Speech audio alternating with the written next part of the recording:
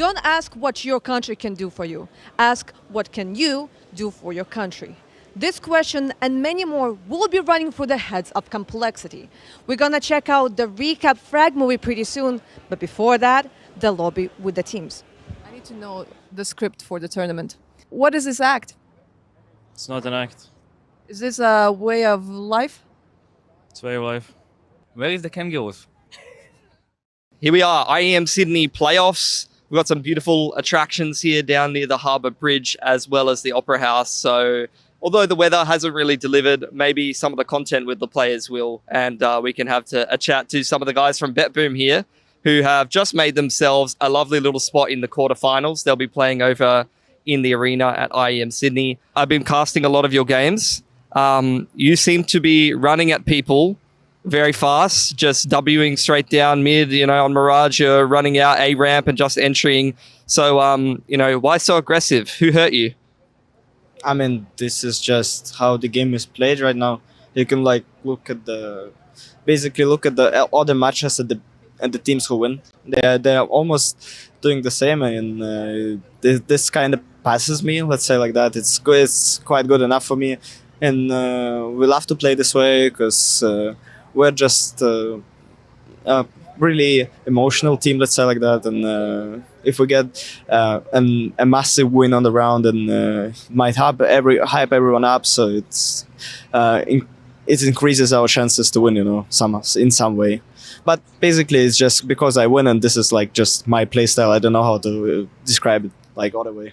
It seems to be working. You've been one of the highest rated players in the event, top 4 in the event for most of the event, and you're about 5 maps deep now. So would you say you're comfortable with CS2, or it's just a good run of form, a good event for you?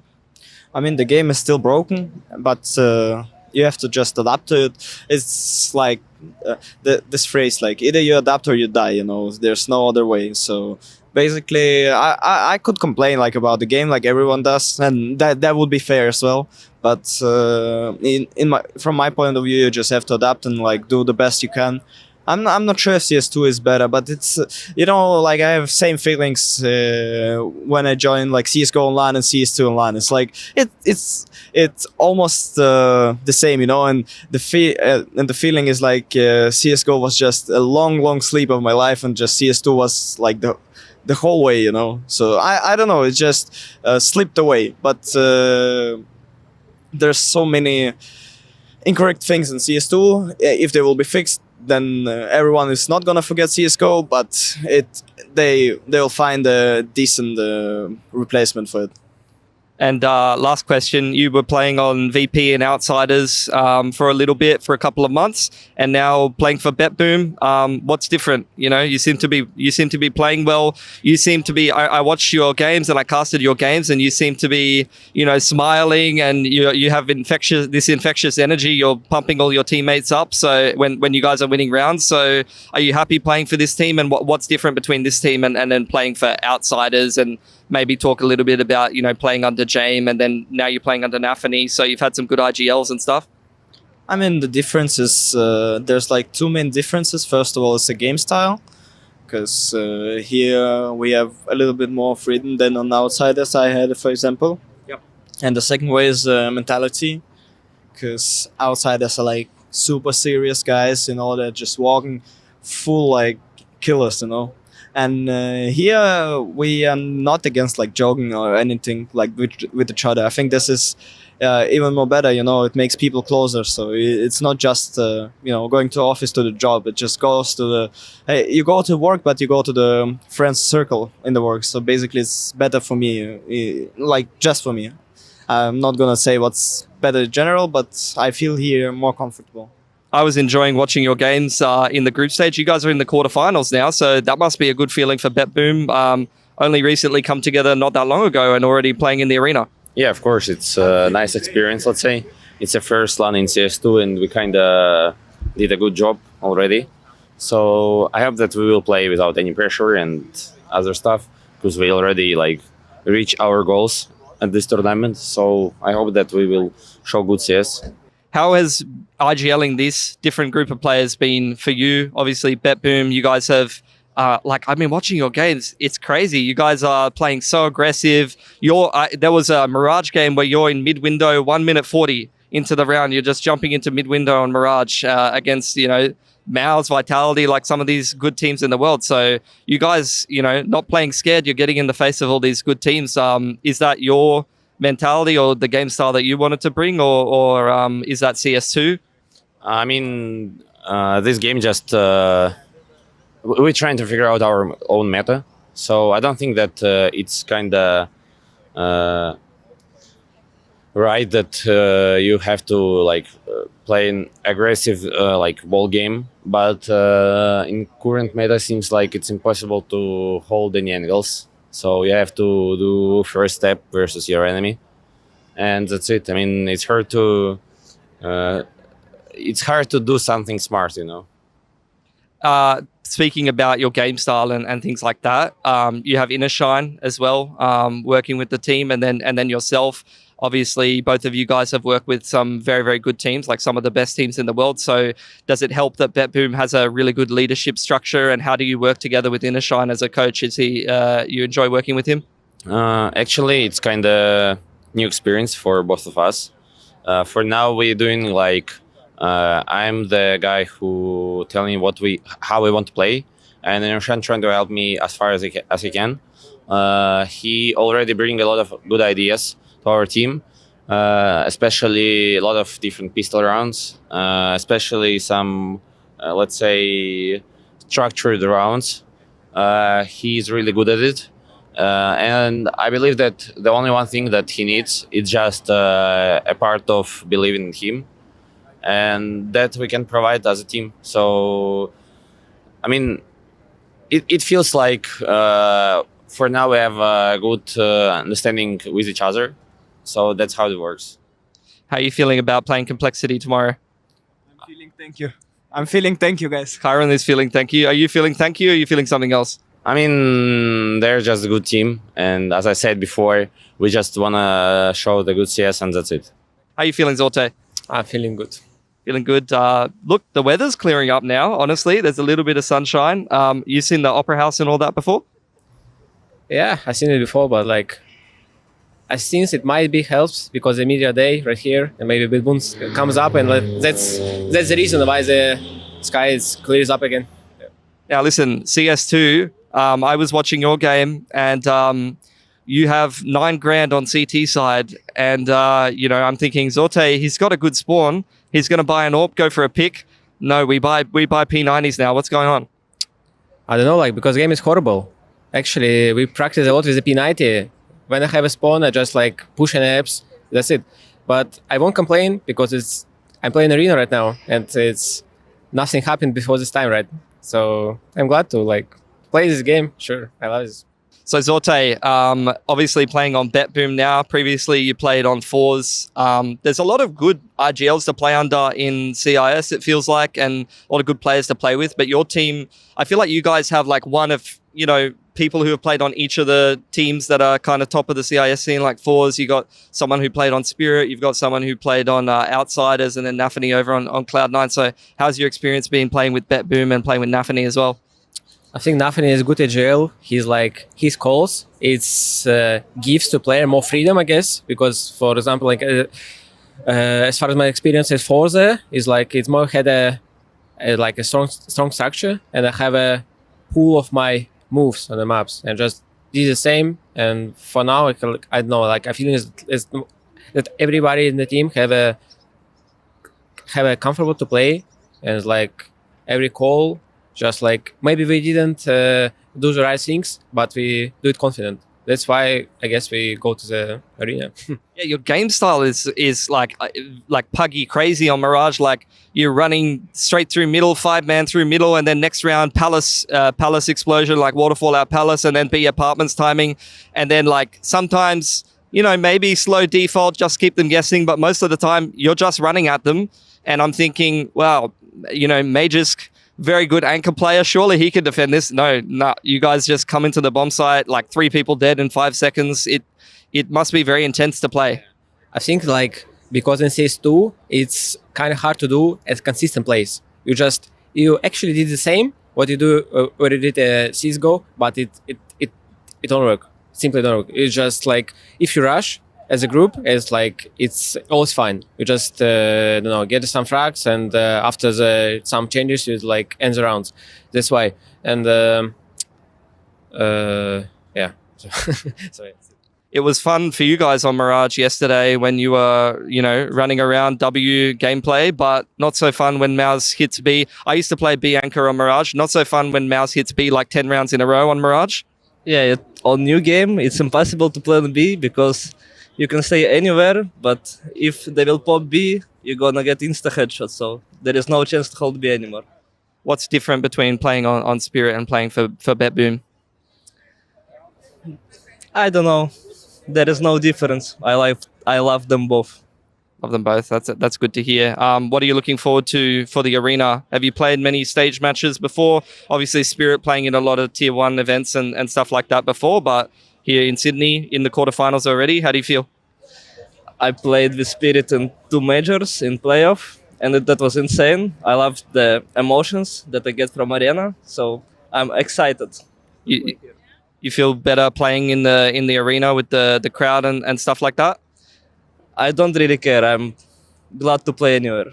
That's good. So you're looking forward to your game against Complexity. Any thoughts on playing Complexity? Have you guys played with them before? We played 1 practice match only when game just came out, and we didn't play since that time, so it's gonna be a fun game for sure. All right. Cheers for chatting with us, Siren. I think you guys are keen to get back to the hotel, so I'll let you guys get going. So far, obviously you guys have had a pretty decent result. You're going to be playing tomorrow. I think a lot of people would tip you guys as pretty solid favorites for the event. How does that make you feel going into it? Of course, it's always hard to be a favorite team. For me, I prefer to be an underdog team. Mm-hmm. But yeah, we have a good confidence about this event, about this game. We're gonna be good.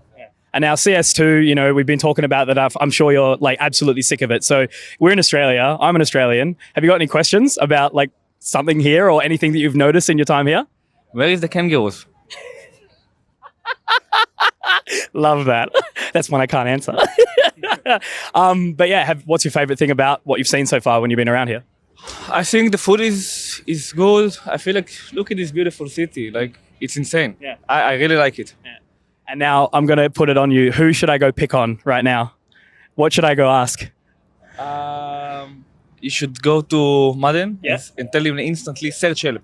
Search in Google Maps, hospital nearby. He needs to fix something in his head. Okay, all right. Well, we'll go over there and see what we can get out here. Sorry, gents. I've been asked to jump in Madden. I've been asked to search on Google Maps for a hospital. Why? I mean, it's some internal joke for us. Okay. Yeah. Very good. Well, outside of the hospital, I was literally asking before, is your first time in Australia as well? For an event like this, or, what's, the mood been like so far since you guys got here? I mean, it feels great to be here. Honestly, it's my first time, and this country and this city is just beautiful. Honestly, first day when we arrived here, we went for a team walk for a few hours, and we visited some places here also. So, and it was fantastic. It was really nice. The weather was nice, and yeah, we just enjoyed it here. Yeah, fantastic. And I guess so far, is there any, it's such a cultural difference coming over to Australia, right? Everything is a little bit weird when coming from parts of Europe and everything like that. Is there anything you want to know? Have you been stunned by anything that you've got questions about since being here? I honestly don't know. I don't have anything specific. Yeah. It's just we didn't have much time to do anything except we were in hotel most of the time, and we were just playing CS. And then, as I said, only the first day we went for a team walk, and other than that we didn't do much. But yeah, nothing. And going into the game tomorrow, you guys super confident? You guys amped up? Because the crowd's going to be insane. That's what I was talking to you guys about before, right? 10,000 people, event sold out in 3 days. It's pretty exciting, yeah? Yeah, of course it's exciting, especially playing the first CS2 CS2 event in arena. It's gonna for sure be really nice, but also, I mean, we don't feel so much confident we would play CSGO, because in CSGO I think we were really good in the end of the CSGO now and everything, but now the meta changed and everything is kind of random, so we're just gonna do our best. Obviously, against a team like FaZe, they're very experienced in stages. It's not gonna be easy against them, especially I think that it's always like this. Like the crowd will be on FaZe's side because they have a lot of fans. So yeah, we just need to go out there and we just need to enjoy every moment. This roster has been sort of stable. You guys have had a really, really hectic few months. But I guess have you been using some of that like new lessons that you've been learning with that to like keep control of the team or? No, I wouldn't say so. I think it's just an easy group to work with. Everyone it's just a team that gels well together. People have a lot of energy and there's always a positive vibe in the team, almost. So it's just nice to play with these guys. All right, Sampayas. Now I need to ask, how do you feel about the AWP in CS2? That's what I've been asked to bring over.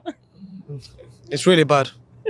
You cannot shoot when someone is close. You need to no scope, and it's good. It's a good weapon when you are in a long distance, but not close distance. So I think they need to fix the movement.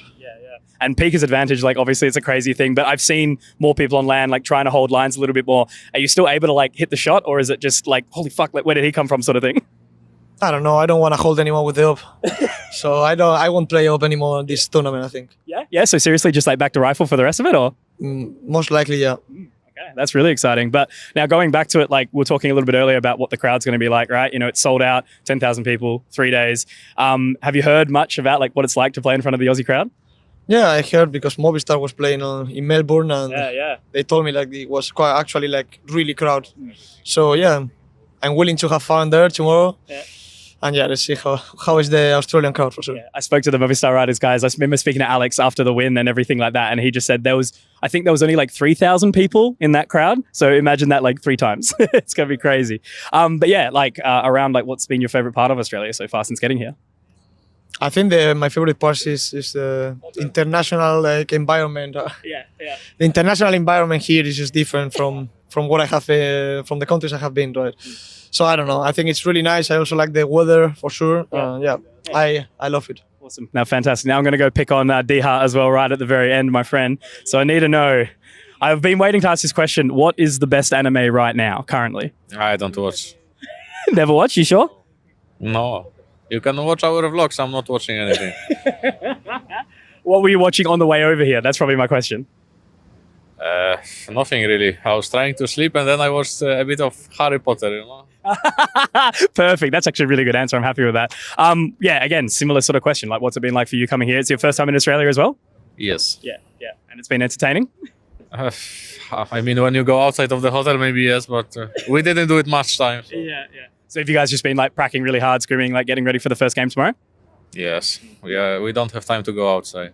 That's okay. We'll try and make it happen. If you guys win, I'll take you out for a beer, all right? We'll make sure of that. Thank you. Yeah, very good. All right. Well, yeah, there you go. We've managed to chat to Ents. They're having a really, really good time here. I love the vibe and I can't wait to see them in the arena. Imagine like you wake up, you come out of a shadow, and the first thing how it happens is like you getting bothered with an interview, with like all of this stuff. How are you feeling, Monsi? I don't think anything. You don't think anything? I just like the view. It's really beautiful here. Really beautiful start of the day. I also like have a good sleep schedule here in Sydney. I think 5 days in a row I'm waking up at 8. And I don't really care if it's a late game or not. Like I just wake up at 8, I feel really good, and I feel like since I arrived here, I feel really good. I'm finally waking up at a good time. Like I'm waking up at 8, I'm falling asleep at 10, 11, and my sleep schedule is like kind of fixed because like I'm a room flower, you know, and I'm usually like just play in the room and just do nothing, just sit in the chair for 24 hours. But right now I'm kind of I think I didn't even touch PC at the practice room. I didn't like even play at least one game. Maybe I played for 30 minutes on aimbots or something, but like not really much, you know. And as my grandma and my mom says, they say like finally you're looking at like a human, you know, like something like that, because of the sleeping schedule, how you're eating, you know, and shit. You're not spending 24/7 at the PC. Yeah. So at least you look like a human, like they're saying. How many hours of CS2 and CSGO now you have? Like 20? I have 18,500. 18,600. That is quite a lot. I would say that's quite a lot. That's okay. I can do more. That's okay. I mean, yeah, the sky is the limit, obviously. You could have done like way more, like 36. I mean, if you have already like 10k hours in the game, I think you need to already know some basic stuff. But I mean, usually just people like a lot of people just playing for fun, so like they have 10k and they don't even care. because I think like when you have more than 10k, like you already know like some basic stuff, you know. So yeah. It's an amazing day in Sydney. You're just standing there, chilling, enjoying your time, and someone comes over just to bug you with the microphone. Isn't it horrible? Yeah, it sucks, but it's the life, you know. The life of a player that you are forced to live through. How are you doing? How are you feeling? I mean, guaranteed yourself a direct spot to like what, semifinals? Yeah, it's pretty good. I honestly didn't expect it because I don't think we won a single practice game before this, so positively surprised. But yeah. But I think that's kind of like really often like the case, you know, like teams that show really good results in practice, then all of a sudden they're bad, and vice versa, maybe. We've tried both. Like we were really good in practice before Katowice, and we were not the best before Cologne. So yeah, we've tried to win in both ways. I don't really know what makes a difference. I think in CS2 we maybe try to be a bit next level and just have to be a bit more basic. And what were you guys up to? Because like right now, like when Monazi came out of the van, he's like, you know, like all this sleepy with a coffee, as if like something was happening during the night. What were you guys up to, huh? I didn't do anything besides watching TV show and being in the bathtub. So, but it's really bright here for some reason. I don't know. Like I'm really like want to close my eyes as well. So I get it. But also I slept like 5 hours because we had a really late game, and now we have like decently early media day compared to yesterday. So yeah, it's what it is. I mean, it could be worse because I think you're like the third or the fourth team that is getting, you know, like bothered. It could be, you could be bad boom. You could be like the first one in. So like, you know, it's still like kind of nice. When was that? When was that? I believe at 9 a.m. something. It was early. So imagine you just like, you just qualified or you just played and everything, and like you're being bothered right away. Yeah, nah. I don't want that. You're actually getting treated very nicely. Yeah. Also have like a really nice view. You see, like there's actually a Dane who was the architect behind the Opera House. Did you know? Ooh, I'm getting educated. Okay, no. Okay, is there anything else you can tell? There's a really big boat over there. Yeah. Yes, that That's is. all I know. I like how like we went like from actually like you educating me. I was like, oh, a date, okay, and like also a boat. I don't know anything else. I just know the Opera House. That's like really famous in Denmark. So that's it. That's all I got. Did you know that that is the Opera House? But did you know? I just love the architect of the building is Danish. Really? Yeah, I learned that from that guy. What? Yeah, Huxe was because okay, I'm gonna tell you this. He's Danish, so he knows that like a Danish guy is responsible for. He's Danish. Right? It is a shocker. Imagine having an international team with a Danish IGL. That is, I know it's pretty uncommon, right? It's pretty uncommon, yeah. It's pretty tough. Pretty. Another piece of knowledge that he shared with me was, besides like the fun fact about the opera, is that there's a big boat there. Those were the two great insights from Huxi. Great man. Thank you for this information. I think I will need it in the future. When next time I'll come here and I will tell to my, I don't know who, kids, friends. Yeah. Kids. Next time. Hey, I am Sydney. Reunion in 4 years with Monesi and his kids. Yes. Nicola, hello. My name is Monesi. I want to interview today. What's up? Not much. What's up? What you're doing today after the media? After the media, what I'm doing today, I'm gonna go climb up there. Why? What's the reason? I think it's a nice view, so I'm gonna see how it is. And then after that, I'm gonna go to Bondi Beach, swim a bit, and that's it. Bondi Beach. Bondi beaches. Bondi. Nice. Bondi. I think it's Bondi. Bondi. I'm not sure. I'm not that smart, but You wanna come with me? no. You don't wanna swim together? No, I don't want to swim. I'm going to Opera House though. Do you know how to swim? I know, of course. What are you saying? Of course. We don't judge. We don't judge here. Yeah, but I'm going to Opera House. I think I've never been there. I want to see it. I can see it, but I want to go like even closer. You know, go inside maybe. Can I go inside? No, but there's a restaurant. There's a restaurant. You can have a dinner, lunch. Is it expensive? Let me check. So yeah, maybe I'm going to Opera House to see something Did you know that that boat? You know who made it? The Danish guy. It's not the boat, the opera house. The boat was the boat was The opera house. The opera house. the boat was just big. The boat was just big. Rasmus said that the boat did also the Danish guy. No, the Danish guy was responsible for the opera house, and the boat was just big. Ah, okay. You could say it instantly. I thought it's the same. Like, never mind. Chicas, you know, again, you are here in Sydney, Australia. You're back. Will you have anyone special in the audience? Yeah, I'll have some of my family here. And some of my friends are coming as well. So yeah, that's about it. It's a normal. Just a regular day. But wait, but did they ever like see you like play on the station, like maybe someone in Europe, like maybe Cologne or Katowice? Not in Europe, but last time I was in Sydney, oh, actually one of the times I was in Sydney, we made playoffs. So they came then, so they watched me then. But yeah, other than that, it's too far to go to Europe. So and it's also really hard to schedule. Like you don't know if you're gonna make playoffs, and then they have to fly 30 hours and shit. So yeah. Yeah. But like, will it put like maybe any kind of pressure? Or it doesn't like really matter that they're sitting there watching.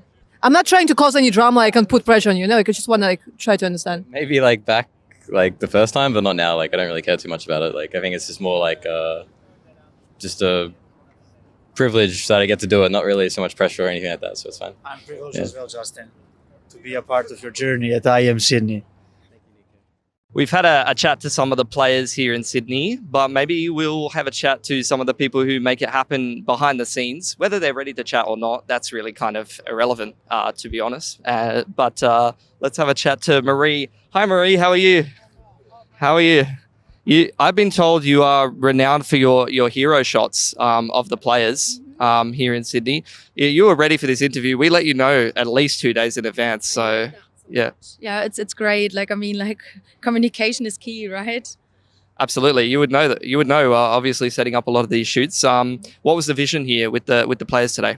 Actually, just like having a little bit of a great time because like Sydney is a place that we all appreciate to, you know, visit at some point in our lives. And I think it's not only for crew, but it's also for players as well to like get some feeling of the city and go somewhere because obviously they're super busy with practice and everything. So we were like, let's go outside.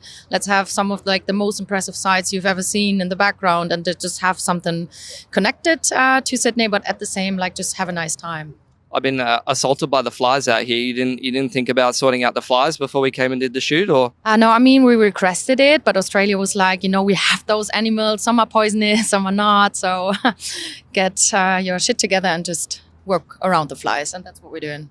How was getting the players organised? Sometimes, you know, are they always on point? They're always like line up, single file, get ready for the shoot, perfect punctuality. I mean, like sometimes, obviously, when we're at a place like this, everyone, like first thing that happens, everyone gets out the phone, like does some selfies, whatever, which is, in my opinion, totally fine because then they can like settle a little bit. At some point, I get a little bit nervous. Then I'm like, come on, let's line up. But then they are obviously like super easy to work with because they're professionals.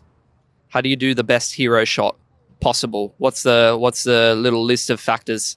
I mean, like there are some things which are important. So posture is everything. So when someone like is not standing straight up and like this, it obviously... That's what I do. Yeah, really? Yeah, I have terrible posture. Look at I've worked on it a lot. Yeah, I mean, like it's fine. I'm a chronic sloucher. All right, who's done the best hero shot that you've ever seen? Who does the best poses in esports? Oh my days. That's very difficult because... There's no good ones. That's not true. I mean, like it depends a little bit. You know, sometimes you have a set which is like super harsh light, which is like, you know, super moody or whatever. And then it's, for example, like someone who just like has this kind of view in his eyes that kills you in the second you look that person into the face. So I'm like talking about like super focused players. But when you have a setting like this, it can also be someone who's like goofing around more in the team, just like a little bit more relaxed. I don't want to make a pick here. So that's okay. You can say Holzerk. Like, look at him. Yeah, that guy is fire. That look, I know. He's absolutely killing it, man. Yeah, it's fashion. It's fashion. So you might have to start a shoot with Holzerk once he's done being a player. That can be maybe your retirement plan or something like that. I think some modeling is on the cards for him for sure. Yeah. Okay. Well, thanks for the chat, Marie. We'll let you get going. You probably have better things to do. When did you guys get here? Like, how's it been so far in Australia? We got here about I think 4 days ago, all from different parts of Europe, and so far it's been amazing, super beautiful. It's an amazing view, and everything is just really clean here. It's just super nice. I wanted to speak to you first anyway, because being the super sub coming in, you've been having a great event so far. What was it like when you got the call up to come here with Jim Fat obviously not being able to be here? Yeah, I mean, I was sad for Jimmy, but I was just super excited. I was super stoked to go here, and from that moment on out, I was just in a dream, I guess, and it was just it's just really nice. I'm just enjoying my time. Fantastic. And Tosha, have you been enjoying your time here so far as well? Yeah, obviously. I think this is one of the best experiences I had. Sydney is beautiful. Also, we just have been in the zoo this morning, and it was such a good experience, and it was a lot of fun. I was going to ask, did Dexter give you guys any tips before you came over here as well? Any advice of what you should see or what you should do? Yes, some restaurants he offered us, and we have been just talking a little bit. So And I wanted to do a thing where we went out for dinner or something in some fancy restaurant, or did an interview and all that kind of stuff. But with the event, you guys have been coming in super hot after ESL Pro League, right? You guys, awesome form, going in as one of the hottest teams. Are you super confident going into that match on Saturday? Yeah, I mean, we are kind of confident, yes. Malta was pretty good, but we are playing with a stand-in, so we didn't really have that many goals. Making it to playoffs is pretty good, I think. But we will see what will happen on Saturday. But we are pretty confident and just excited. Fantastic. And I need to speak to Frozen as well, because the first person I saw when I got here, right, was Ketubor. Literally the first person I saw here. It was man, how's everything? Being able to see him, so what's it like coming to Australia for you and getting to see everyone again? It just feels amazing. I mean, as you mentioned, Ketubor, I didn't see him in 4 years, so it was just crazy to reunite with him, and he's like my big brother. So, coming back after 4 years to Australia, it feels amazing. Yeah, exactly. And have you mentioned that you guys went down to the zoo and everything like that today? How's that been as an experience? Are you enjoying your time in Sydney? I'm enjoying my time. I mean, me personally, I didn't go to zoo. We went to the Sydney Eye View, I think it's called. Oh, cool. Yeah. So, we kept it pretty chill. But I'm enjoying Sydney. I'm trying to see as much as I can. Yeah. Is there anything that's on your bucket list whilst you're here as well that you want to be able to do after the event or something like that? I mean, there's some I call it places that classic tourists don't know about. I heard there's a white beach 2.5 hours away, kangaroos and stuff. So I mean, there is some stuff that I would definitely like to see, but as well, the schedule is pretty busy at the moment. So at the same time, I hope we're not gonna have free time, because we want to go all the way. Yeah. But I mean, we'll see. Yeah. 100%. Well, look, I need to go see these guys because we've got some serious tourists over here as well. Gentlemen, are you enjoying the view? Are you enjoying the view? What are you thinking about your time here in Sydney so far? It's been great. Nice people. Friendly faces and also good food. What's the enjoyment been like to be here with the team? Have you guys been able to, get some bonding and stuff done outside of the server as well? Yeah, I mean, absolutely. Every second for us is bonding in this team. We always try to be together. I think that we're going out for Korean barbecue today. They've already classic esports dinner. Yeah, they've already been there, but now we're going as a team, so it will be nice. Yeah. Awesome. And Shuhei, for you as well, coming back to the team, right? You've had a little bit of a run back in. You had the dream run at the major and everything like that. Has it been returning home to come back to these boys? Yeah, I'm back with the boys, having a lot of fun, and we're just riding the wave. Yeah, absolutely. Well, hopefully you might see some waves later on if you continue to stay around the event. But going into the arena, I was talking to the Ents guys earlier on. They were told how hype the Australian crowd is, right? The event sold out 10,000 people in 3 days. What do you think it's going to be like in the arena on Saturday for you guys? I'm really excited. I also was asking around how is the arena usually here, and people were saying it's crazy. So I'm really excited for the fans and to see the Aussies there. Yeah, it's going to be crazy. Awesome. All right. Well, I'll leave you guys to it. Have fun, yeah? So let's have a chat to another one of the playoffs teams that we do have, all the way from some from the Southern Hemisphere, but mostly North American guys over here on Complexity. I've been watching a few of your games, and I got to cast one of your games as well against Cloud9. And I've watched a couple different brands of Elite, and you know, sometimes you're on the passive end of things, depending on what role you're thinking. Sometimes you're going and taking the entries. I'm seeing Elite walk down mid on Anubis and Inferno. Are you a little bit unleashed? What's going on here? I mean, yeah, I have a lot of freedom to do anything that I think is like applicable, obviously within the team. Like I'm not going to do anything crazy. So it kind of just depends on whatever is necessary. You know, if I have to be passive and around, or I mean, it makes sense to be passive and we think that they're going to be pushing and we're putting like pressure somewhere else, so I'm going to be passive. But, you know, the team gives me a lot of like freedom to decide things, especially on CT side. I'm kind of like one of like the CT side leaders. So it's really nice to be able to, you know, have that freedom and do whatever I think is going to help win the team the round. Yeah, I watched your video about that, by the way, and I do a little bit of coaching on the side, and honestly, that kind of content is very helpful. So I appreciate you making those kind of videos because it helps up-and-coming players understand the systems that a lot of teams actually use and how to kind of apply that to their own game style. You got any other ideas in the pipeline? For like videos and stuff? Yeah. I mean, I always have ideas, but it's just all about the time. Like, it's just so hard to like find the time because like when I'm home after traveling for like 6 weeks straight or something, like I usually just want to chill. But I mean, I definitely do want to keep like making stuff 100% because I think it's really fun and I actually enjoy like teaching people stuff. Sweet as. Thanks for the chat, Alige. Have a good one, mate. How are you guys feeling going into playing BetBoom in the quarterfinals? And obviously you get to play in the arena with the Aussie crowd. I'm going to try and get them to start chanting "Can't stop the flop" if you make a big play. What do you think? Do you have any other chance? And what are your general feelings about playing the quarters? I think the crowd can chant whatever they want. I trust in the Aussie crowd to bring a good event for us. But yeah, I mean, I think playing BetBoom, we can definitely take them on, especially like this is basically my first ever like super big crowd, like S-tier crowd compared to any other event I've been at. So it's going to be a pretty sick experience for me. Sweet. Thanks for the chat, Floppy. I've seen a bunch of your cores play going back to Cloud9, and I remember watching your guys' Vertigo way back when that was a new map and seeing all the tactical kind of stuff that you guys came up with.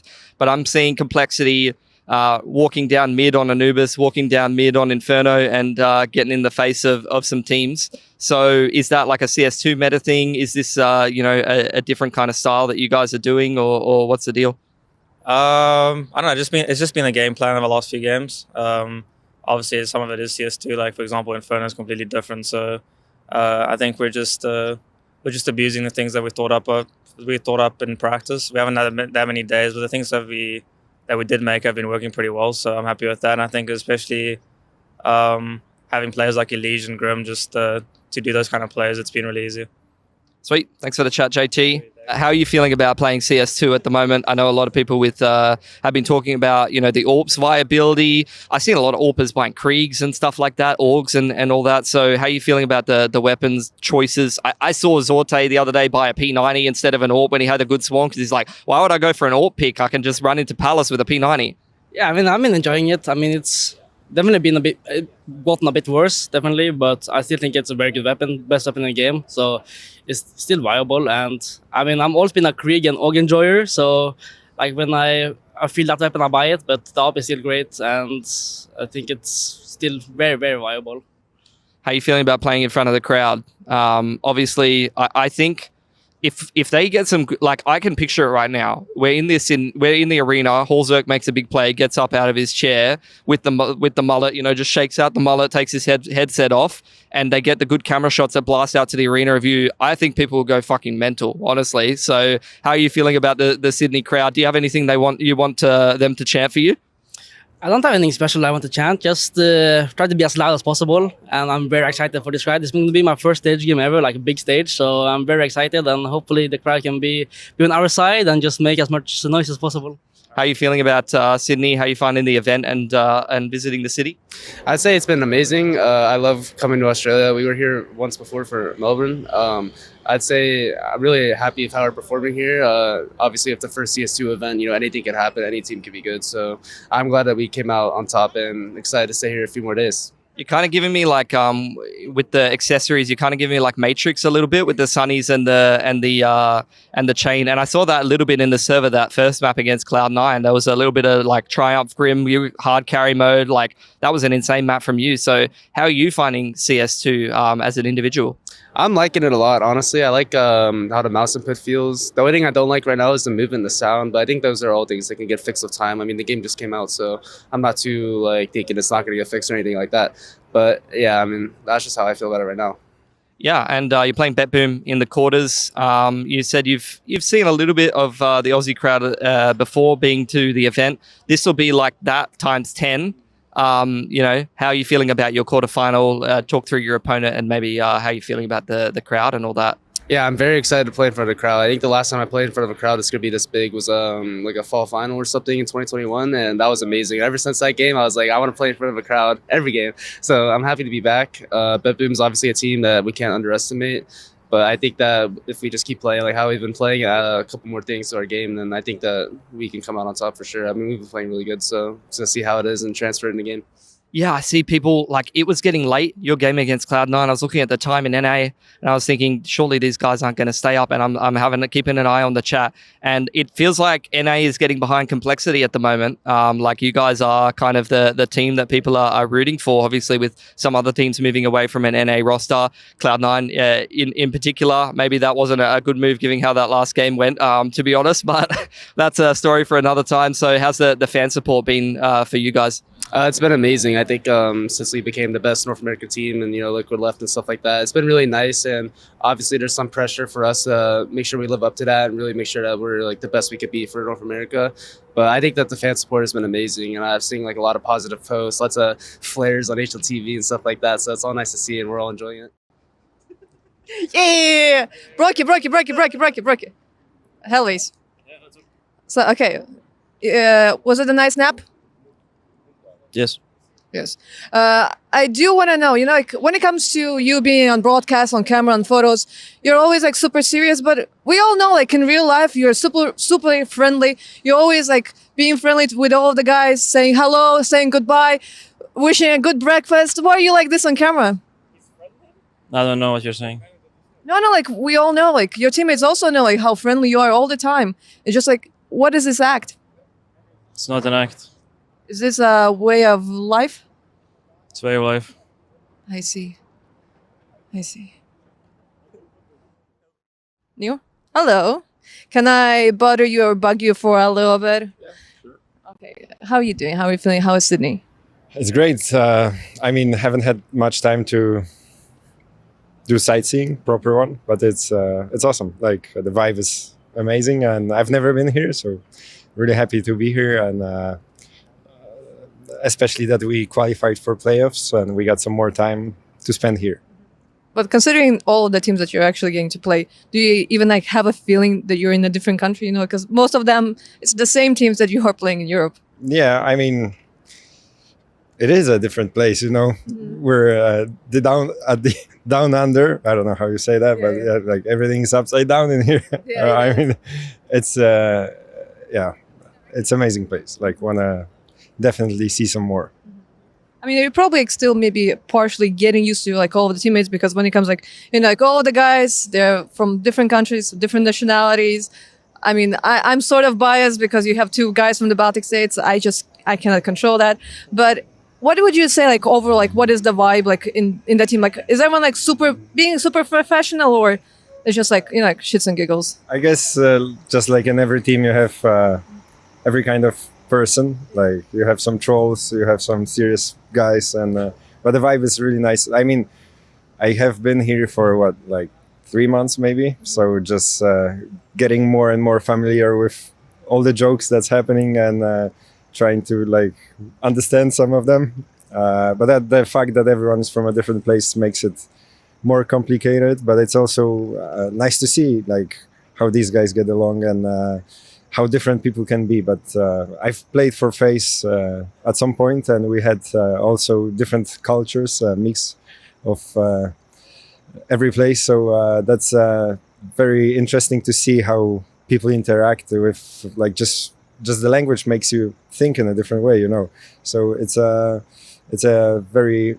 interesting, thing. Yeah. Yeah, but how, as you mentioned before, you played in FaZe and you played with a lot of players like from different countries. Probably when it comes like to this team, considering that you have like players from the Scandinavian countries, from the Baltic countries, everyone overall is like pretty chill. So it's not the situation when someone's like super explosive, super like emotional or something like that, right? Yeah, that's true. Like it doesn't get to that point. I mean, yeah, playing for VP was more tense, I guess, in here. but these guys are very successful. They've been, one of the best teams in the world for a while now, and once you get there, you know your ways, how you got there, and you're being used to it, right? So trying to understand that, bring a little bit of something new to the table. But yeah, mostly just get to know the guys and get comfortable being around. And what do you think about how Brocky acts? Because he's being like on camera, he's like all like stone faced, yes, no, thank you, and just walks away.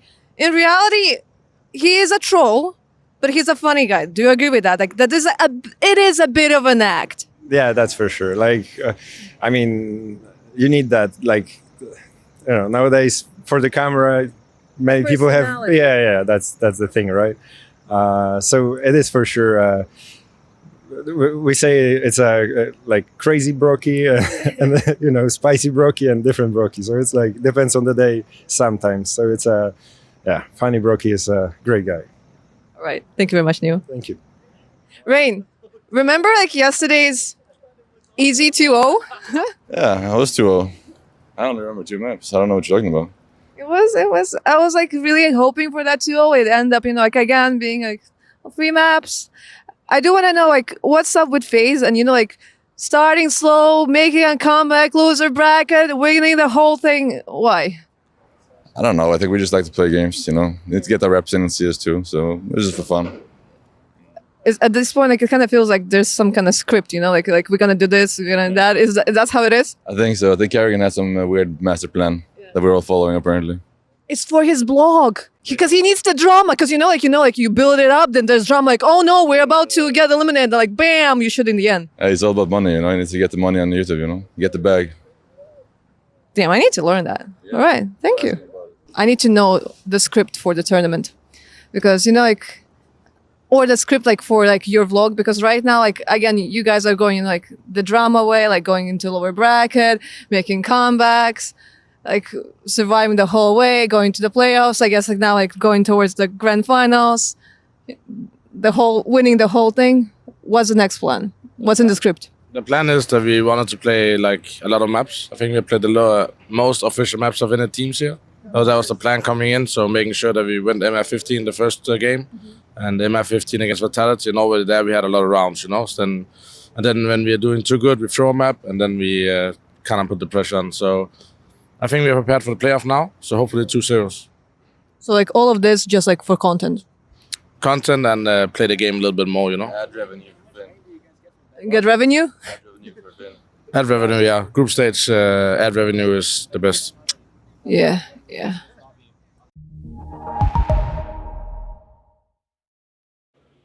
Kevin Rudd once said that Australia is a nation of compassion, courage and compassion. And the third of these great values is resilience. Australians don't hold back, and we're really looking forward to seeing our audience here in Sydney. We don't know who they're gonna support. Is it gonna be Bad Boom or Complexity? But we have another big question. What are the caches? The Archibald's Memorial Fountain. Located in Sydney's Hyde Park, it was created by French sculptor François Léon back in 1962 to commemorate the French. Unfortunately for him, though, he would never get to see his own creation arrive in its hometown under. Much like our own French representatives won't be seeing the inside of the arena at the Intel Extreme Masters Sydney. Yes, despite being world #1 ranked coming into the tournament, Vitality eliminated, alongside the likes of Na'Vi, Cloud9 and both hometown hero squads. Let the playoff games begin. Intel Extreme Masters Sydney is brought to you in part by Intel, Acer Predator, DHL, the United States Air Force, 1xBet, and Monster Energy.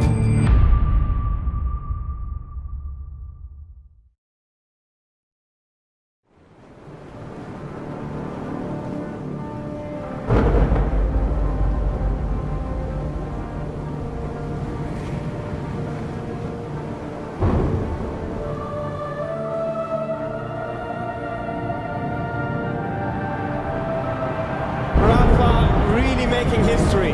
Absolutely phenomenal. the champion of the Intel Extreme Masters World Finals. Storm's still not quite done. MC is going to take this fight, though. 3 seconds left. Last 2 rounds of passion's got to start it well for ESC. And this is a massive move for Zez, but he's not content with just a Nexus kill. He wants to win. And it's all done. And Strollick winning. Unbelievable Rogue with a 4-0 victory over Classic. And they did it again in the Grand Finals. It's Gold! Give it up for your Intel Extreme Masters World Champion!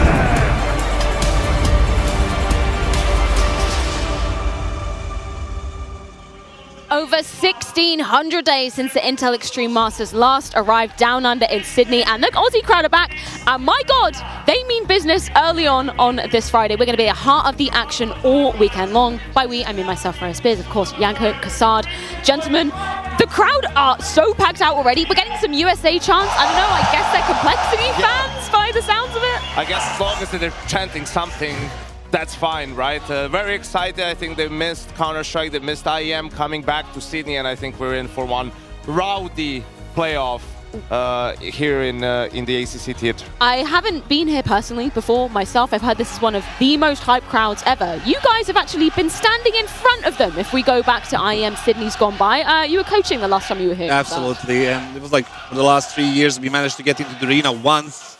And I can tell you the feeling that you get. We were representing the Australian team as well, so we had the extra boost.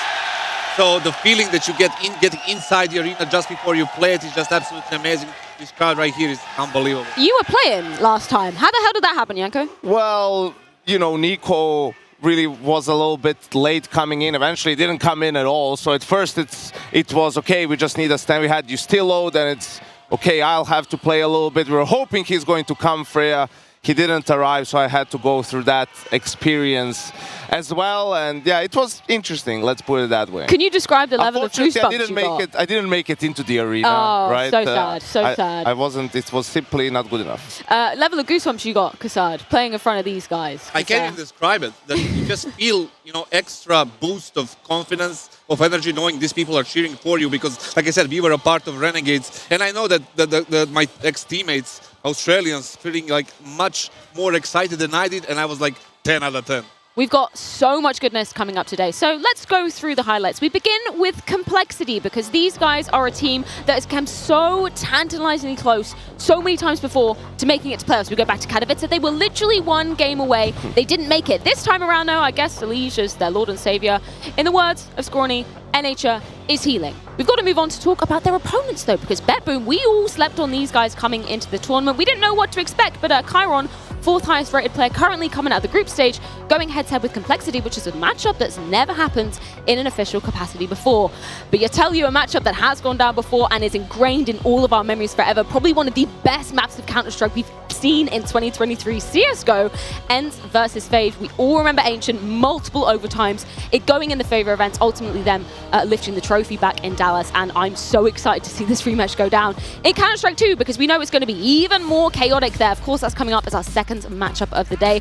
We've got so many amazing games, obviously G2 and Mouse Kassad waiting in the wings for an opponent. Oh yeah, they secured their semi-final spots back a few days ago when we played the group stage. Definitely the two teams that performed the best together with ENCE, in my opinion. We're gonna have to go through these quarterfinals first before we head into the semi-finals and get eventually the champion of IEM Sydney. Yeah, and a nice little fitting contrast in the quarterfinals. We have the two newcomers to this stage with BetBoom and Complexity, and two teams that are used to being deep in tournaments. FaZe maybe not so much recently, but that matchup between them and ENCE is going to be a banging one. Quick note on this as well. Not only are we talking big chunk of change for the winners, a trophy, also a spot at IEM Katowice coming up early next year, where we're hoping, there might have been some changes to CS2 by the time we get there in February. Oh yeah, I mean, so for now I think G2 and Mouse are already there, but definitely up until that point, that's like a few months away, we're going to see a lot of changes coming up in CS2, and I think players are going to be, happy the most about it. But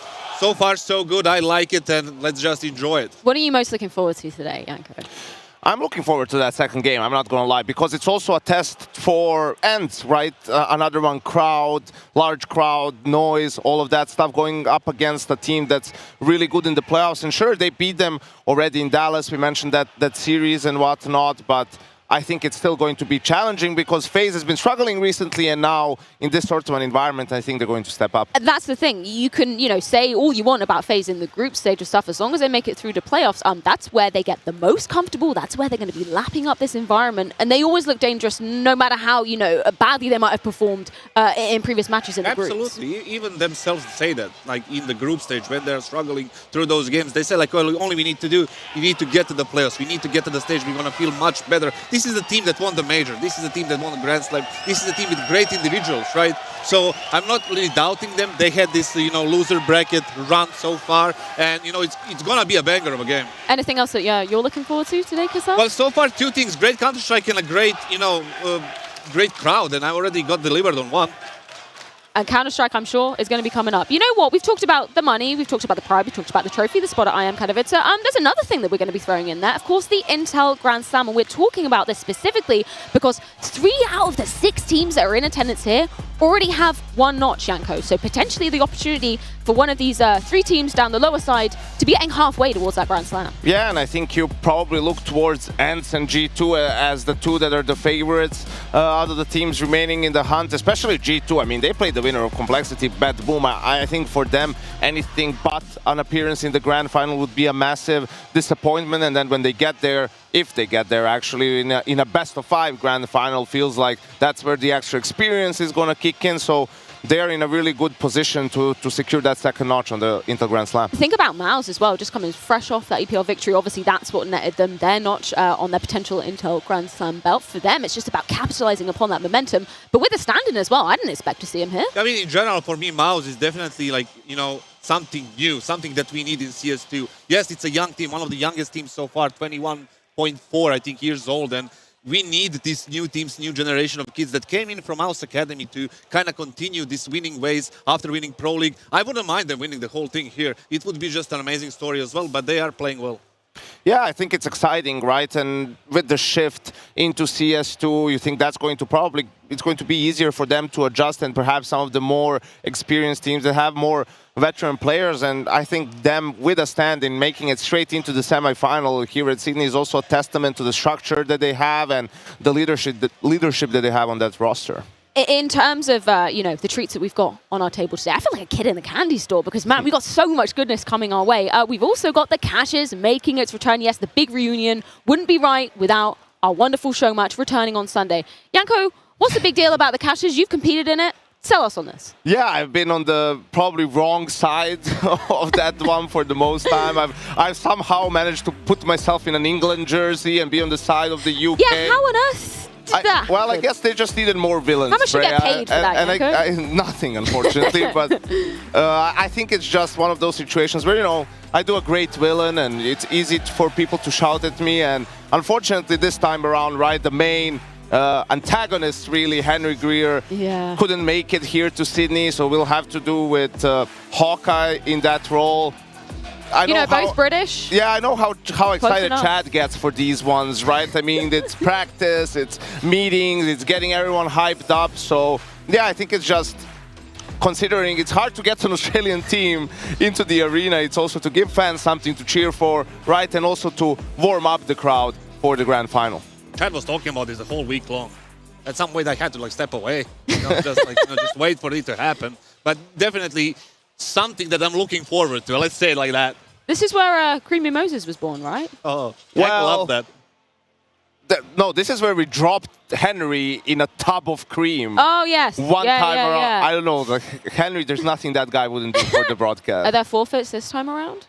I'm sure we can think of some. Yeah. I feel like we've already had a submissions box. Maybe we should take some from EPL. I don't know. There were plenty there were so many great ideas. Yeah. I mean, looking forward to what else we've got in store this weekend, right? The fact that we're coming into CS2's first arena event, right? The fact that we get to see a crowd bearing witness to this game. I'm well excited for this because it's the beginning of a new era, right, Janko? Yeah, absolutely. You know, we'll see the nuking of the smokes and all of that, how the people reacted. And if I remember anything about the Sydney crowd is, doesn't matter what the hell is going on in the game, they're going to be having a good time. So yeah, excited to kick things off. You know what? I think we should go ahead and check in with them because they were queuing up, eagerly awaiting to enter this arena. So let's see what they were excited for. So who is it going to be? Complexity or Bedboom? I think BetBoom's going to win. They're kind of like, you know, no one's really heard of them, and they just came out smashing through the whole first stage. One for Bedboom, now for you? Nah, Complexity all the way. Nah, I got the old Liquid boys in there. Got us. We got a tie. Complexity as well. Elige, Grim, boys. And what's it going to be? I reckon we want Complexity, but the underdogs down under, BetBoom. It's a tie. It's a 50-50. Boys, thank you very much. So is it going to be Complexity or Bedboom? Complexity. Complexity, and you? Complexity. Okay. We don't have a tie this time. About you guys? Complexity easily. Easily. Do you agree? Nah, BetBoom's going to win. Okay. We have a rebel. I think Complexity's going to win. BetBoom means that easy win. Easy win for BetBoom. Easy. Okay, boys. Bedboom or Complexity? Gotta go Complexity. NA, Elige, Grim. They're going to pull it out tonight. Yeah, definitely Complexity here. I think BB are the underdogs, so I think Complexity have got this one. All right. Is that a Latvian MC? Ciao! Wait. We need to know. Complexity or Bedboom? Ooh. I think it has to be Complexity. Gotta be Complexity. Complexity all the way. Complexity. Okay, I'll go back to you. Give me one moment, guys. Oh my God, the mustache. Okay, Bedboom or Complexity? Complexity. Complexity? Complexity. BetBoom all day. It's Complexity. I'm hoping BetBoom today for the underdogs. Ooh, all right. I'm going Complexity. Okay. Like this is like where maybe a friendship will break. What about you? What's the question? Complexity or Bedboom? Complexity. Complexity. All right. Thank you. I think it has to be Complexity. Gonna be Complexity. All right. This is the Complexity camp. I'm sorry, sir. Complexity or Bedboom? Complexity. Complexity. Another Complexity. Maybe we can get a Bedboom here. Complexity or Bedboom? Complexity. Nah, Complexity all the way. All right. Thank you very much. Okay, so the crowd feeling pretty 50-50 about this Complexity BetBoom side of the equation. Kind of makes sense, but lovely crowd out there, man. So friendly. I'm kind of jealous if I could get Just check in remind with people them. one thing. It's a Friday afternoon. It's a business day. Yeah. The crowd is like, they filled up the arena. Shows much, and the teams, let's be honest with this, the teams are not the most exciting teams, the biggest organizations. We have BetBoom, the nuke team, and the Complexity as well. So, and they're filling up here the arena till the max, and to just watch these two teams, that shows how much these people appreciate Counter-Strike. It's been a while since we've been here, right? 2019 was the last time around. I'm sure Elige is going to have some good memories about that one. But yeah, just everyone's super thrilled to be here. This is a bigger venue than I expected as well. So I think it's going to get really loud once the games get started. I hear that they even had to pull in extra seats as well to actually accommodate all of the fans that wanted to attend here. Obviously, I'm really excited for when G2 are going to be on this very stage because JKS, sole Aussie representative. I think the roof is going to be blown right off, right? Yeah, absolutely. And G2, just an exciting team to watch, really, with Monesi and the way he's been playing in CS2, Nico, Hunter, everyone, right? So, yeah, it's been a while since they've even had a player who was on a team that could lift the trophy, right? Before, that wasn't really the situation. Now with JKS, feels like you can't lift a trophy in Katowice or Cologne without them. So, yeah, I think that's going to be super exciting to watch.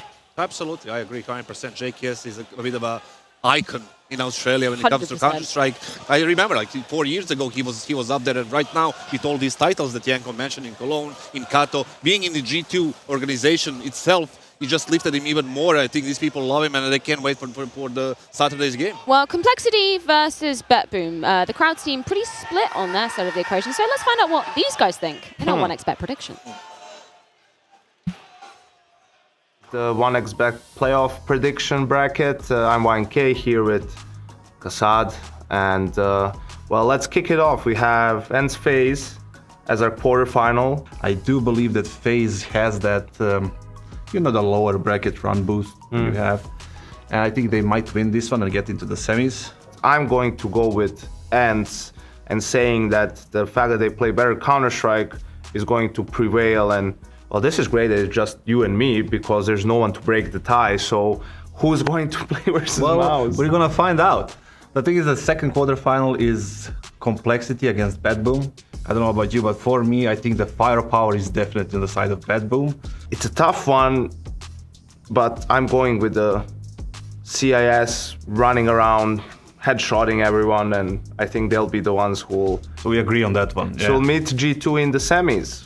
Yeah, so that's gonna be, you're gonna go straight to that semifinal before we decide who's gonna face Mouse. Yeah, let's just Because keep it. Let's just the keep, future problems on the second future set. problems. Future problems. Delay it for G2 Bad Boom, right? G2 best Counter-Strike on the event so far. I do have to go with side with logic on this one, and because there is no clear map advantage for Bad Boom, they cannot really abuse any kind of map pool, you know, like situations like that. I think G2 takes that one and goes into the final. Yeah, it really does feel on their side of the bracket that, you know, anything besides a grand final would be a massive disappointment. Yeah, whether it's Bad Boom or Complexity, I think G2 makes the grand final there.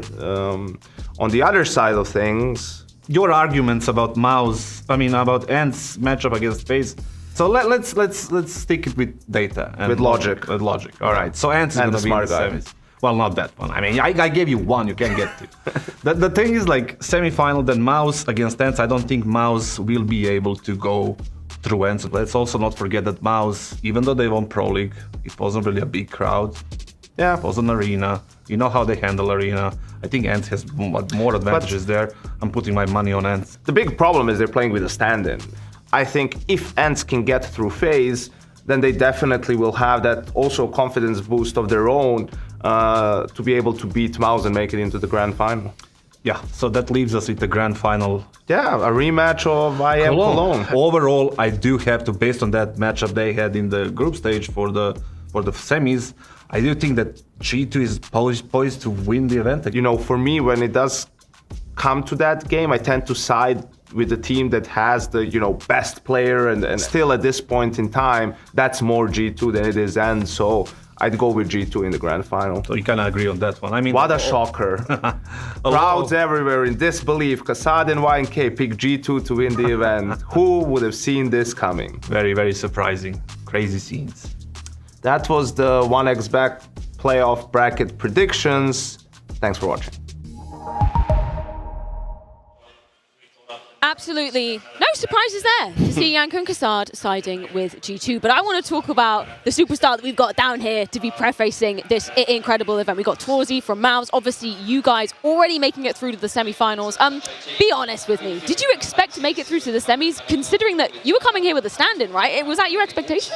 Yeah, we didn't really have any expectations when we find out we we couldn't play with Jimmy, right? And we also had a rough preparation because there was also a situation with Sertion, and we didn't know who is coming, who is not, so it was rough, but we are really happy to be in the semifinals, yeah. First of all, congratulations for the Pro League. I didn't get the chance to, say that, so let's get out of the way. Talk to me about Counter-Strike 2 and your thoughts about, switch from 2 weeks from now? Yeah, thanks, first of all. Yeah, CS2, I think it's getting better. I think. Be honest, okay. Yeah. To be honest, I think it's much better on LAN than on home. I really enjoy playing on LAN, but I still think, for example, Peaker's advantage is a big problem, even though it's on LAN. And it's just not too easy to open, to be honest. Sometimes when you get swing, it's really hard to hit the shots. But yeah, I think it's getting better. But like this new update they had with the CFGs, I don't like. I was going to ask you, is this event maybe a little bit more fun for you to play? Because you're playing with a stand-in, so maybe you get the opportunity to play a little bit more loose. And with CS2, I feel like you like to be an aggressive player, so if you go for those peaks, the peaker's advantage, right? So it maybe suits your style a little bit more? Yeah, you're right, but it's also hard. It's not the easiest thing to swing with the AWP, right? But yes, you're right. Yeah, and also with playing with Bram, Nexus, I mean, yeah, we are just trying to have fun, trying to enjoy. It's the first CS2 LAN ever, and we made it to semis, and we are just trying to have fun here. So yeah. Give us some thoughts on Nexus as a stand-in, right? Because obviously it was very, very short notice that you guys had to be getting him over here. We were kind of waiting to see if Jimmy was going to make it over. What's he bring into the team? Like, how has he kind of been integrating with you guys, knowing that it's going to be temporary, right? Yeah, so he's not playing his own positions, so he's trying to fill in. But his work ethic is amazing. Like in the practice room, he's always trying some stuff, trying to get comfortable, and we are also trying to make him comfortable. So yeah, I think he's a great guy. He is a great player, and I think he has a bright future. Tell me about this Aussie crowd, because you were at a signing session just before this, right? Like, these guys are so loud already, and it's only Friday. Did you get to meet some cool fans? Yes, the fans are crazy here. They are really fun, and yeah, it's already almost filled fully, so it's gonna be amazing. I think they will be very loud, and I'm just really excited for tomorrow. I want to ask you about your thoughts for this first game, right? Because you played Bad Boom in the final game of the groups to get into the semifinals. So how did it go? What can you tell us a little bit about Bad Boom? Yeah, I think Bad Boom they are insane at the moment. Like, their play style is crazy. They are just rushing. And I mean, it works out because on T side, I think it's kind of easy. And yeah, they are playing versus Complexity, yeah. right? Yeah. So yeah, I think it's gonna be a banger game. I expect Bad Boom making out. Okay. And yeah, on the other game, it's FaZe and Ends, right? To be honest, I don't think both teams it's in their best shape, yes. But I think it's a FaZe win. And I also hope we can play versus FaZe, because I think it's just a good standpoint, like where you at. Like, playing versus FaZe is always good. They are great players, and it's just always a pleasure to play versus them. Interesting. Just going back to the Bet Boom game really quickly, because the first map we saw you guys shooting out on of Mirage, they had such a hot start to it, but you guys actually managed to, flip it on its head, push it to OC, take them out. What do you think was kind of key for you guys to kind of maybe get used to Bet Boom's playstyle a little bit? Yeah, I think it was mostly the half switch, because it was 9-3, and also it was like 12-6 for them, and then we just slow it down, because on T side they could rush, but then we came on T side and we could control our game, and it went smoother. Yeah, I think that was it, but it was just really hard to counter them on City side. So what's your take on sort of the MR12 format? Because we've heard, players like Snappy, he was talking about, once you found the adaptation, the half's over. You got no more rounds to play with. Do you actually feel like that in the server? Yeah, I think I share his opinion. I think it's short, and I don't really prefer it. I enjoyed more playing MR15, but you just have to get used to it. Well, I'm so happy that we have you here, so I can just circle back to a couple of things that I want to ask you. First of all, it's regarding you and your relationship with your IGL Shui and the Cyclone as a coach. Your performance went up there ever since they got together. Can you tell us something about that people don't know? I think it's just the comfort I got, getting back with Shui, and yeah, I'm just. Malta was a great run for us, and it gave me a lot of confidence, playing better and better on every game, and it helped me a lot. And yeah, I mean, these guys they are just really great. They understand you a little bit better, I guess. Yeah, they suit your play style more. The second question is about your team, and you guys haven't got massive stage experience except for maybe Rio. And after that, I can't really remember. Dallas. But was there Dallas? Was there a conversation about that before coming into this event, or even before this playoffs? Was that a subject? Not really. We are always going this idea that we take every every tournament game by game, and we are not focusing in the future, just what is in front of us. And yeah, I mean, when we are coming to the stage, it's just trying to enjoy it, trying to have fun. I think this is the most important thing, and just to play as good as you can. I think you're certainly going to be enjoying this crown. Very quickly, final question. Complexity, Bet Boom. Who's taking the W in our first quarterfinal? Yeah, I think it's Bet Boom. Yeah? Yeah. Okay, Bet Boom locked in for Torzy, his pick of the match. But we've got to be checking in with the gentlemen who are going to be casting this one. So Elfish, Pilski, how are you feeling to be back in the arena? Yeah, g'day guys. Obviously very excited to be here. Once again, I'm sure you can hear the arena is absolutely pumping. It has been something like 1,600 days since we had an IEM Sydney. 2019 was the last time we were in Sydney, and so for 2023, Pilski, it's fantastic to be back. Yeah, first Counter-Strike 2 event. I'm just from 20 minutes down the road, so this one's personal for me, and I'm just so keen to watch an unhinged crowd, watch an unhinged team like BetBoom play some bloody solid Counter-Strike. Let me tell you, it is bloody popping off right now, and we do have 2 quarterfinals coming up today. Pilski, we've got the BetBoom and Complexity up first. How are you feeling about that one? Feeling really good. Complexity looking really strong in groups, managed to take out Cloud9 quite convincingly, and we watched BetBoom. Those guys are playing a crazy brand of Counter-Strike right now here in IEM Swingny. Yeah, I think that's very fitting of a name, to be quite honest with you, IEM Swingny. I feel like we're going to see a little bit more of that in the arena, right? We've heard conversations around it being difficult to begin with to hear what's going on in Counter-Strike 2, so with how loud this crowd is, I think we're going to get more of that. 100%, yeah. Nafany's going to be running down mid on Mirage into window, 20 seconds into the round. No one's going to hear him. Indeed. All right, well, Freya, I'm sure you've got plenty to talk about, so I'll send it back over to you.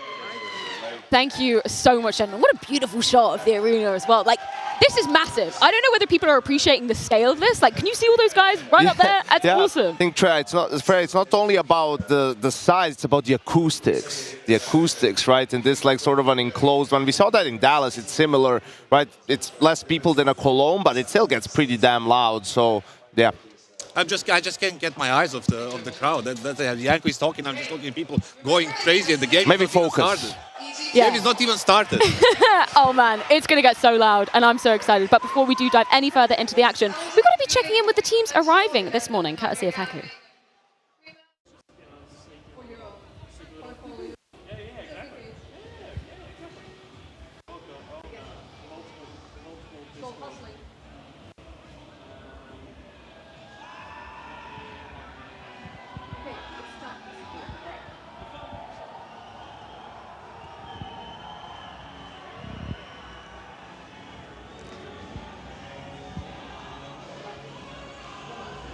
Oh, here comes the boom. Hello, guys. I mean, we can keep on going. I can keep on bugging you. Like, you have like the music, everything is... How are you feeling, Siren? I feel insane. Very good. Very good, very good. Is there a specific reason you're feeling really good?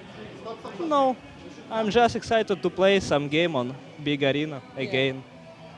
Makes quite a lot of sense, makes a lot of sense. Let's keep on going. Maybe I can grab someone else. Oh, hello there. Ooh, I can get... Привет, привет. Здрасте, здрасте.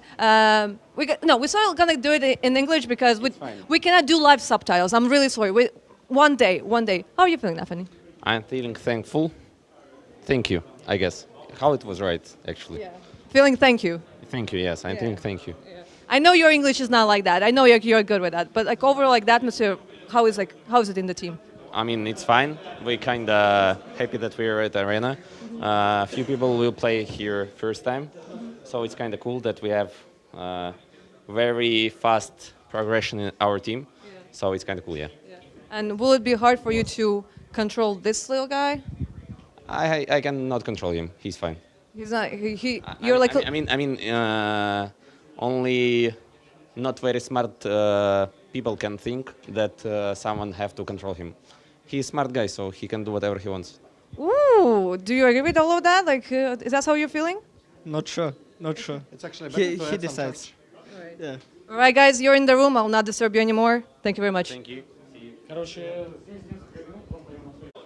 And there's the second team who's like that's trying to run away. Okay, I'll just keep on. Hey, Floppy, how are you doing? I'm following the player manager, my best friend. I mean, I'm gonna follow with you. Like, I will not disturb you too much. How are you feeling? Feeling good, and you? Pretty good. Feeling thank you also? Yeah, feeling thank you. Obviously. That's what I got from Nafany, and I think like that's what I'm gonna be doing and getting throughout the day. Hi there, how are you doing? I'm doing thank you. I swear to God. Okay, this guy, TC, look at us talking not during an loser's exit interview. Like, isn't it amazing? I'm feeling thank you for that, yeah. It's amazing. It's amazing to be at the arena. I'm sure it's going to be great. I'll see it's packed already. Yeah. I'll not delay you. Good luck. You know what? Everybody feeling thank you, and Siren feeling insane. I love hearing a description Feeling like that. insane. And you would, wouldn't you, if you're going to be walking out in your first quarterfinal in quite some time. It's been a minute since we've seen basically any of these guys playing in front of a crowd. He shows energy like that, focused and everything, and delivers on the match. Respect that, right? Yeah, it's been, for Siren, it was, for example, the semifinal or the playoffs in Antwerp. That was the big one that he has been in. For a lot of these players, here and there, a little bit, some tidbits of that experience, but I think they're in for something special here in Sydney. 100%. But before we do be getting into the action, we have to go to a short break. When we're back, it's Complexity taking on BetBoom. First quarterfinal here at Intel Extreme Masters Sydney 2023. We'll be right back.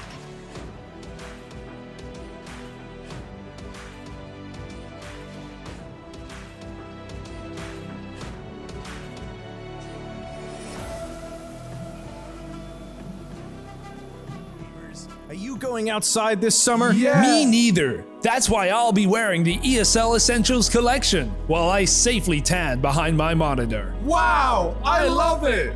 Well, you know what they say. You love it, you wear it. Made from 100% cotton, the ESL Essential Shorts exhibit a comfortable waistband, embroidery with the ESL logo. Look at the flexibility on those bad boys. Thanks. I meant the shorts. With a two-tone gray and white blend, the Zip hoodie is made of American fleece, so it's breathable yet warm. It's Lime time! Try out our new and improved colorful sweater in all sizes. So what are you waiting for? Don't you dare change the channel! Pick up the phone and call now. Call now and get your hands on the new ESL Warmly hand warmers. Side effects may include warmer hands, more frags, and better stats. For more information, visit shop.esl.com. Terms and conditions apply.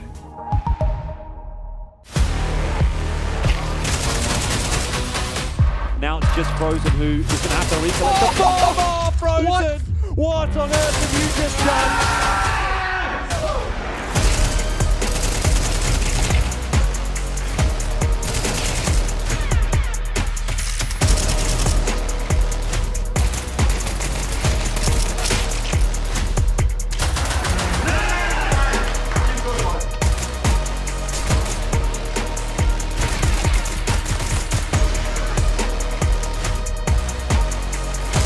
Ron and now Brokey in the clutch.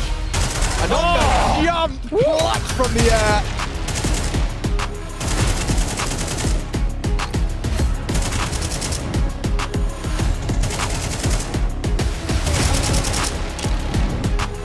Molly going to be coming across the top 30 second play with nice crisp re-flick. No. Oh, the Mickey's by 1 cent, no wait. Does that much more? It doesn't. 1v5.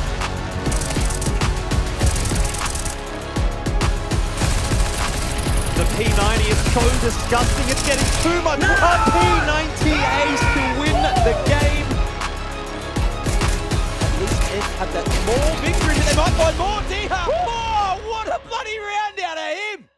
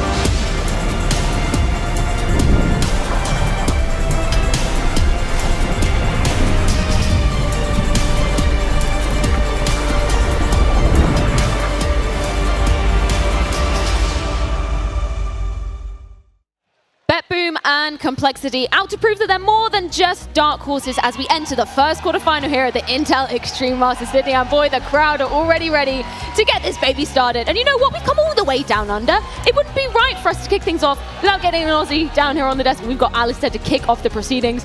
First of all, this crowd is absolutely magnificent. They're already raising the roof. We haven't even got into the games yet. How does it feel to be able to bear witness to this, man? I guess attract this kind of crowd, especially so early. It's beautiful. It's so cool. I've never seen a crowd quite like this. The hype is true, Cassard. This is where we need to be. Now listen, I don't usually feel, well, pretty much anything anymore, but coming here, seeing these people right here, it makes me feel really good. And I want to say just, we love you and we appreciate you. Thank you for being here. Thank you for joining us for this brand new chapter that we're going to be opening in CS2 today. The fact that we get to start off a brand new book, right? You know, CS2, we've heard some opinions coming from each side of the equation, but I'm so excited to be able to kind of kick things off, right? The fact that we get a crowd joining us for this, it's just a beautiful moment, right? 100%. I think, especially for Australia, this is huge to not only host a tournament of this caliber again, but to host the first CS2 one is amazing.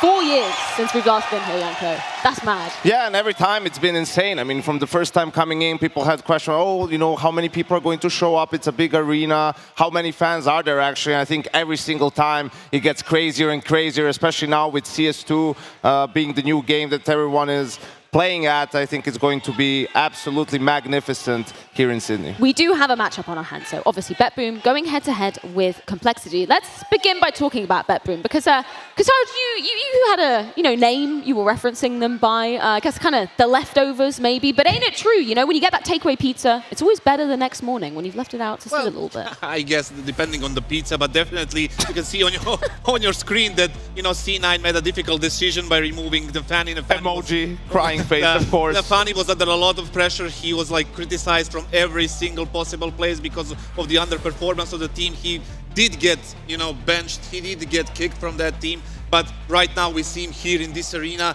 gathering a group of these young players, young guns, and delivering on the very first event. They were hoping to see him soon. They can watch him play on the stage from home now, so you get what you wish for, I guess. And you can see a lot of these players. I think Danny is the one that's, you know, the most unknown out of the rest of the guys. But hey, you have Chiron, who's shown really good flashes with VP, at least when it comes to individual skill.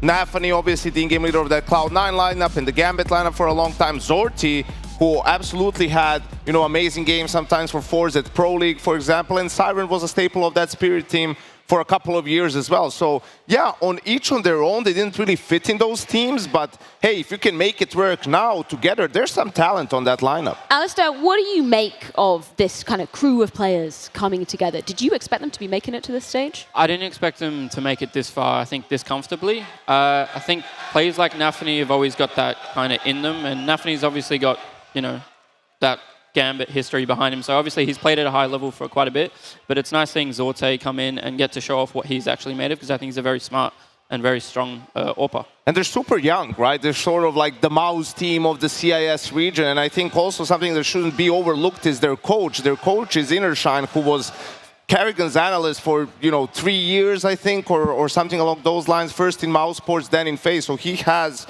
also tier 1 experience being on part of those championship winning teams, and I think that's something that's definitely going to help Nafany as an in-game leader, but all of these young players. Yeah, cut from Cloud9, but now finding success on the side of BetBoom. So let's go ahead and check in with Nafany himself. Nafany, pretty soon you're gonna go on the stage. I do want to know, like right now, you know, like you're leading the team, but is there like a teammate that is helping you out in any way? Yeah, sure. We have Zorta. He kind of experienced player. He kind of smart for his age, and it's actually nice to have him in the team, and that's it. Well, you're saying he's an experienced player. Definitely you're an experienced player when it comes to playing on the stage and Chiron, but some of the other guys maybe not so much experience. How are they feeling right now? I mean, I hope viewers will understand that we kind of dark horse on this tournament, and in my opinion, it's kind of fun to cheer for this kind of team. So I hope that some people will change their minds and they will support us, but not Complexity. Because let's say if we will take a football thing, they're kind of Brazil and we kind of, let's say, we're kind of weak team, let's say, in these terms of conspiration. So I hope that a lot of people will support us in this arena. And yeah, I mean, we just hope that we will have some fun and show the great CS as we can show, and that's it. Good luck. Thank you. All right, Nafany, you think that Complexity is Brazil? I think you guys might be Germany because they figured out CS2 at least for the start. We've had Torji also talk about their pace on T side and they're grouping up. I have a couple of examples for you guys of exactly that. This is from the mouse game. This is the first gun round. It's a straight up A rush. Guy throws 2 smokes, right?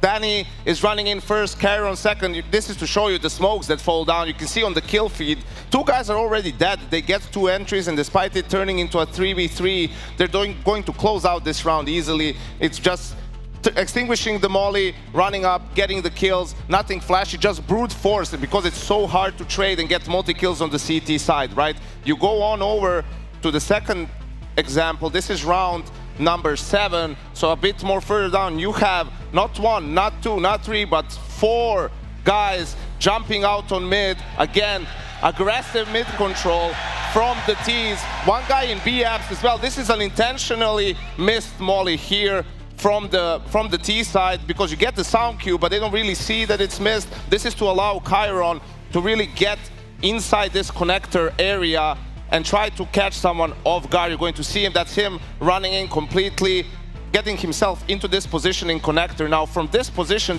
they can freeze and they have some options here, right? You see Siren towards the B side, you have Danny here towards short, so depending on the kills, they can go B, they can go A, they can go wherever they want. What's going to happen is Chiron, he's going to get a smoke added towards the bench area. From that point on, he's going to find an entry kill, and the round is just going to fall apart completely for Mouse. As you can see, Zorte and now Nafany from this position gets 1, gets 2, and that's going to be the end of the round for the last guy as well. Yeah, we're talking about, you know, the second highest rated T-sided team coming into this stage of the tournament. And I think when we're chatting about the opening ability, it's pretty apt that we have you here, Alistair, because you are currently the highest rated coming out of the group stage in terms of those entries. So give me the keys to what aggression we should maybe be expecting out of BetBoom. How can Complexity kind of counter that, right?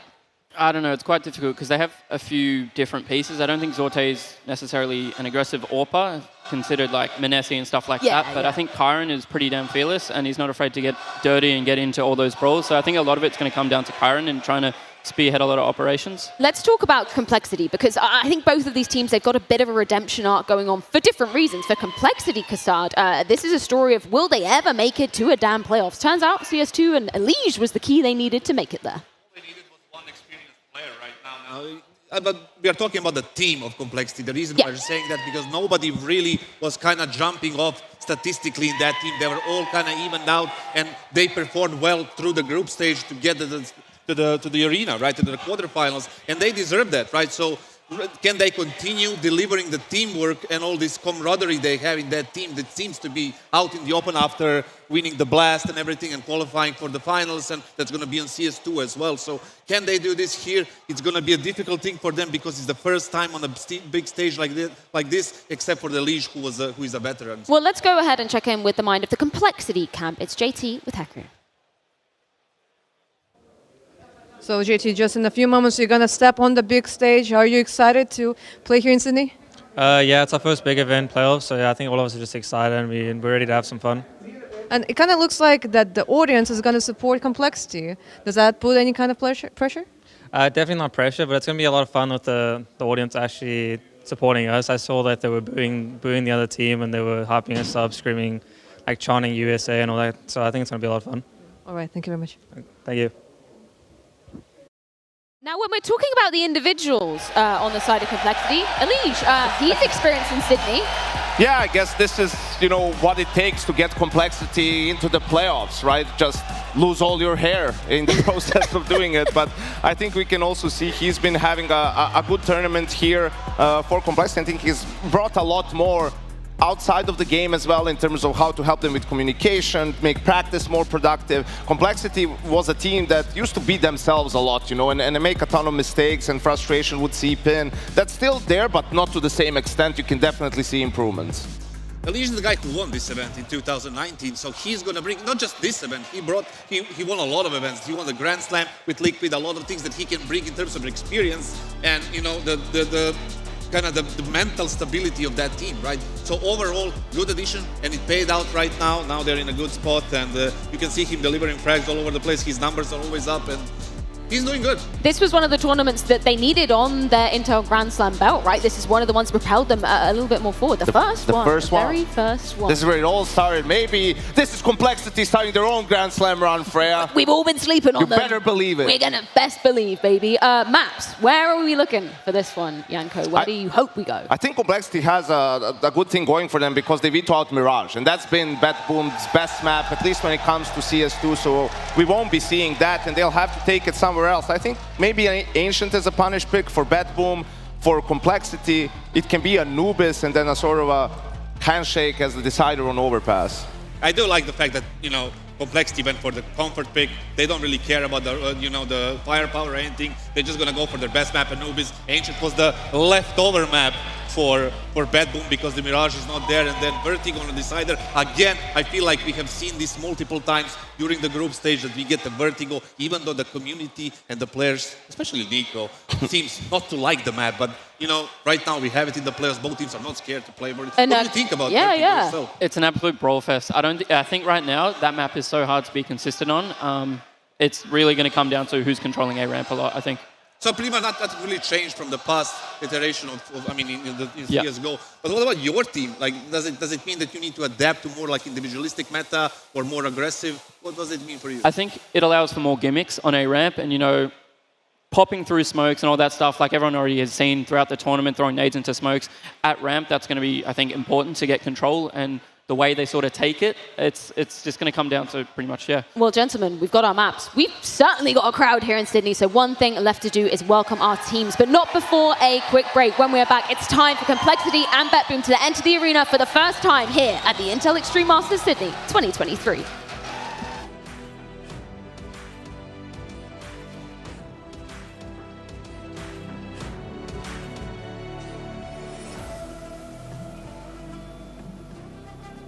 I pack my suitcase, headed out the door, I keep my shoes laced. 2,000 miles away from home, a couple dollars in my pocket, never stopped the boy before.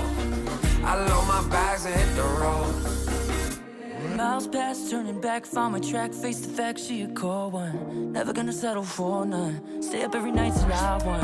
Don't want a slow rise now, I'm confident opulence isn't a long ride out. When I look back now, I'm astounded. A quiet boy from old age, but always felt the world was a stage, yeah. I celebrate one last late night, my old life ain't staying. I pack my suitcase, headed out the door, I keep my shoes laced. 2,000 miles away from home, a couple dollars in my pocket, never stopped the boy before. I load my bags and hit the road. I'm headed to LA.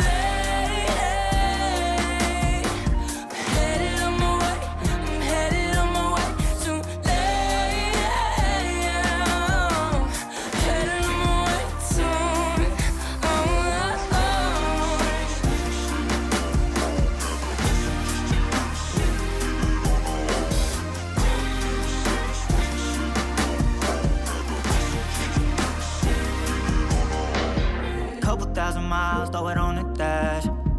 Shit, the 10,000 hours, can't let them pass. Yeah, well, I was putting time in, you was pulled up wildin'. You always had shit to say, now when I see you, it's silence. Thought I'd have a Grammy by 25. Commas after commas next to dollar sign, yeah. Remind myself why I'm living this life. Look at all the late nights, it'll all come in due time, yeah. Made for the fight, for the pain and the climb. Tied to the life I chose. Stay through the night, another day, not a dime. Race against time. I couldn't just lay by and wonder what I could have made mine. I'm closing on the moment, no one's gonna hold me down. I pack my suitcase, headed out the door, I keep my shoes laced. 2,000 miles away from home, couple dollars in my pocket, never stopped the boy before. I load my bags and hit the road.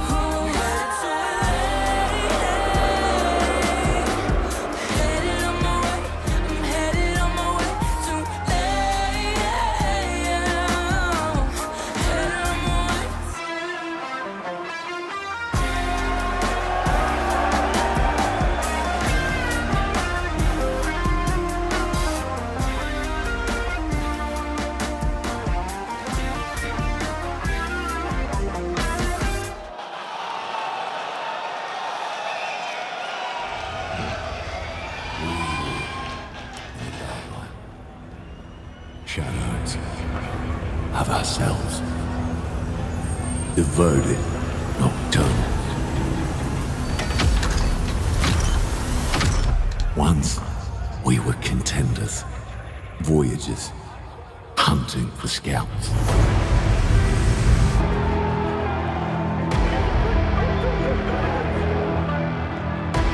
As the virus hit, our hope was divided. Hello? Where are you, Justin? An isolated land, home of the diehards, with only one true allegiance: the game itself.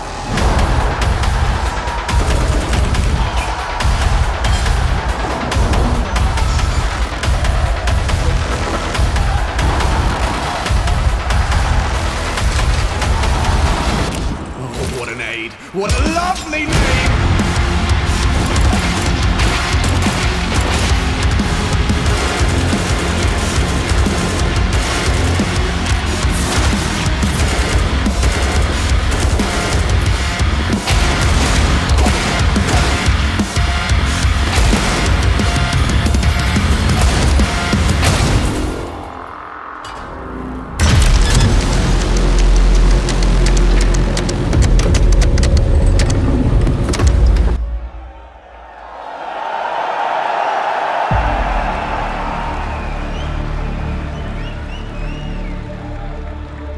It's really exciting to make the first arena stage in CS2. We didn't make we didn't make any in CSGO, so I think for me it's really awesome to play on the stage, and I'm gonna have like a lot of fun with the crowd. It's a new game, and we are a new team, so basically you don't know what to expect. I like to say they're the underdog, but I think it's a pretty equal matchup. I'm not sure how confident we'll be, but I guess we're gonna be confident enough. Nafny's played a lot of big events and he's done pretty well for himself, so I think it's just gonna be an interesting matchup. I mean, obviously I'll have the edge in this game. I'm gonna be confident in myself. To at least show the fight, to get a fight. Most likely none of us are going to be like super nervous. It's going to be awesome. I know the Sydney crowd is always a lot of fun.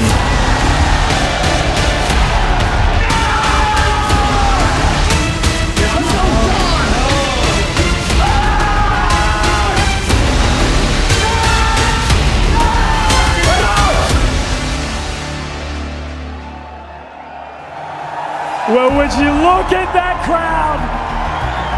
An absolute spectacle. And I'm not gonna lie, I expect no less from you beautiful Aussies. I thought long and hard about how I wanted to intro this show. 4 years since IEM Sydney 2019, where I, like you, was up in that crowd. Friends, old, new, all made in the server, in the world's best esport, that is Counter-Strike. But we're here to start a new story. The world's first LAN for Counter-Strike 2. There's going to be memories set today, this weekend.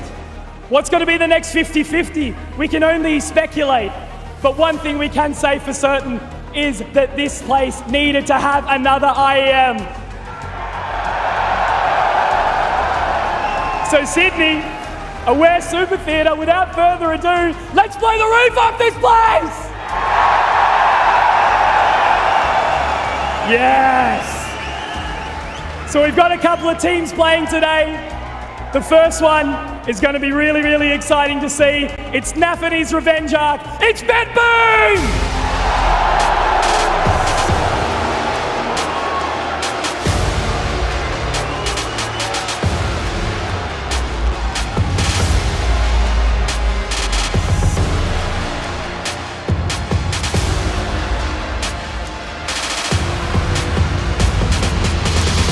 Be sleeping on BetBoom throughout the group stage, but they're here and Nafany leading the charge, Cassard. Led by the abandoned IGL right now, and they're super unpredictable. They're BetBoom, you have to respect that at least. Turns out all they needed was all the rejects, all the leftovers from CIS to band together, and this is their time to shine. Well, it's not an easy task. Throwing together some of Russia's young, finest talent, and then facing up against the competition that we've had so far. 16 of the best teams in the world, and these guys, a brand new team, have managed to bring it all together, and it has looked absolutely fantastic the entirety of the time. But behind every team, there is a fierce competitor, and we've got another one for you. It's NA's Hope. Give it up for Complexity!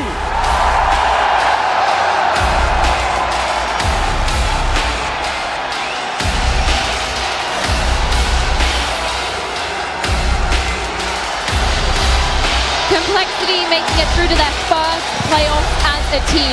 Yanko, Elige's experience proving instrumental for the squad. Absolutely. Complexity is an organization that was a staple name when it comes to big events and big games. For this lineup, this is the first time they're on a stage this big. Does it end here for them, or can they take that one more step? That is the question we're all asking, but turns out the crowd certainly loud behind them.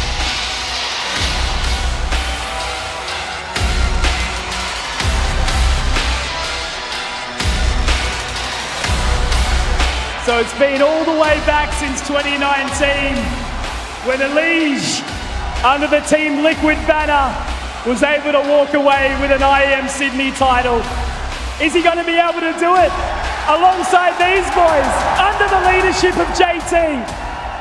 All I know is that he's going to be absolutely electric in this arena. So before we get underway, before we let these two teams duke it out, Sydney, I want to hear it one more time. Let's get into it!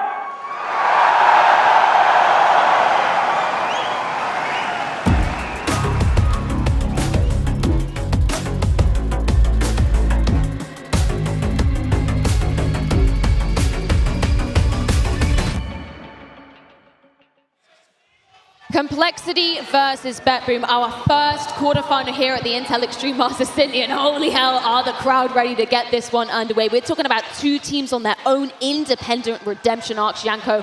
For the side of Complexity, Elige, currently the highest rated player for Complexity coming out of the group stage, closely followed by Grim. I'm looking at these two to keep that up. Definitely, and this is probably where he's going to do his best work. I think this game is going to be messy, though. I think a lot of these players are going to be nervous, at least at the beginning, and I think you're going to see some mistakes, some highlights, a lot of crazy action, and I think that's going to bring some excitement for the fans. Absolutely. I think, the only guy who really has an experience in a situation like this is Elige, and he needs to bring that today to help his team, be more stable. On the other side, I don't expect anything to change in the gameplay of BetBoom. I think they're going to stick to their run and gun kind of, mentality and the things that Yanko showed in the telestrator. I think they're going to stick to that, what worked for them in the group stage. Absolutely, and I think they should. I think that's going to help with the nerves a little bit for them, that they just keep doing things together fast. That eliminates the sort of decision making and all the questions that you might have, the dilemmas in the middle of the round. So it's going to be down to Complexity to sort of stop it. If you can't weather that storm, there's a real danger they might just get run over in this game. Cassard, tell me the nerves that some of these guys that haven't experienced a stage like this will be feeling. You've been on the receiving end of that, obviously with the home crowd behind you, but what about when the crowd's against you, man? Yeah, that has been a case more than a few times. the thing is, you feel it until the game starts. The moment the game starts, everything else shuts down completely. You feel, the positive, the negative energy just for the moment before the freeze time is on. and then as soon as you're on, your game is right, your mind is right into the game, and then nothing really happens. It doesn't really affect you at all. And I'm also curious to see, how JT does. Because we see callers a lot of time, in-game leaders talk about on stage, it's different. It's momentum calling, right? You need to take advantage, or maybe winning a silly round here and there. It really influences what you're going to tell your team to do. So being the first time on a stage this big with these many fans, sometimes you might get lost in it all. Well, you know what? Odds should, in theory, be in their favor coming into the first map. It's Anubis. It's a home comfort map for Complexity. We saw them putting Monty down in the dirt, another team that looks so damn strong on this map. Yanko, for your money, what makes Complexity so dangerous on this map? I think it's the comfort level of the players on the map and a really good understanding of how the map works. But if I'm Complexity, if I'm their coach, I'm telling them, listen, I want you to use your utility, use everything in the first 30 seconds of the round. And don't use HEs for smokes. You use HEs at the start preemptively to stop a rush, right? To do damage, to slow them down. Because I really think if you can make BetBoom play a slower style, it's much easier to play against them. I think that's a decent game plan. Stopping them from rushing you, stopping from, making their rush more hard, right? Harder than it needs to be. So overall, to answer your question about what makes them, really good on this map, I think it's the map itself, it's the confidence wave they're riding right now.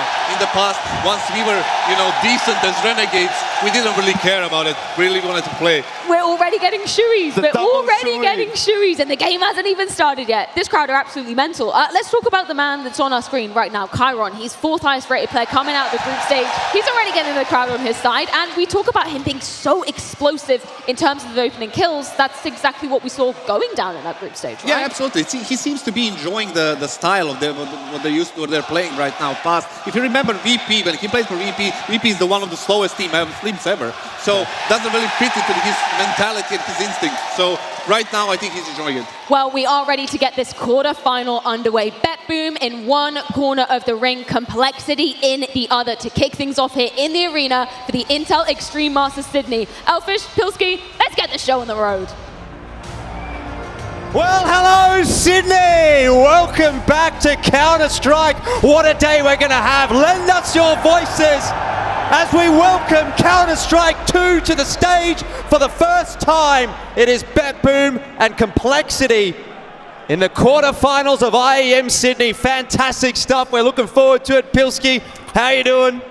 I'm doing fantastic. Keen to watch BetBoom play an unhinged brand of Counter-Strike in front of an unhinged crowd.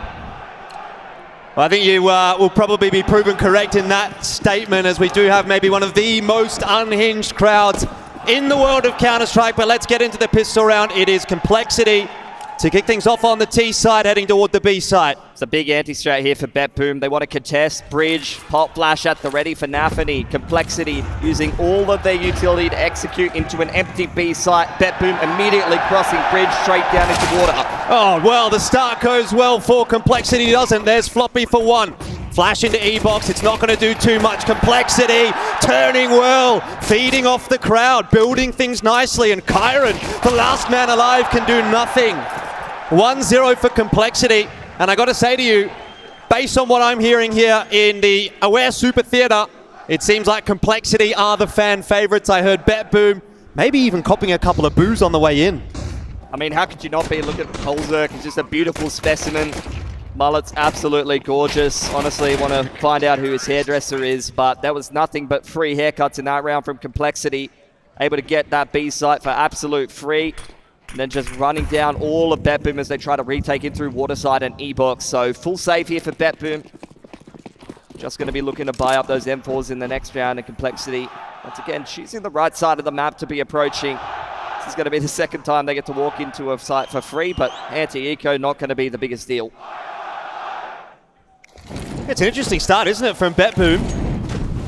Big stacks in the pistol round and on the anti-eco. More missed Molotovs. Throwing some of those mollies in CS2. Kind of troublesome, seeing a lot of missed utility in this event from BetBoom in particular, so we'll be keeping an eye on those. Well, I tell you what, the good news, at least for BetBoom, or maybe it's bad news, given that it is their map pick, we won't be seeing Mirage, and that was where they were most egregious for missing those smokes. Here we go. Elige about to have some agriculture on his hands. Man trusts himself as a little bit of a farmer. I think the crowd's letting him know that there's some frags on the line there, but Hallzerk will end up being the one to steal a couple away. Danis will be happy with that, actually, as far as the trade is concerned. He's able to pick up that Galil and hopefully take that through to the next round for BetBoom. Grim, of course, still having a bit of a look. He's on the hunt, but he definitely doesn't want to be giving up this AK. 3 guns alive, Complexity. Having dropped 2 weapons, even a MAC-10 and a Galil picked up for BetBoom. I think the CT is going to be happy with that. Going to help them start to min-max their economy as we go deeper into this game. There's a little Eggsy coming on in there, but miss Molotovs, miss utility. Not going to have the biggest consequence when you're walking straight into a site for free. But we'll see what we're going to get out of this first gun round. Are they going to hold on to that MAC-10? Indeed they are. Of course, it's Nafany. See where he's going to be taking that one towards middle on bridge for the time being. He's having a little bit of a jump spot. Complexity in the meanwhile wrapping in through canals towards water to contest E-Box. Keeping an eye on B main, keeping an eye on bridge, just running a bit of a default. Krieg's already out for Hallzerk. It's been the choice of a lot of AWPers so far this tournament. Scoped weaponry making a little bit of a return. Re-smoked a house for Complexity. You can see the nade go through, but it's not to break open the smoke just yet. I'm sure we'll see a lot more of that later on in the piece. Ali's just been given the opportunity now to start to creep his way forward, but a flash forward from Zorte gives Nafany the opening kill in the first gun round. So it's great patience from BetBoom, setting up Nafany for success with the MAC-10 of all weapons, and he's even going to HE nade himself the weapon. He's going to be able to get that. See Complexity. Oh, he's pitched it. Absolute robbery from Nafany there, able to get away scot-free.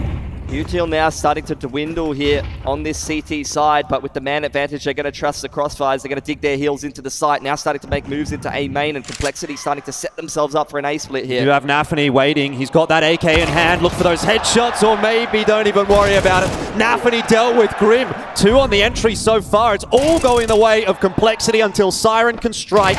Hallzerk into CT. Will catch another. And so far, it's got to be questioned as to what's going on here for BetBoom. Siren and Kyron to try to save the day against JT, who steps up. One more required, and he'll get it. Complexity win the first gun round as well. 3-0 the scoreline in the quarterfinal of IEM Sydney. Just continuing to front run on that T side is the name of the game.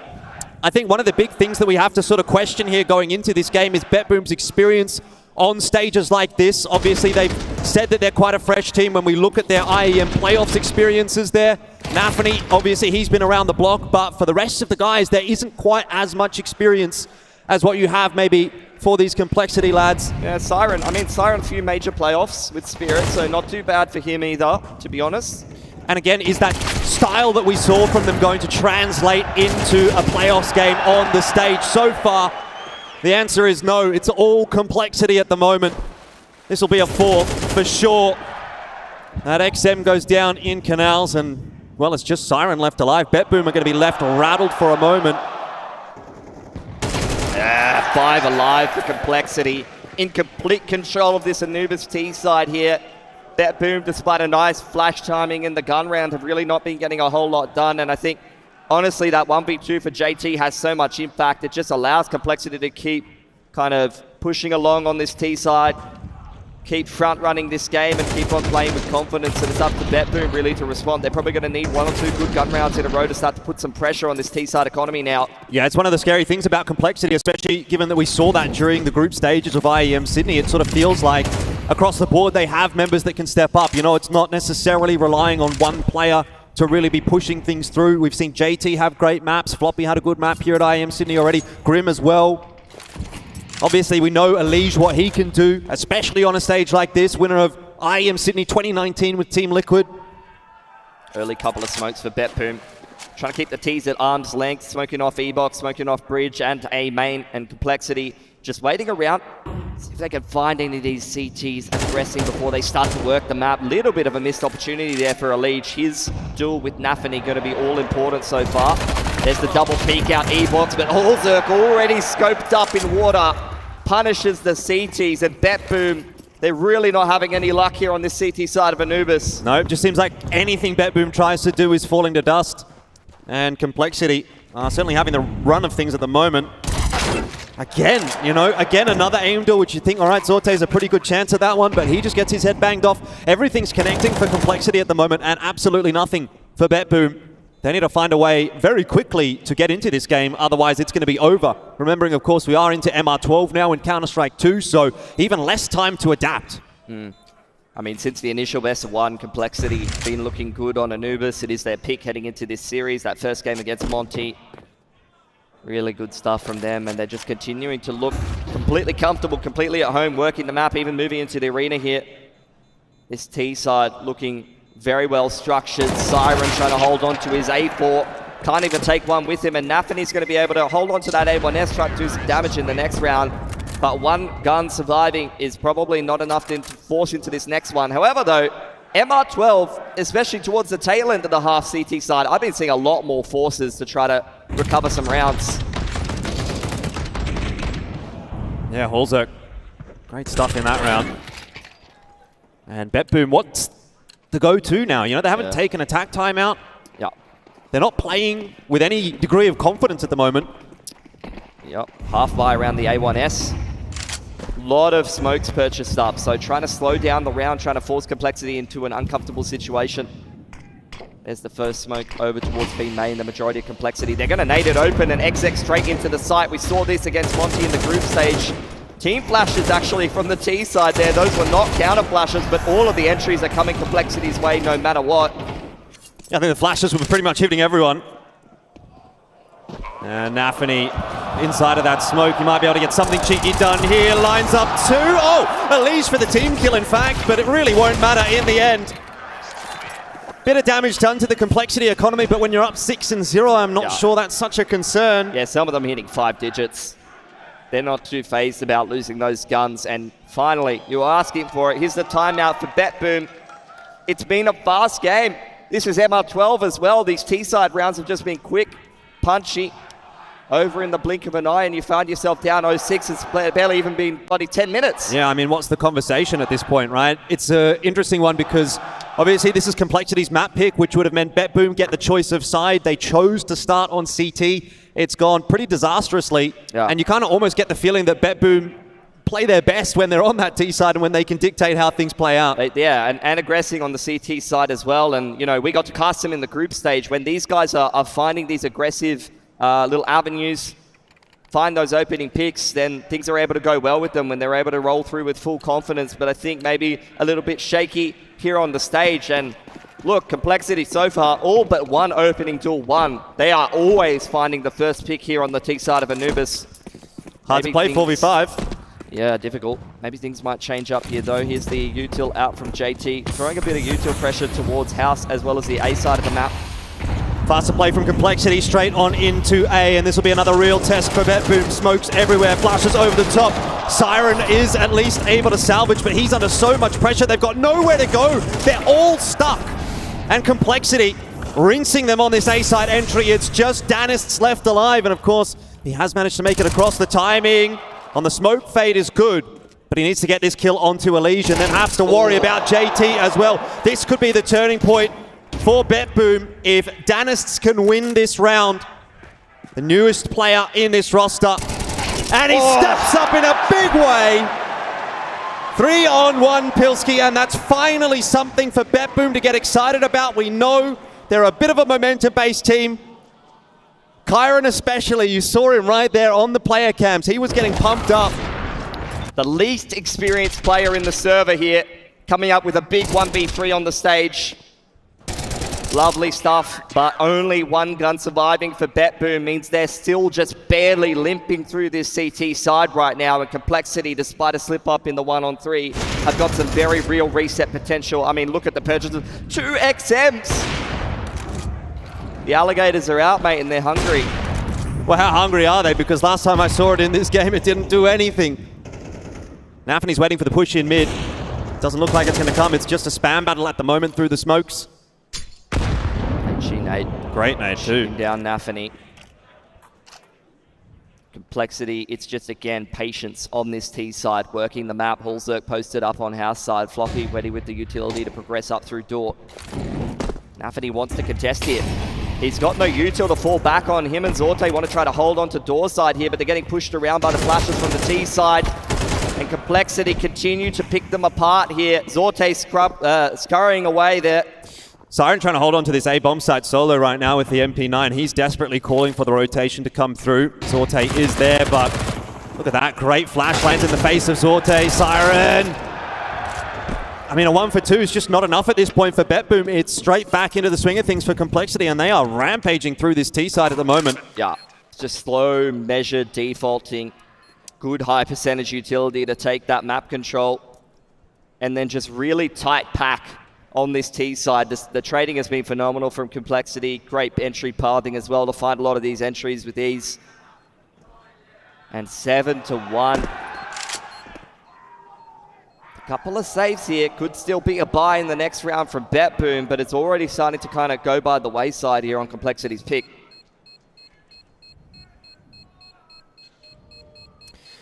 Yeah, not a good feeling right now for BetBoom when you're saving an XM. You know, you're feeling like, geez, we really are scraping the bottom of the barrel at the moment in terms of the economy. But this is phenomenal stuff from Complexity, and I think that's got the Aussie crowd a little bit hyped up. Like I said, they seem like the fan favorites, and they're putting on a show, that's for sure. Yeah, getting behind one of the previous winners who is in the playoffs here. We do have a couple of them. Be great to see another repeat winner of IEM Sydney in a new game nonetheless. Hasn't happened before.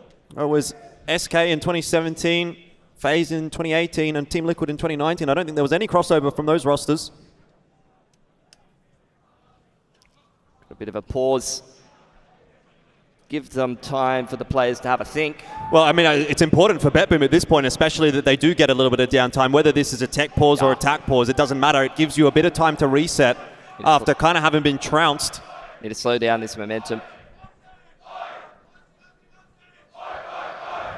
Plus, it gives the crowd time to get a bit of, you know, a bit of it out of their system, if that makes sense. We all like to make a bit of noise, guys. It's fine.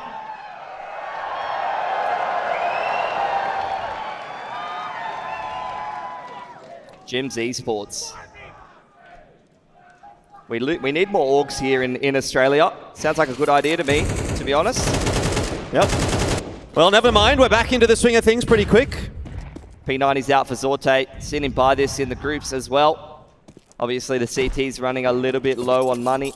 But the viability of some of these other weapons than the M4 lately has definitely felt like you can make some of these low buys work at times.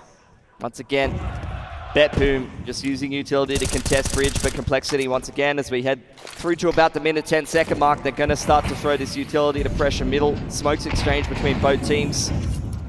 Molly onto bridge, and Complexity starting to organize themselves into a 1-4. Just Floppy left behind in Waterside to come up E-box late, and the rest of Complexity through B main. Danis is playing a scary game at the moment, just facing that wall, playing anti-flash, and here comes the push from Complexity. Will he be able to get anything done? Very nice from Danis! And Zorte with the P90. Can't quite hold the line. Still, he's done his job. Couple of kills for him. Nafany swinging, and Holzerk now on for the clutch. Remember, BetBoom's only round came from a 1-on-3 clutch, and now their next is going to have to come from a 1-on-1. Bomb retrieve for Holzerk. He can smell it. But Siren's also posted on this angle. Oh, spotted!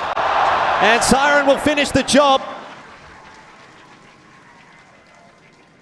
So again, another round for BetBoom, but we've spoken about this at length as well. When you win rounds and you've only got one gun alive, particularly on that CT side, you know, it's good to win the round. There's no doubt about that, but it doesn't really go a long way in helping the rest of your half. Another massive play from Danis there. Playing the bait position in the close corner on Platt side.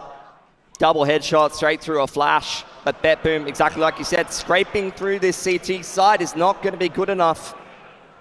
We're seeing clutch plays, along with some decent multi-fragging, giving BetBoom the only 2 rounds that they've had access to here. But Complexity, with such a solid run on this T side, they're going to have attack timeout, and they're going to have more than enough cash to continue to reinvest and continue trying to reset this CT side economy and swing for double digits. Yep, so both teams now having used one of their 3 allotted timeouts in regulation time. That's changed, obviously, from Counter-Strike Global Offensive, MR15 to MR12. We used to have 4 timeouts. Now we only have 3. but every team will get one going into each set of overtime. So a little bit less during regulation time, but a little bit more later on if you get to OT. Faster play from Complexity and Zorte. He's up for it. He's ready for the swing. The Pro 90 again coming out. His own molly. He wants to go straight through. This is a bit more like it from BetBoom, ladies and gentlemen. They've been a little bit more reserved so far in this game, but they are picking up the pace against Complexity, and it's working. Grim 1-on-3 now. Bomb dropped in Waterside. He's completely surrounded on 3 angles. Finds Dennis for free. Now getting double flanked by both Siren and Zorte. Has no idea where they are though, and that is a hard flick to make. So a little bit more success there for BetBoom. Third round now for them in that first half. Both teams picking up the pace post timeout. It's something we saw from Complexity after the first initial timeout from BetBoom. They just went for that straight up A execute play. Underarm flashes from Zorte. P90 meta is back. All the MM gremlins coming out of their little hidey holes saying, all right, I'm going to load up some Counter-Strike. I reckon everyone that's here in the crowd right now thinks they could probably jump on stage and do it pretty well with that P90, but jury's out on that one, guys. I'm not sure. Some of you look like silvers. Ooh. I'm just kidding. Hey, you can't take it back now. Complexity, however, working their way through water. Again. Don't be like that, guys.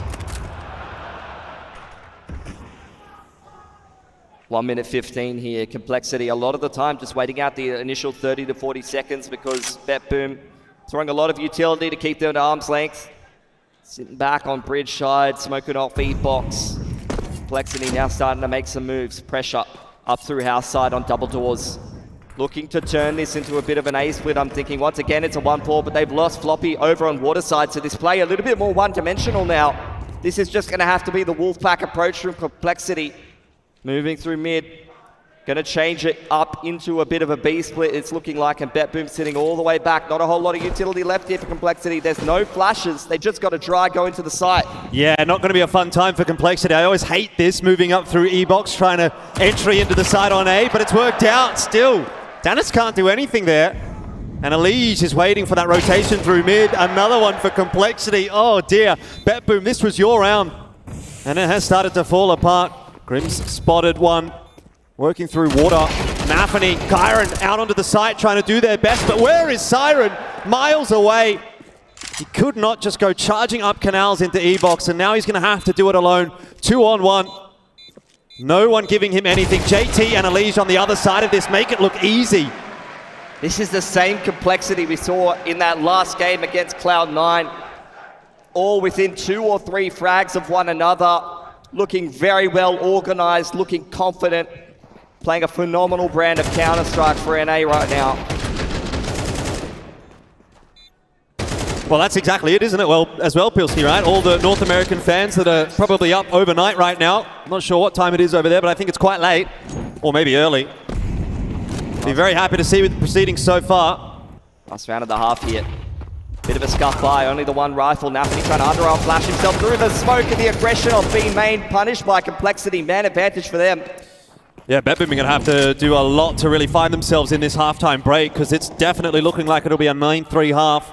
Dennis is not done. He's having a little bit of a think about creeping through the smoke. You've got to cut some corners here, BetBoom. And Dennis has found himself an AK, as well as a nice little flank timing. Smoke progressing in towards middle. Zorte calling that to his teammates so they can actually try to organize themselves and rotate over, but in comes the A-split. It's all on Zorte here. M4 in hand. Can't quite do it. 1-for-1's just not going to be enough, but Dennis, fast on the rotate. Again, there's opportunities, there's moments here from BetBoom, but they're just not quite being able to take hold of them. And Siren, MP9 to try to retake the side. I just don't see it happening still. We'll give him a crack. He's given up a bit of HP to get that kill onto JT. Fully flashed out though. He's going to have to reload. 9 bullets available to him here. And slowly but surely his HP is being whittled away. Not just that, the time on the bomb as well. Smokes off the molly and can't get it done. 9-3 for Complexity. At the end of the half, BetBoom left reeling.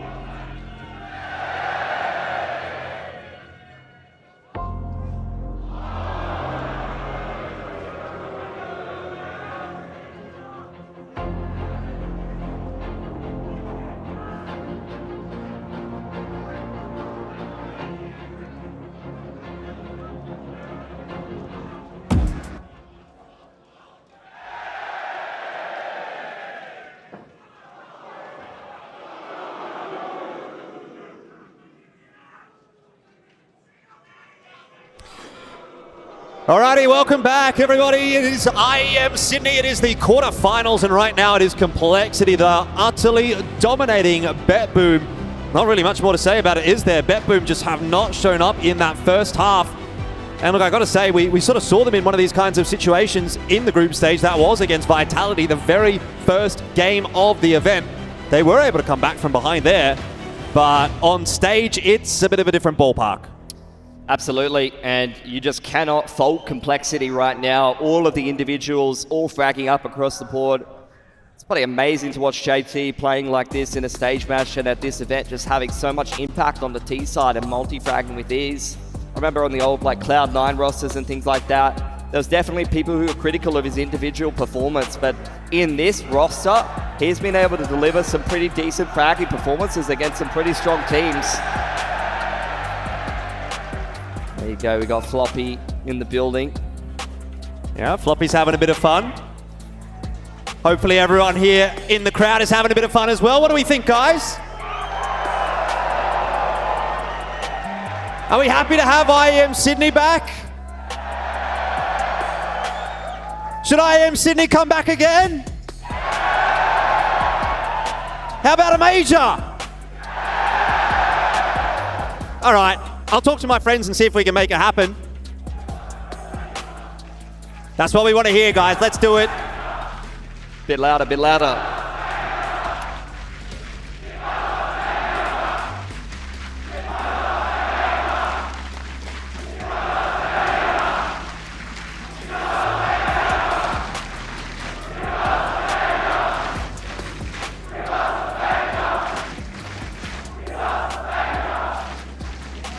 Shout out to the boys in row F. I can see you putting in the hard yards. Well done. Keep up the great work. And of course, 9-3 right now. I mean, look, if we talk about Counter-Strike for a moment, Pilski, what's the go-to for BetBoom? Obviously moving on to their T side. They love the T side. We've seen them just running around in the group stage.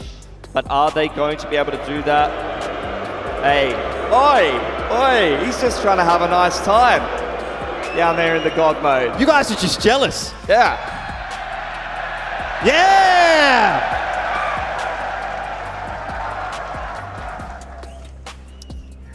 I think this long tech pause, hoping that BetBoom can maybe start to recover a little bit from the up-tempo gameplay of Complexity in that first half, just running those slow defaults first 30, 40 seconds, and then straight on in. Just this tight packed T side was not something that BetBoom were able to deal with. We want to see them play like they did in the group stage. Just running at Complexity, playing with full confidence. Running, gunning, having fun, missing util, not caring. Don't worry about it. I can hold my W key. Go shoot him. I rebound my S key to a W key because that's all I need. That's the way to play here at IEM Swingney. Counter-Strike 2 has been an interesting beast. Absolutely. What about we get a temp check from everyone in the crowd here? Can you guys let me know, do you like Counter-Strike 2? Good game. All right, we might not do that again. I mean, it's good, it's fine, we're having fun. First Counter-Strike 2 event in the world. And I gotta say, BetBoom may be crumbling under the pressure a little bit here on the stage. I got a question for the crowd. Okay. Who's the most handsome?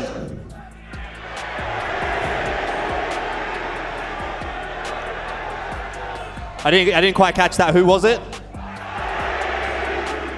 Oh, me? Oh, thank you guys. That's fantastic. That's really nice. Oh. I think the only thing shinier than that trophy is Allegiance Dome. I just have to say it. Looks beautiful, doesn't it? Tech pause shenanigans at their best. Love to see it. Wait, watch out for those two guys. They look a little bit shifty. Oh. No, don't do that, man. What? What is wrong with you? That's who does that. Unbelievable. That's why they have to put so much chlorine in the pool, man. Do it in the ocean at least. Ay, ay, ay. All right, what do we think about Horzerk's mullet? Look at that. Absolutely beautiful. Tell you what, I reckon he'd look good in the crowd doing a shoey.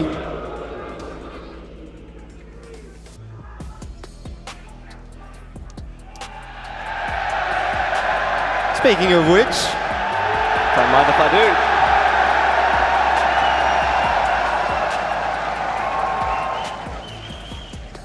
the night is yet young, guys. Let's just, pace ourselves. You still got a whole extra best of 3 after this one, and by the looks of things, this one might take a while. Some beautiful little hats there. Might have to grab myself one of those later on. Oh, have you seen the new sunglasses that you can get at the merchandise shop? No. Oh my. Tell you what, I've seen a few of them in the crowd. They're looking fantastic. A lot of good merch, a lot of fun stuff. Nice and shiny. Absolutely.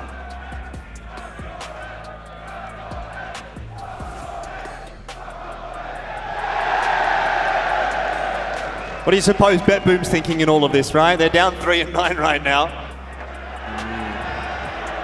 I don't think they're thinking Henry's a wanker. Don't worry about that, guys. He's not even going to be here. They replaced him. Can't put the man down like that. Unbelievable. Chad said he didn't want him on the show. And there goes Henry. He's out of here. See you, mate. I'm trying to say in Chad's good books, honestly. Yep, you'll get cut next. Man, everyone's lounging. Max chilling. Max chilling. Bringing JDM back. Bring the JDM lounge back. Very North American of them. Don't see much of him these days.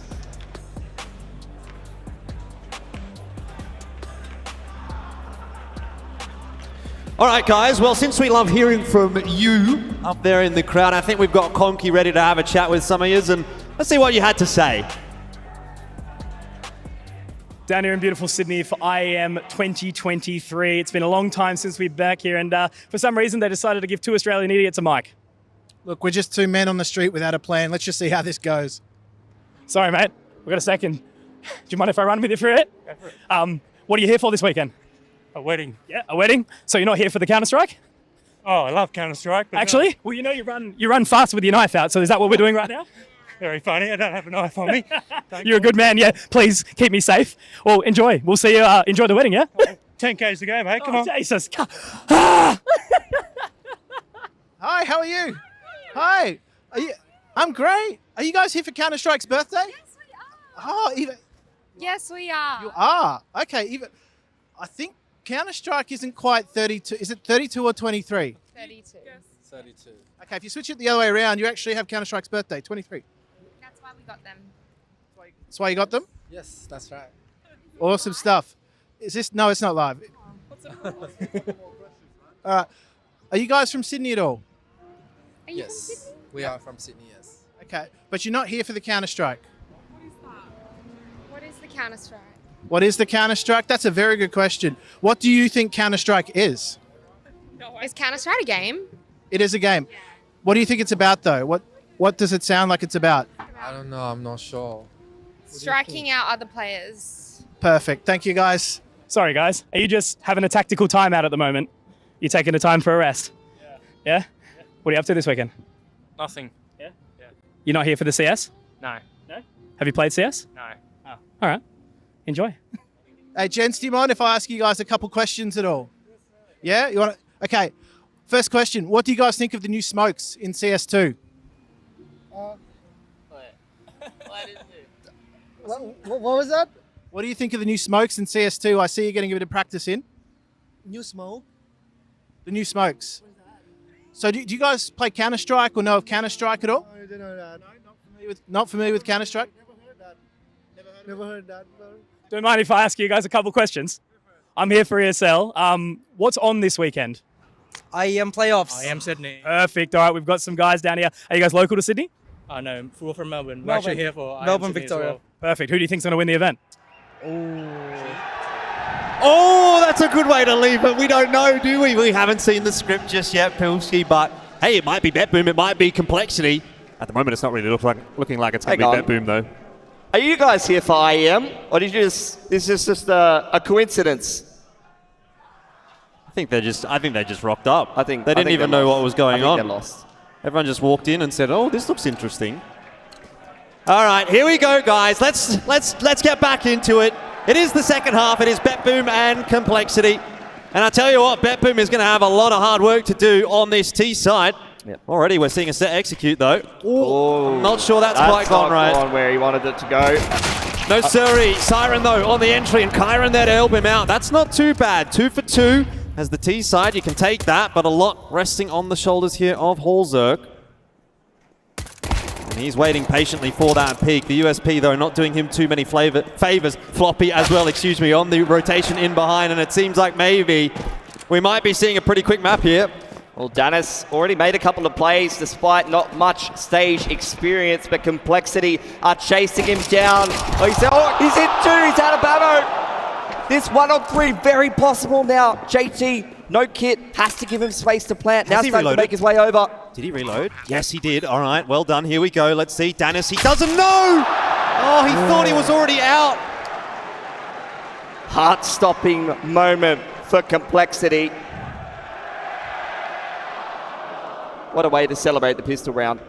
Yeah, look, I mean, I've got to say, though, even if he does win that, if you're 4 rounds only in this game and 2 of them have come from a 1v3 clutch, that's really not filling me with a huge amount of confidence. It was a good effort from Dennis for sure. So close. But we need to be seeing more. You know, they need to be tightening things up. Obviously, Nafany missing that smoke at the start of the round, that doesn't really help at all. It's been a big problem that's plagued BetBoom throughout the group stages. Their utility usage on the T side, especially. And right now, when you're down 3 and 10, you can't be affording those little mistakes. All about converting, though, after taking that initial pistol. And with the bomb plant coming down here for BetBoom, Complexity definitely not out of the woods yet, and they recognize that. Timeout being called here. Saw a stat recently over on the Twitter sphere about winning the first 2 rounds and converting, and the amount of win rate you have in terms of maps based off of that. If Complexity can convert this one, they're going to have a very, very good chance to close this map. Already took the pistol and converted not only 2 rounds, but what was that, 6 in a row in that first half. So here's a chance for the game on a silver platter for them. But BetBoom, if they win this round, they could definitely start to come back into this game on the T side here. Yeah, well, it's one important round, isn't it? Let's see if Nafany can get it done this time. No one on the A side here for Complexity. Just Floppy playing retake. Looks like down the numbers. All that util has connected this time around. Gonna blow the smoke open at Heaven, and Elige has managed to creep his way out. That wasn't checked. Bomb plant going down, and Elige, he loses his life, but the trades are certainly coming through thick and fast from Complexity. Nafany's still trying to make his way into the site, so right now it is Kyron holding the line against these 4 Complexity members. He's gonna have the backup for a moment, but he's only good for 1, and now it's on to Nafany. 4 and 11, wants to improve upon that, and he does! Oh, Nafany! Hello! There we go! They're back in it. It's put a lot of pressure on Complexity's economy now. Undoubtedly, the double eco, they'll go into their 4th spy. But it's got to be more than clutches from BetBoom on this T side if they're going to win this game of Anubis. Big one from Nafany for sure. But they're like exactly as you said, they can't keep relying on this kind of thing. They need to find a way to get more consistent rounds. Elige with the Nova! Hello, here we go, it's time again. This is CS2. Multiple players jumping across bridge, shotgun, multiple SMGs just running at each other. Kyron up through E-Box, able to find that pick onto JT. Grim on the pillar, playing the swing position. Only good for 1.5, but that is going to set up Holzerk to potentially be able to finish off Siren there, but a missed opportunity. 1 or 2 for Floppy now. It's got a Mac 10. Is that a good map so far? Yeah, Having a walk through bridge side over on the flank here. In towards B main. It's doable if he finds the right timing. It is, but it's not quite the gun that he wants. Both players having head armor, of course, on the T side. And his timing's a little bit late here, so both the BetBoom members able to get into E-Box and just take a chill. Should be a pretty routine trade, you'd think, from BetBoom, if it even comes to that. Danest, he'll win the duel. All good. They are back in it. I was worried this game was going to be a little bit of a blowout, particularly after that second pistol. But we've got a game on our hands. BetBoom now a chance to go into the anti-eco, start to build up some cash on this T side. It's going to be really onto Complexity to try to close out the game. They're able to get some M4s going for themselves. Nova's back out for a leech again, same position. He's going to give it another crack, and I think he might get some more success. Oh, he had 2 chances. Oh, those are the most painful ones. Nafany survives on 7. There was a Zeus attempt in there as well, I think. Oh well, don't worry about it. We'll forget about that round. What a farm. Well, that's what Bet Boom needs, though. Yeah. Build a bit of that confidence back up, get a bit of that money flowing into the coffers. For sure, for sure. And a bit of momentum as well. 5 alive for Bet Boom. Hang on. That kangaroo's not allowed to drink. Very irresponsible. Complexity. A4's out here, but pretty limited util in terms of the buy. Couple of sets of head armor, so they've had to skip the nades because they're worried about that Mach 10 usage from Bet Boom. Pacing across bridge once again. Nafany just sending it up, straight up through double doors, hand in hand with Zorte. Elige to defend here. Yeah, I mean, it's 2 Mach 10s that are trying to make the entry here into mid, so Elige might actually have a pretty good crack, and Hulzerk able to get the first one cleanly. This is problematic again for Bet Boom. Nafany, though, straight through the smoke. Can't quite get those kills. It's just not enough stopping power coming through from the Bet Boom lads. And it's once again on to Danis to try to make something happen, but look at that crossfire from Complexity. Kyron might be able to at least get a bomb plant down here if he can get a kill or 2. Needs to go for damage. Every gun he takes away starts to weaken the economy of Complexity, even if they can't pick this round up. All right, so he's going to get the bomb plant down at least, which will certainly help the T-side economy, but a 1-on-5, how about that from Kyron? He has been the best performer for Bet Boom at this event so far, and this would be a big moment to step up again and give Bet Boom their 7th. Time's ticking away, and there's no defuse kit available for Complexity, but Kyron, what he really needs at this point is kills, and he's not getting them. JT, he got the kill on the floppy. Holy cow. It begins. You guys are in deep already.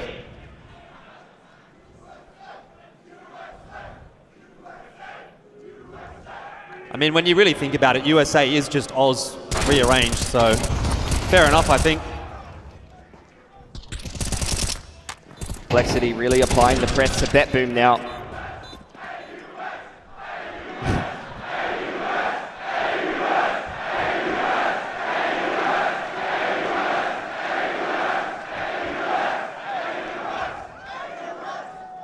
I think that's a bit more like it. It's great spelling, guys. I'd be impressed if you could do the whole word. Yeah, what else can you spell? Is there anything else you guys can spell? I'd love to hear it.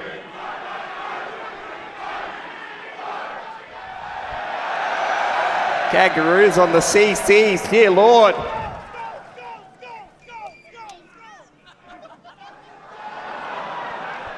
I don't want to know what's happening to that poor kangaroo.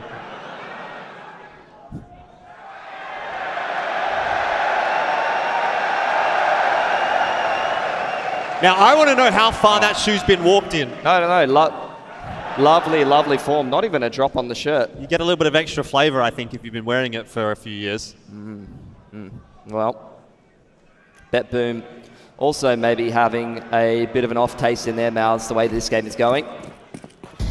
Complexity definitely putting them on the ropes, but their economy hasn't really built up too much. There's reset potential in a round like this. For Bet Boom, they just need to realize it. Scaling straight up into E-Box now. This is quick pacing onto the B site. Oh, so sharp from Hulzerk. Straight away, there goes Kyron, and the answering util will keep the rest of Bet Boom at bay. I almost thought that was going to be a little bit more what we were hoping to see from Bet Boom, right? That faster play, but it's not worked out. They're just looking to apply pressure to the rotations of the CT side. Create space for Nafany to maybe wander across bridge, but unfortunately losing that initial player, especially someone who's been a heavy hitter in the group stage like Kyron, it's going to make things difficult for Bet Boom. Now start to group towards that B side of the map. Nafany waiting for his right timing to slip out. He's hearing all of these footsteps, all of these rotations. Elige caught with util in hand. Grim in the meanwhile finds a pick over on the B side. Yeah, just not coming together for Bet Boom on this map, unfortunately. Siren can't even get that opener onto Grim. Zorte unable to trade. You can really see it's falling apart in a round like that one. Bet Boom 6 and Complexity up to 12. It is map point for map 1 of the quarterfinal. Nafany's got a lot to say to the team. but how do you dig them out of a situation like this? Zerk just shuts the door. On E-Box there. Attack timeout for BetBoom. Facing down the prospect of Matt Point. Anthony with some choice words to say. But I think at the end of the day, if BetBoom aren't able to step up and, frag a little bit harder individually, go blow for blow with complexity, then I'm not sure it's really going to make a whole lot of a difference on this T side. Complexity just looking rock solid right now, still dominating the opening duels overall, and all within 3 or 4 frags of each other. There is no weak link on the Complexity side right now. Not good news for BetBoom. But then again, this is Complexity's map pick, so I think that's something that'll be in the back of BetBoom's mind. They'll be thinking to themselves, look, we can go into Ancient, we can still win this series. This map hasn't been super competitive, but we've had our moments. The ability is definitely there. Whether or not the tenacity and the mentality for the stage match is, that's a bit of a better question. Progression smokes for the T side into E-Box and House to deny the information. Holzer spotted out. Mac 10 executes him straight through the smoke. Nafferty's lost the plot. Yeah, definitely wanted to pick the pace up there, but ends up giving up the advantage that he so well gained for his team. They want to go for an A split here. There's so many CTs. Elige able to trade. Brim slips through the smoke. That was Elige to finish him off, but it looked like a nasty spray transfer. Yeah, once again, another 1-on-3 asked for from one of the BetBoom members, and this time to try to save the game. Issue is for Siren, he does not have control of the bomb, so even though he's into A, can't really do anything with it. They've heard him as well, so they know where he's coming from. And Elige is waiting on the line, but his head will be lopped off by that AK. Another clutch. And the smoke didn't quite get fully blown open, so for Siren, this job gets more difficult as now he does have to run that timer down, working into CT, and all that meanwhile, his footsteps are being heard. He's trying to fake it. Smoke will be fading in a second. 9 bullets. Yeah, hasn't reloaded. This is going to have to be very sharp indeed from Siren. Quick 1-2 punch, that's what it's going to require. Maybe he can get the bomb and slip back into the A site. Unlikely as it seems. 18 seconds now, really just comes down to getting those kills. There's the first, but not the second, and the map is done. It is Complexity that will start the series with a 1-0 and a decisive one as well. Absolutely. BetBoom not really looking like themselves in that first initial map. Unfortunately, a lot of the rounds that they picked up predicated to clutch play. Complexity, on the other hand, it's another rock-solid game of Anubis from them, both T and CT side. Indeed, that is the first map done and dusted, ladies and gents. We'll be back in just a minute with the analyst desk to break it down.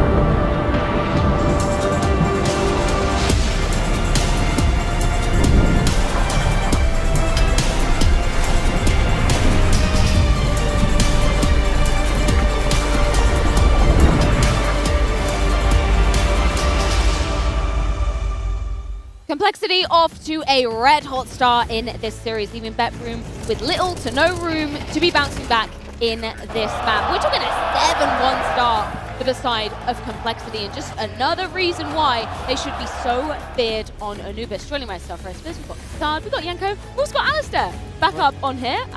What did you make of that map? I think we all took away from that. Complexity are here, and they're showing up, right? Yeah, they looked a lot more comfortable than Betroom did for sure. I was really surprised that Betroom opted to start on CT, especially Anubis. It feels like CS2 is pretty T-sided right now with swinging, and to play Anubis, I feel like you definitely want to start T-side, especially first map of the series. And also a team like Betroom. I mean, they love to run around, dictate the pace of the game, group up. It just did seem in CS2 with the meta and the pickers advantages didn't really make too much sense, but maybe it's one of those things where they want to ease out into the game and sort of think that, okay, if we can get a good start on the CT side, then things will be all much easier on the T side. I feel like Bad Boom got a taste of their own medicine a little bit early on, right? With the fast-paced Counter-Strike coming in from Complexity in many rounds. Now, this is a question that I have for you, Alistair. Right now, the crowd being the factor in this matchup and the issues being the audio in the game.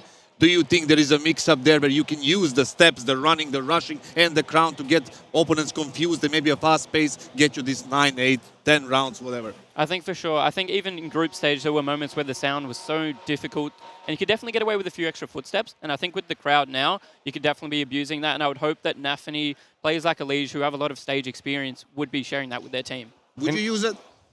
I mean, you have to. I would. mean, you know, 100%. you have to. It's part of the game. I think you saw it in the second pistol. And Danny almost pulled out that 1v3, and then with JT, he thought he was already outplayed. He was still in temple, and could have converted. Yeah, we need to dive into some of the action. Round 11, let's jump into this one because we see Chiron getting the opening pick, but what happens after? Yeah, this is interesting because like we talked about Bad Booms and their qualities being super fast, being super sharp, being super aggressive, but here they get to the opening, right? They had a 5v4, and all of a sudden you can see that Complexity, this is round number 10. I think this is the round where we showed the aggression from the CTs, right? First, this is typical Bad Boom. First kill, Zorti with the P90, of course. Look at where the players are pushed up all the way into water with 130. And this is them. This is, where you feel like classic Bad Boom. They got into their comfort zone. They weathered the storm, so to speak, and started playing their brand of Counter-Strike. Maybe this is a good point to be contextualizing round 11 as we move into it, because I thought, hey, maybe Bet Boom are now unlocked. It took them a little bit of time to find that aggression, but then Complexity, they answer right back, right? It's very hard to deal with, like, when other team has a momentum, especially, like, early on, and in a position like they are, right? They don't have the tactical depth. Maybe they're sharp, they're individually strong, but the tactical depth is not there. Maybe we can see that in around 11 that came up right after this one that we just saw. Basically, Bad Boom starts aggressively. They get the opening kill, but they lose middle, right? As you can see on the B side, on the B side, there is a little bit of a commotion. There's 2 people on A side, and we have a flank on the T side, and then 3 people are going into the B side, sorry, and there is only 1 defender. For some reason, there is only 1 person here. In this kind of situation, you want support to be there close to your the B holder, and then you either want to go with a retake, like with a full-on retake. So I think there was a little bit of a tactical mistake from a Bad Boom, but that's something that you can expect from young players like this in a crowd like this, in a situation like this. But you can also see the experience with Elige and all these players from Complexity kind of showing up, and all this like confidence they have going on for them. And this was the difference between a 9-3 half and potentially a 7-5. You look at the money for the side of Complexity. If they were to lose here, they wouldn't go with all that much into the final round. And yeah, that really felt like a missed opportunity for Bad Boom. Yeah, an example that really shows how unforgiving MR12 is. From your perspective, Alistair, how hard does it hurt, when you lose in those rounds and thinking, man, that means this half is just going to spiral? Yeah, I think momentum aside, pistols are so important right now, and it looked like they couldn't really get anything, which is going to damage you a lot in MR12, for sure. Let's bring up JT in our Air Force Aim High, because Yanko, you put him under the spotlight and said, hey, sometimes, when you're coming onto these big stages, the pressure that's on your in-game leader's shoulders is insurmountable. Obviously, he was having a lot of impact in that first half on the T side. Definitely. I think in the first gun round, he was in a 1v2 in the end and got a really quick kill on Chiron, converted the 1v1. That got Complexity rolling. Like when you start winning, obviously the pressure drops off a little bit and you start to think, hey, this is just another game, you know? It's like the group stages, we'll get it done. This was the round, and I think he did a great job in terms of calling as well. A couple of maybe a little bit more defaulty rounds, and then the A rush, you know, in the middle of the half to really sort of change up the pace. I think really put complexity in the front seat. The JT's good performance on Anubis is becoming really like a thing right now. If you remember the opener against Monty, he was having a 26 or 27 kills in that match where they won 13-9 or 13-10. So he seems to be understanding the map perfectly, the timings, the rotations, and everything else. But Alistair, tell me one thing, like,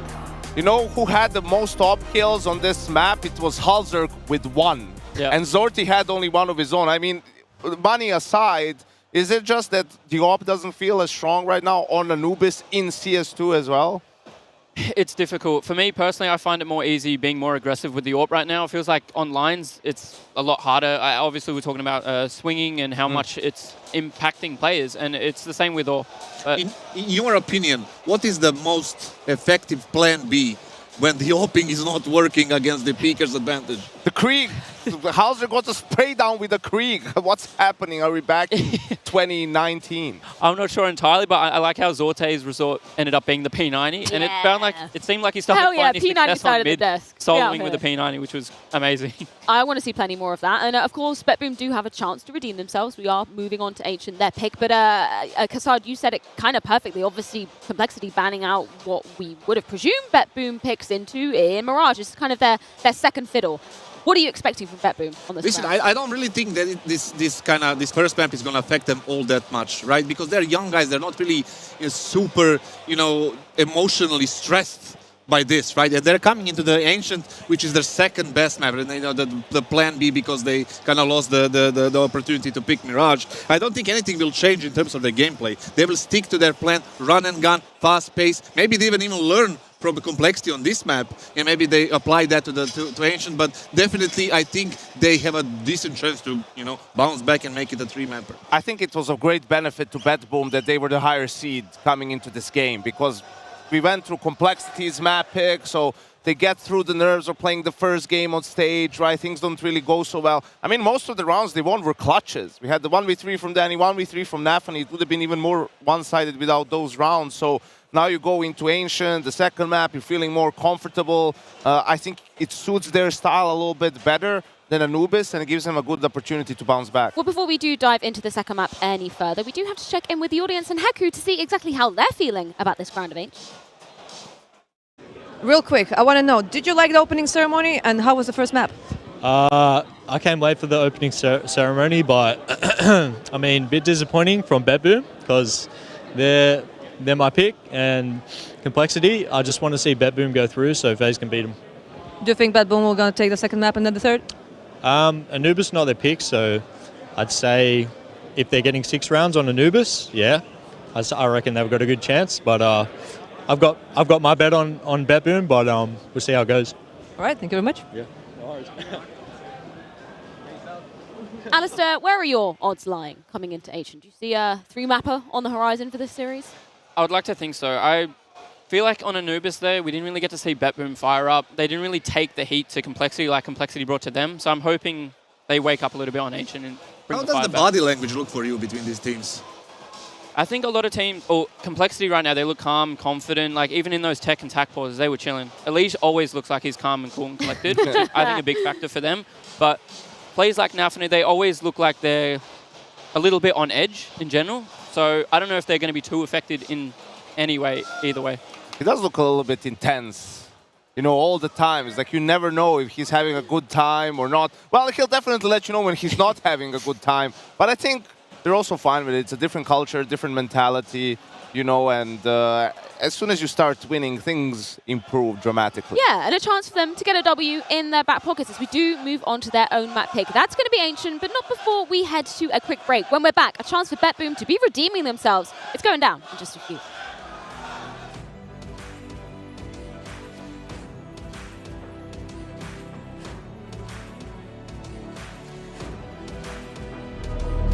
New game, same challenges. Play in enjoyable lobbies. The most feared anti-cheat. The the fairest matchmaking.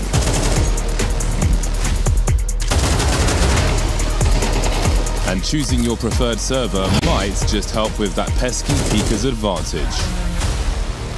See for yourself. You love it, you wear it. Wear your passion. Share your passion. Wherever, whenever. Gaming is a lifestyle. Get your merch at shop.eslgaming.com.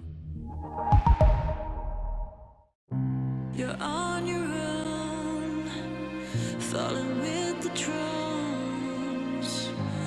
Nowhere to run this time, nowhere to hide. He can't get to the ball. It's not possible!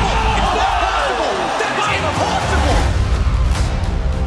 What I remember when CSGO released, nobody liked it. Like, it was really hard to play. Like, obviously you get the molotovs or other stuff. Movement was clumsy. I was 19 at that time, so that was fine actually. I was really happy to grind a new game. People play very individual in CSGO. You rely on individual skill. Now trying to get middle one-on-ones and he gets back and forth between the marks. What a shot on Simple! Oh, Guardian, bye-bye! And it's on to Flamey. He's tapped it, Flamey's gonna be big! What in God's name is that from Snacks? Unbelievable! Snappy refuses to quit. It has to be Snappy! It has to be!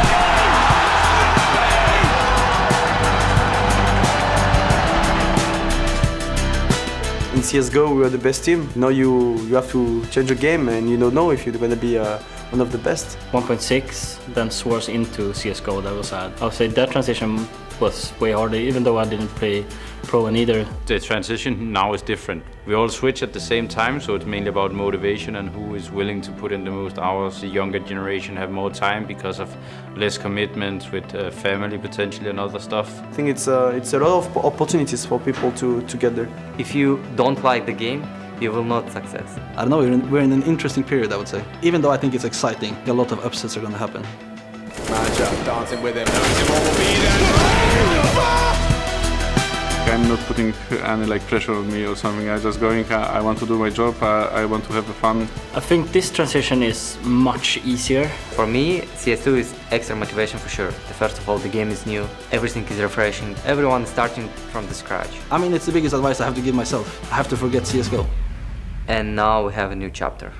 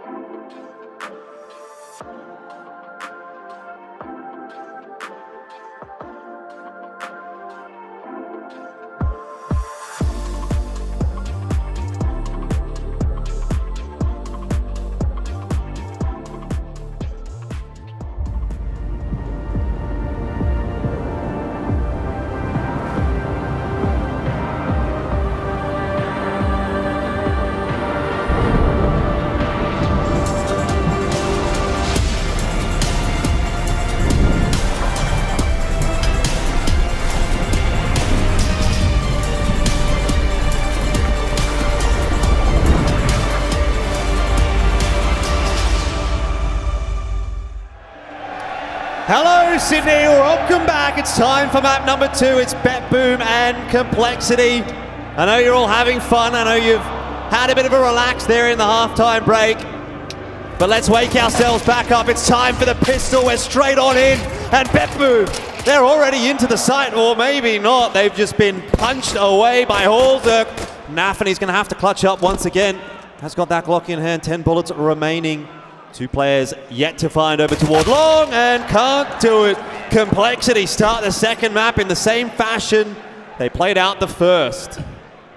Not the way that they would have wanted it to go. Bet Boom, unfortunately, continuing to have to play this series from behind. See on the replay here, nice little multi-frag. Great movement from Halzerk, and Complexity, they just continue to play with this tight spacing, even on CT side coming in on that retake.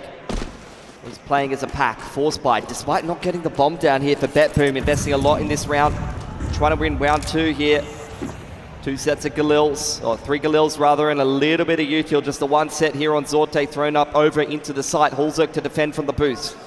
Yeah, they're going to see 1 or 2 smokes getting tossed over the top there, and then the rest of the lads trying to make those entries happen. Halzerk gets a good 1-for-1. It's early information as well for Complexity, and the rotation's coming through, but trades are better this time for Bet Boom. It's looking a little bit more cohesive than what it did on Anubis. They'll be able to get that bomb plant down, and Complexity now locked out of the site. Have a bit of a decision to make, and it seems like Kyron's made it for them. This round is not going the way of Complexity. JT will save. Bet Boom finally getting themselves into this series. These are the kind of rounds that are actually going to start to give them a little bit of momentum. It felt like they were playing Anubis from behind right from the get-go, going down 0-5. But this is what we want to see. This is the Bet Boom that we saw in the group stage. Playing with confidence, playing with that pack approach. And Kyron, if he's able to get off to a good start here for Bet Boom, that's going to be absolutely key. He's had a phenomenal event so far in the group stage. A couple of A1Ss upgraded as well. From the Galils, Complexity undoubtedly, after losing round 2, into that force buy around the FAMAS. Yeah, Kyron was the 4th top rated player at this event coming into this game, and he did drop pretty substantially off of that Anubis game, so he'll be hoping to pump that number back up again. I think him and Nafany really have felt like they've been the keys to the success for Bet Boom at this event for me. It's a force from Complexity. A1S able to come out for Halzerk. Mag 7 for Floppy. The shotgun usage on the CT side. It's definitely been something a little more common with CS2. This is the Kyron we wanted to see. Entry straight up into Donut. Nukes open the smoke up on Red Room side, wanting to continue to push here, take a fight with JT. In the meanwhile, the rest of Bet Boom creeping up into the A side. Well, that was a little bit messy. Yeah, evening the numbers. On both sides, to be fair. But look, it has to be said in that meanwhile, Bet Boom have just walked their way into A, so as far as exchanges go, I think they're pretty happy with how the round is playing out. Obviously, losing the AK is not ideal. They got no kit.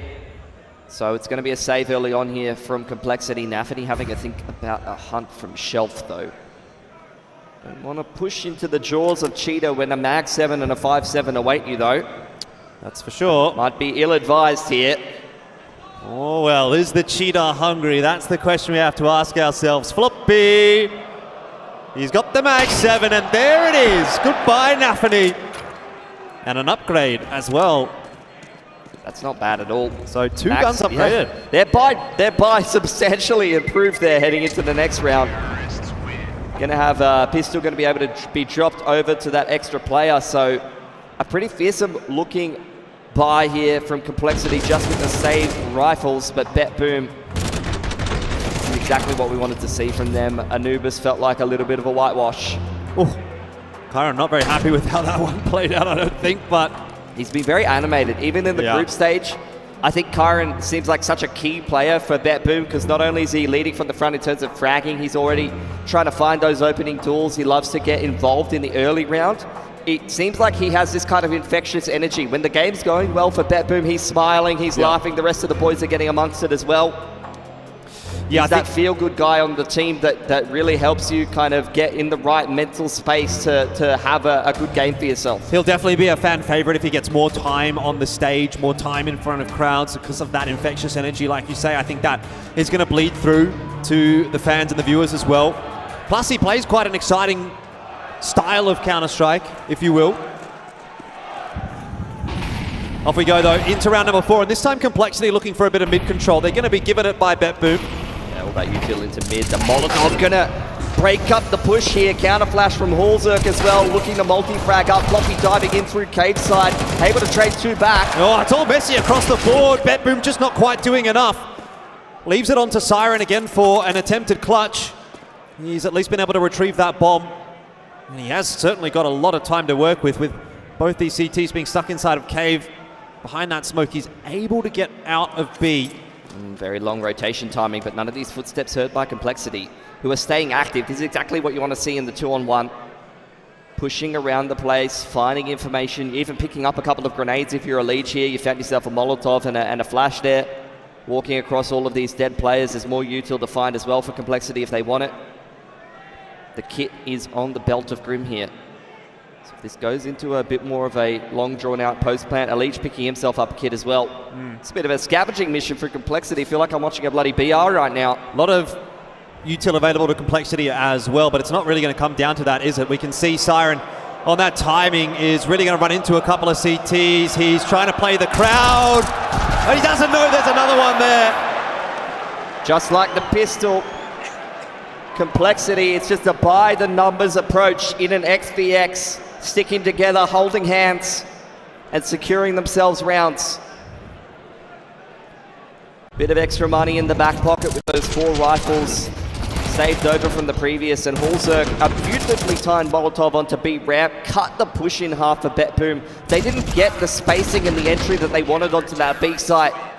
They were disrupted and forced to adapt in the mid-round, but with the reinvestment here for BetBoom and only 1 player surviving for Complexity, this is a swing round into round number 5 that's going to tell us who starts to forge ahead in this half. JT, that is disgusting. Straight through the flash and the BetBoom just can't get into this site at all. JT goes down though, and Nafany might have just done enough work to keep BetBoom interested here. Alige not sure where to look, short, long, there could be players everywhere. There's a smoke available.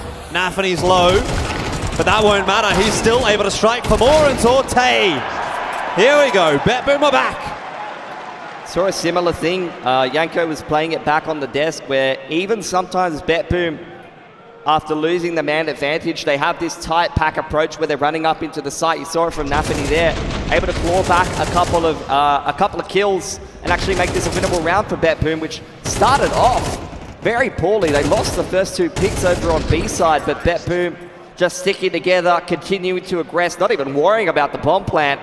And you can see it on their faces. That is such an important round. Breaks the money of Complexity early on here, puts them on a force buy, and if BetBoom can deal with just pistols, armor, SMG, and a scout, they are going to be in an excellent position to fight for this series. Yeah, look, I mean, this match and this event as well, especially, are huge for BetBoom. We didn't really get to talk about it too much there on Anubis because it was all the way of Complexity, but this is all about Nafany's redemption, right? Coming in with this BetBoom roster. No one was really too sure what to make of them. We had some reserved expectations, but they blow those out of the water in the group stage. Now we're wondering what we're going to get from them in the playoffs, and it feels like finally they're starting to come alive. This is more like it. Kyron just sending it straight up the gut, straight through the middle of the map, taking duels. Nafany running through smokes, giving room for players like Siren as well as Zorte to activate in the mid-round. Siren off and left on the lurk. And Kyron understanding how big a round that is for BetBoom to win. They have broken Complexity's money. And even into the next gun round, it's going to be light util unless you want to go down to MP9s, Famis's, you know. Going to be a little bit harder to put together M4 full util or any kind of AWP or AUG plays for Complexity. So BetBoom well and truly in the driver's seat here after dealing with that round. Ooh, well, 2 different approaches on both sides of the stage. To be expected, Complexity a little frustrated with proceedings so far, but they've got that map in their back pocket, so no need to get too worried just yet.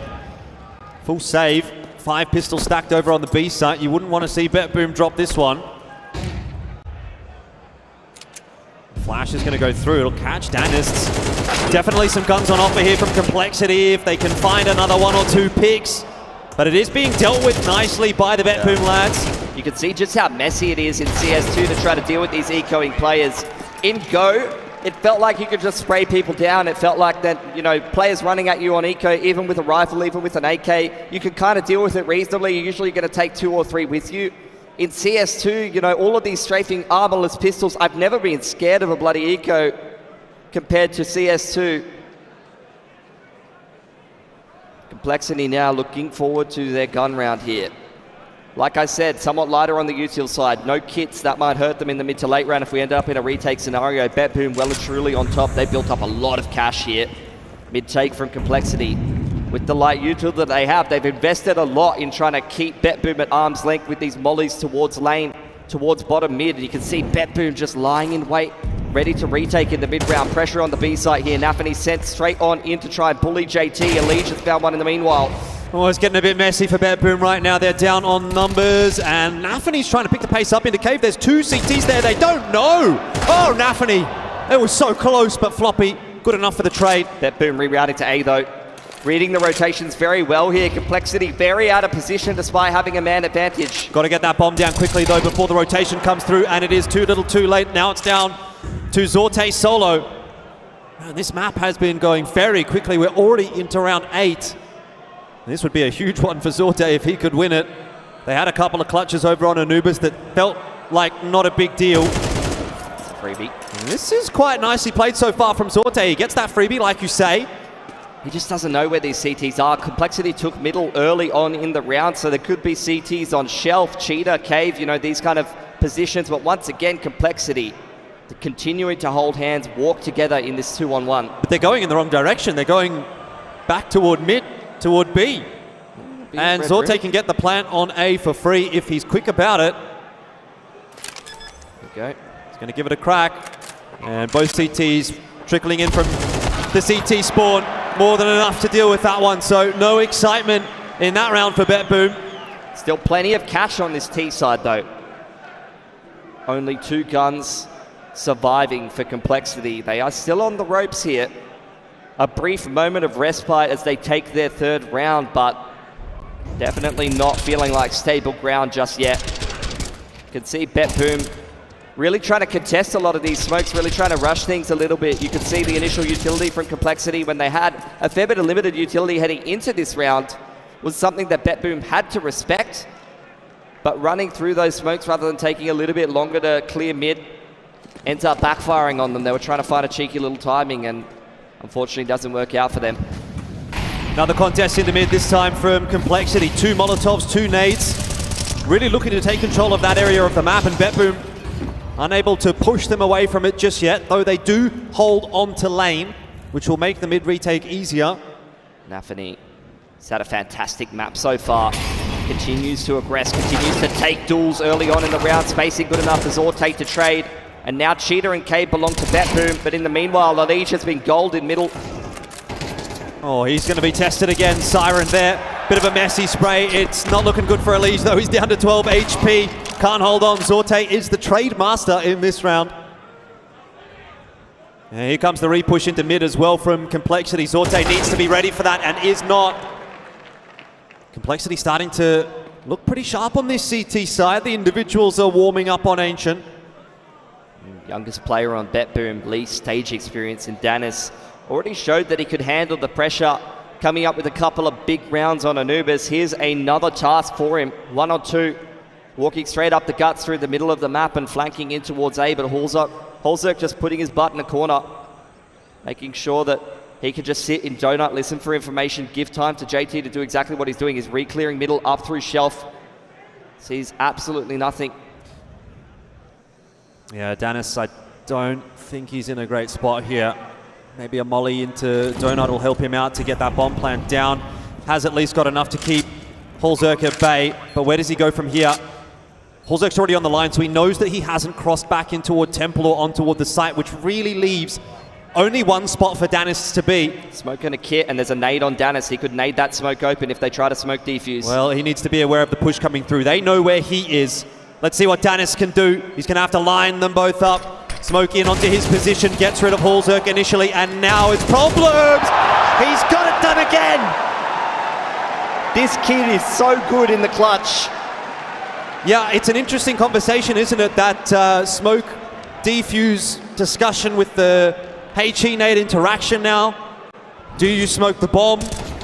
Do you smoke a main? Checkpoint, yeah. If he nades a main, maybe it's not as easy for him to, get that kill onto the diffuser, but if you smoke and you're sitting in that defuse, the nade comes in, you can't get away. You're tagged by the nade anyway. But either way. That's what I'm talking about. Kyron, he pumps the boys up when they make a big play. Puts a big smile on my face. Absolutely love to see it. Bit of a bombardment on towards Floppy here. Just falling back to a retake position here on the B side. Elige has hero rifled into this round for Complexity. But once again, they are bankrupt.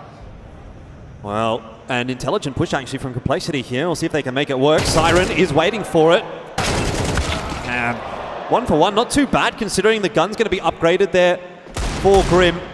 But in the meanwhile, B side is being taken by Boom. Danis holds down a very long spray. Molotov should keep Complexity at bay, not to mention the smoke there as well. Not really a whole lot in this round for them. Pistoling players will look for some exits. Grim undoubtedly on HP like that, just going to try to hold on to the A1S and drop that across into the next round. This map has already been somewhat troublesome for Complexity in some of their previous games of this tournament, so I can see why BetBoom went ahead and picked it, and so far that's working out in spades for them. I also think it's great that BetBoom, although it's not it is their map pick and Complexity pick CT side, they got to start T side. I think that's almost better for them. You saw what happened when they didn't get to start T side over on Anubis. Yeah, I agree. They really had a much slower start. They are not really the team that I feel like deals well with being on the defensive, deals well with being that team that's reactive. They want to get into the face of the opponent. They want to set the tone early, play with momentum, and that's what you're seeing from them right now. This is the BetBoom we saw in the group stage. Yeah, and it's the BetBoom that can go deep in this tournament, right? We were questioning whether or not we were going to get this BetBoom when they played on the stage. Are they going to be able to keep that pace up? Well, obviously we're getting our answer, and it's a much more difficult test for Complexity here on Ancient than it was on Anubis. Nafany jumping through that smoke though, gives up his life to Elige, and this mid-hold is going very well for the CT side. They just keep trying to jump through smokes and find cheeky little timing. Speaking of timings, a two-man push straight down beat Rab. Zorte's got no bloody idea. BetBoom's into A though, so... on 5. Surely not. It would have had to have come down to Siren getting that opening pick because they would really love to get a bomb plan here. I'm not sure that's going to be too easy. Looks like Danis is just going to swing. You got to start chipping down the numbers. Forget about the bomb plant. It's the last round. They've got plenty of cash. Grim is giving them absolutely nothing. Well, I'm not sure that it's going to happen now. Siren, though, let's see what you've got on offer. How about that? 2 nice headshots, but cut down by Floppy. Too much to do. Still enough cash to reinvest here for BetBoom. But Complexity making this round, this half, much more competitive. Timeout for BetBoom. It just hasn't been working. Like, we're dry running through smokes. Where's the supportive utility? Maybe nade open the smoke. We've been seeing a lot of teams do that to contest map control, particularly here on Ancient. Yep, into cave. CT's, well, no, CT's, yeah, into cave, but CT's taking mid is the meta approach from Go. You've seen a lot of teams, HE nade open the smoke, try to catch the CTs jumping up onto lane like Complexity have been doing. Right. BetBoom, I don't think I've seen them do that yet. No, certainly not. But they're still going through this first half pretty nicely, 7-4. If they can make that 8, I think we'll all be happy with that as far as BetBoom is concerned. Complexity, though, if they were to get 5, I think you can start to put something together off the back of that, right? You can start to say, all right, well, we had an okay CT side. Yeah. Map's probably trending T-sided, especially in CS2. Some people disagree. The duration of the smokes these days. Yeah, that's true. Quite hard to deal with. Ulzer jumping up onto shelf, can't connect the shot. Nafany and Zorte punishing him. Floppy just dry straight through the smoke. Here's the T-steps crossing. Man, Kyron's gone charging into the A bomb site once again, but can't get anything done. On the other side of the map, though, Danis looking for those entries and can't get it. Floppy is having a great round here. And might be gifting Complexity their 5th round. Oh!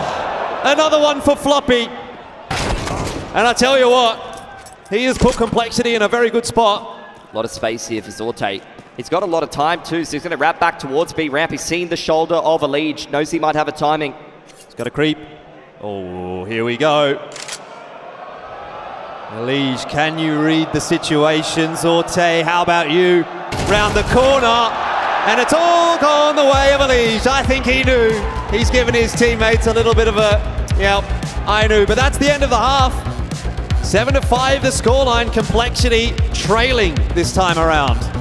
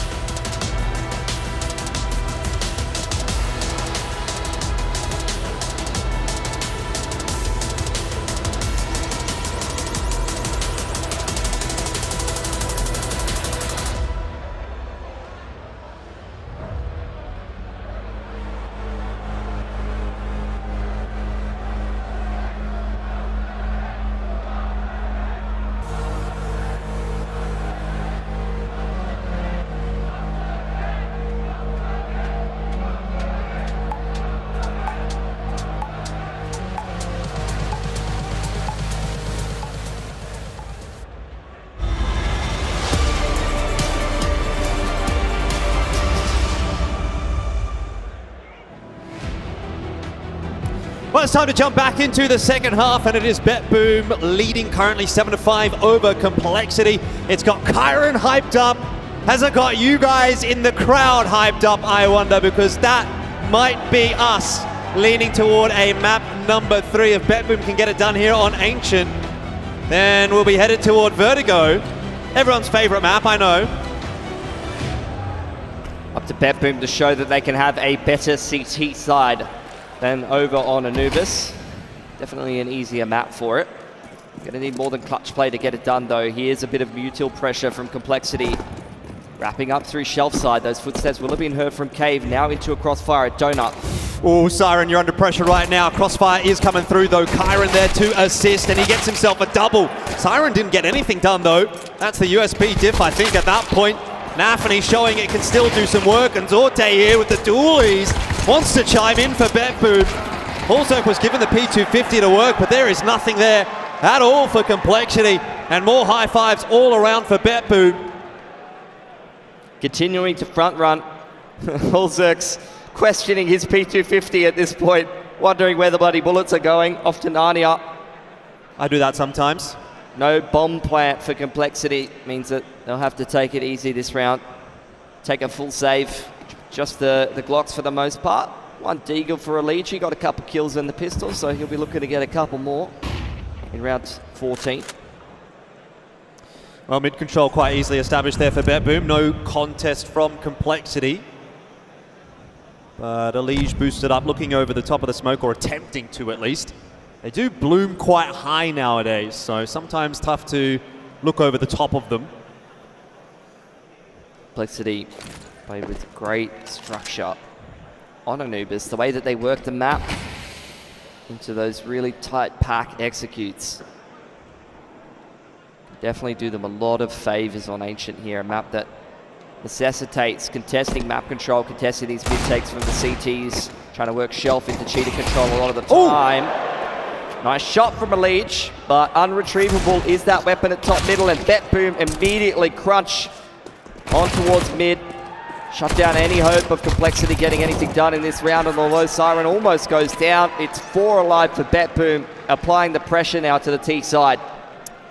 Yeah, well done. A couple of kills onto the MP9. Always going to help to kick things off on the CT side. And now for Complexity. First gun round of the second half. Danis is still going to be holding on to that MP9 that was taken through.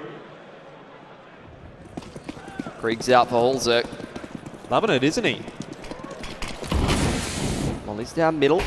Betboom looking to control that part of the map. They've got a pretty significant util advantage. Kyron jumping straight up onto shelf. Looking to take a duel early on. So many CTs in towards shelf, in towards Cheetah. Pop flash over the top, catches a couple of Ts, but it's a messy spray. Yeah, that's always a bad feeling, isn't it, when you don't hit those first couple of bullets in Counter-Strike 2. The spray's awkward. Nafany as well. Flashes are good. But Danis, not quite better. He just keeps going. Just keeps swinging. How about Zorte on the swing? Not quite going to happen. Hulzerk holding that line. And Siren goes down as well.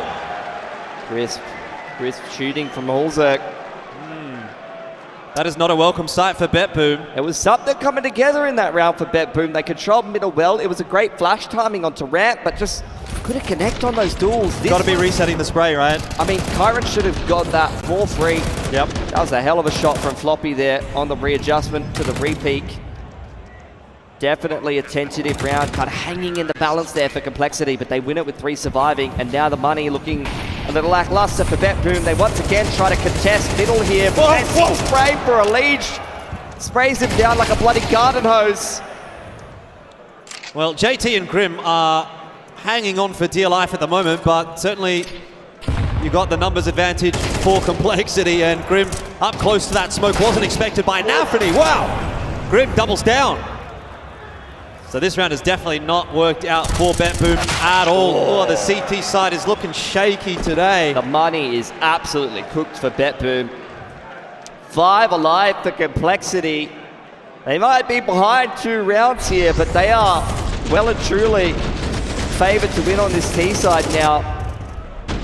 Clean anti-eco here. They are going to have so much cash on the T side to try to make this a 2-0. That's going to be difficult for a team like Betboom, who's not even going to have the best buy heading into this next round. Somewhat limited util for them. That's the smoke into house. I think the observers are really keeping an eye on these mid-smokes because a lot of them do tend to get missed here. Less so on Ancient. Less so on Ancient, that's for sure, yes. Yeah. This is a classic anti-eco approach really though. In Counter-Strike, just creeping out on the long-range bomb site.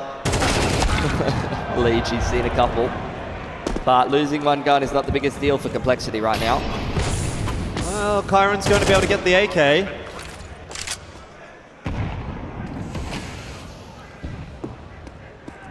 Won't see much of a chase just yet from Complexity. Pretty routine round, really. I mean, holding on to that will definitely help him put some more util together in the next round. Maybe drop some nades over to one of his teammates if Betboom want to go on the aggressive again. Sirens looking to see if he can catch someone creeping through red room, but this is structured, disciplined Counter-Strike from Complexity, which is what we've been seeing from their T side. They have looked so impressive at this event, Jordan. We've seen various iterations of Complexity, and you know, I think some people would question their form previously in some of their other rosters, but this Complexity roster, arguably the strongest that they've looked in quite a long time. Yeah, I think it's definitely a good look for the North American scene. Obviously, you've heard all of those conversations, how North America's not competitive on the international stage anymore, this and that. Will that change in Counter-Strike 2? Complexity seems like the best hope for that to be the case. At least you guys got a team in the playoffs. Can't complain too Hey, much. we got a player, okay? We got JKS. Don't you worry. Yeah! Well, whoever wins this series is going to go play him. Ooh. Maybe we're not such big fans of Complexity anymore. Yeah. Siren aggressing down middle. BetBoom with a stranglehold on that mid part of the map, continuing to refresh the util bottom middle. There it is, HE nading open the smoke. We've been seeing this a couple of times. Complexity trying to pop through it, but Danis just punishing, shutting the door. You're not getting back into middle here, Complexity, so they got to turn their tails and run away back towards the A site. BetBoom have read it really well, though. They've got members over here already. One out on the site and one in Donut. Should be a fast rotate for those two players in mid as well. Let's see what Torte can do to hold on to it. He's really being punished by that util. But in the meanwhile, Kyron's gotten one and Siren is swinging. IEM swing knee at its best. That's 10 for BetBoom, double digits. Even in Go, with that mid control, see it be a strong approach on the CT side to just flood that A site through Donut. Contest the T's before they can get themselves in a comfortable post plant. Continue to try to catch them on the cross exactly like this. So this is nothing new. Tack timeout for Complexity. They've not been able to put a bomb plant together, but should still be totally fine to continue to reinvest on this T side for the foreseeable future. But that's a nice economy building round there for BetBoom. Multiple players surviving. Able to stack up the cash, and really it's anyone's game here at this 10-8 scoreline.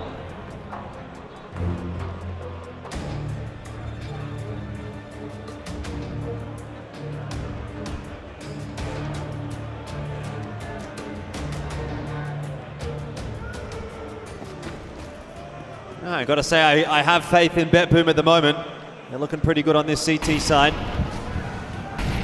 Will it be a faster play from Complexity? They're just going to go charging toward the A bomb side, and Siren, he's heard that. He sits in Donut, tosses that Molotov out, but still going to need to find some frags, and that has not happened. 1 for 2.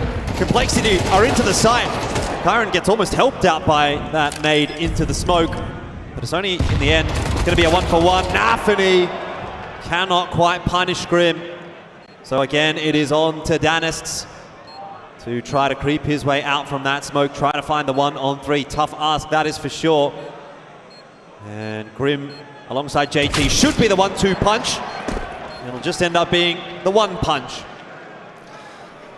Multiple players on BetBoom in towards Donut and the spawn side, trying to underarm HE nades into the smokes.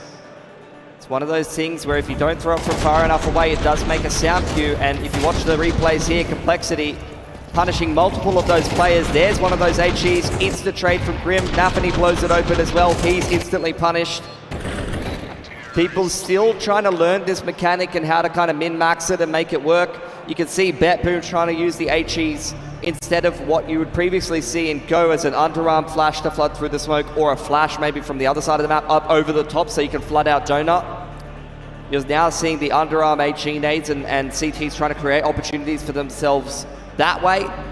Complexity heavily punishing that kind of approach though in that round. Yeah, I think there's a lot to be said for layering multiple pieces of util together as well, right? If you're able to nade open a smoke at the same time, or roughly the same time a flash is tossed in there by one of your teammates as well, that can sort of cause a bit of a ruckus, and I think that's something that we'll see over the course of Counter-Strike 2 the next 6 to 12 months, improved upon by the players.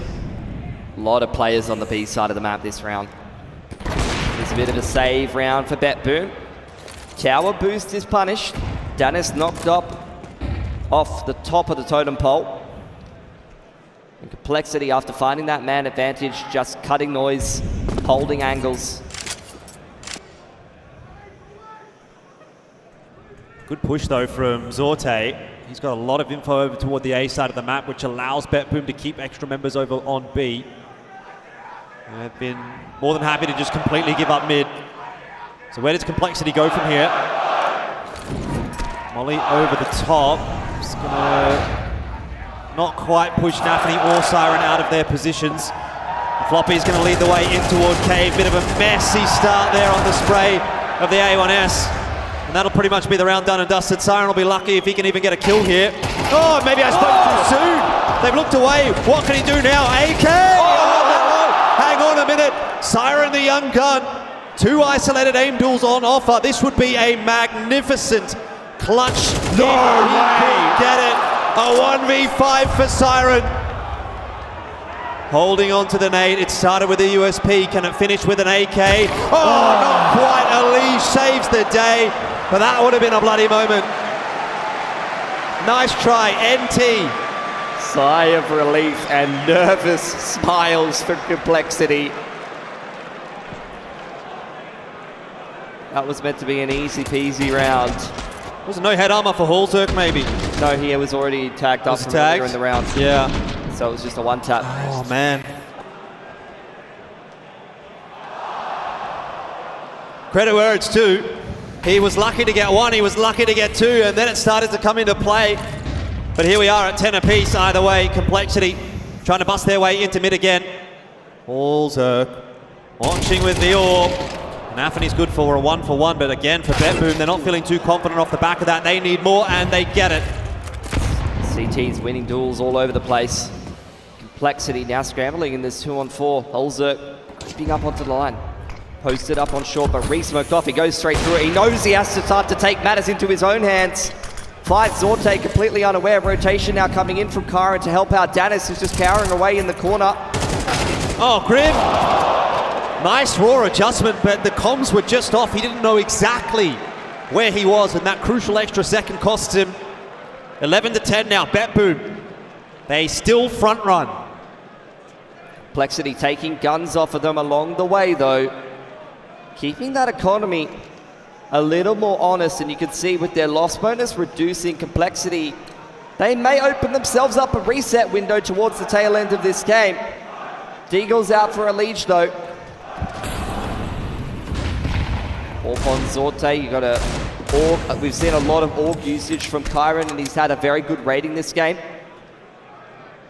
Saw a little tagline from an interview saying that orb meta might come back. Yep. League meta might come back. Yeah, I mean, there's been smatterings of it. I don't think it's been a massive uptick necessarily, but you're seeing it here and there. 1 or 2 players per team don't mind picking it up. Complexity after initial utility across the map. Now moving into a 1-4. JT on the lurk here towards Shelf. Some smokes into middle. On towards Red Room, on towards Donut. Molotov doesn't hit. A lot of these jump throw Molotovs have been very inconsistent with the way that the tick rate works at the moment. Especially when they're run throws. But Complexity nonetheless denying information to the CT side. Started to creep through middle. Looks like they're going to wait inside the fading smoke and try to split A through Donut. Yeah, Kyron, can he multi-frag? That's what you're asking from him here. Hello! Wasn't quite there. Quick pace though from Siren. And again, multi-frags are so hard to come by in Counter-Strike 2 that you just often tend to see these 1-for-1s, 2-for-2s. Nafany again blows open the CT smoke. He wants to go through it. Can't quite deny the bomb plant, but he's done a lot of damage there, and Zorte as well. Spots a player toward main. Big task ahead now for BetBoom. 3-on-3 retake on the A bomb site at 11-10. This round could be critical and hasn't gone too well. It's down to Zorte, missing the shot, and Complexity will equalize. This is what I was talking about. Just taking guns away from the CT side, keeping that economy honest. Definitely applying the pressure to BetBoom now. And Complexity, I mean, you could call it what you want. You could call it Counter-Strike 2. difficulties, multi-fragging, Pika's advantage, but one thing is for sure, these guys are playing an excellent trade game here on the T side. It's just what you got to do these days, isn't it? Really, really tight pack. Often just going into these 1-4s, moving together, making sure that their spacing is on point. Money's not looking very good for BetBoom. That's what I was saying. Taking the guns away in that last round. Keeping the pressure on, even if Grim can't complete a 1v4 on the B side. The fact that he takes an extra gun or two away, the fact that Hallzerk's able to find a frag when they're 2-on-4, it all makes a difference. Oh dear. MP9 4s for the game. Not where you want to be, facing elimination in a quarterfinal. Instant house smoke from Floppy. Looks like it's landed okay. Ooh, Complexity going towards B. There's a lot of CTs over here. This is a stacked site. Not much util though from BetBoom to keep them at bay, but it's going to be fast from Complexity and maybe faster from BetBoom. Dennis can't lock anything down. There's still another player on this site though. It's really on to Kyron to make the difference right now. The smoke is going to be put down and he's going to creep past it. Oh, Kyron! There you go. And it's Hallzerk in the one-on-one. It comes down to it again. Siren is stuck in the corner, wants to swing, but you're never going to win it that way. Complexity, they almost ran into the iceberg, but they've managed to negotiate it. It was a good call from BetBoom. They were well set up for what Complexity was working with. They hit a really nice timing to try to wrap in through Cheetah on lane side. It was a double kill for Nafany on the MP9 peak to gather a lot of information and make BetBoom feel safe about the fact that they stacked that site. But Complexity, oh, some good shooting. Well, it all comes down to this for BetBoom. If they want to survive in IEM Sydney, it has to come from this round. No grenades left at all. Once again, 4 players over towards this B side of the map. Double set up in towards Cheetah. It's frantic. You can tell it's frantic on both sides. Faster plays. Where's the shot? How about that flash from Grim? And that might just be enough to send Complexity through to the semi-final. Kyron has other ideas. And again, he's the sole defender, the last line of defense over here on B. His timing needs to be perfect, and it is not. Siren, he is done, and so is BetBoom. Complexity, one step further here in Sydney, have gotten it done in 2. Absolutely rock solid game from them. Just great calling on the T side, BetBoom. You've got to give them props though. Brand new team, phenomenal group stage. And even though Anubis didn't quite go to plan from them, they definitely stepped up here on Ancient and gave us a good game.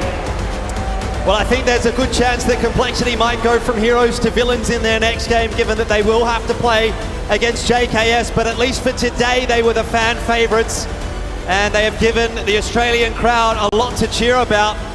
BetBoom will be disappointed though. That really did feel like it could have been their map.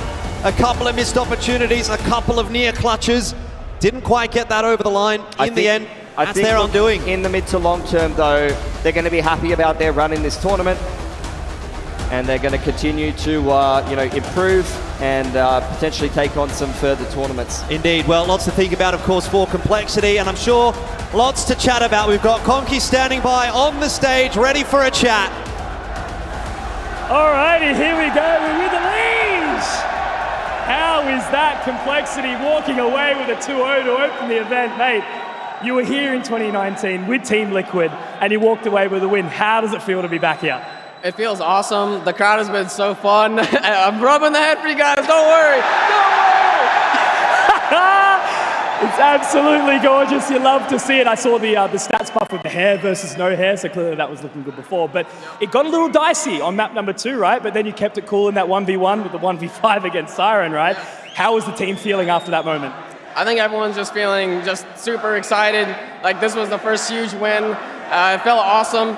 Some rounds that went kind of close that shouldn't have probably went that far, but I think overall we're playing super well, and I'm happy for how we played so far. Absolutely. Well, look, all I can say is you guys have really run into a hot to start. Do you think you can take the event all the way? I mean, we're just going to keep going one step at a time. You know, no one thought that we would get this far just to begin with. Look at how stacked like the roster was, how stacked every single team was that came into this event. So just keep on proving everyone wrong. That's just how it goes, you know? Like everyone thinks that you suck until you start winning. So that's how it is. You have to start winning. You just got to start winning. You've heard it here from the man first. We're going to throw it back, but we'll see you guys very soon. Once again, Sydney, give it up for Complexity! Back to you guys.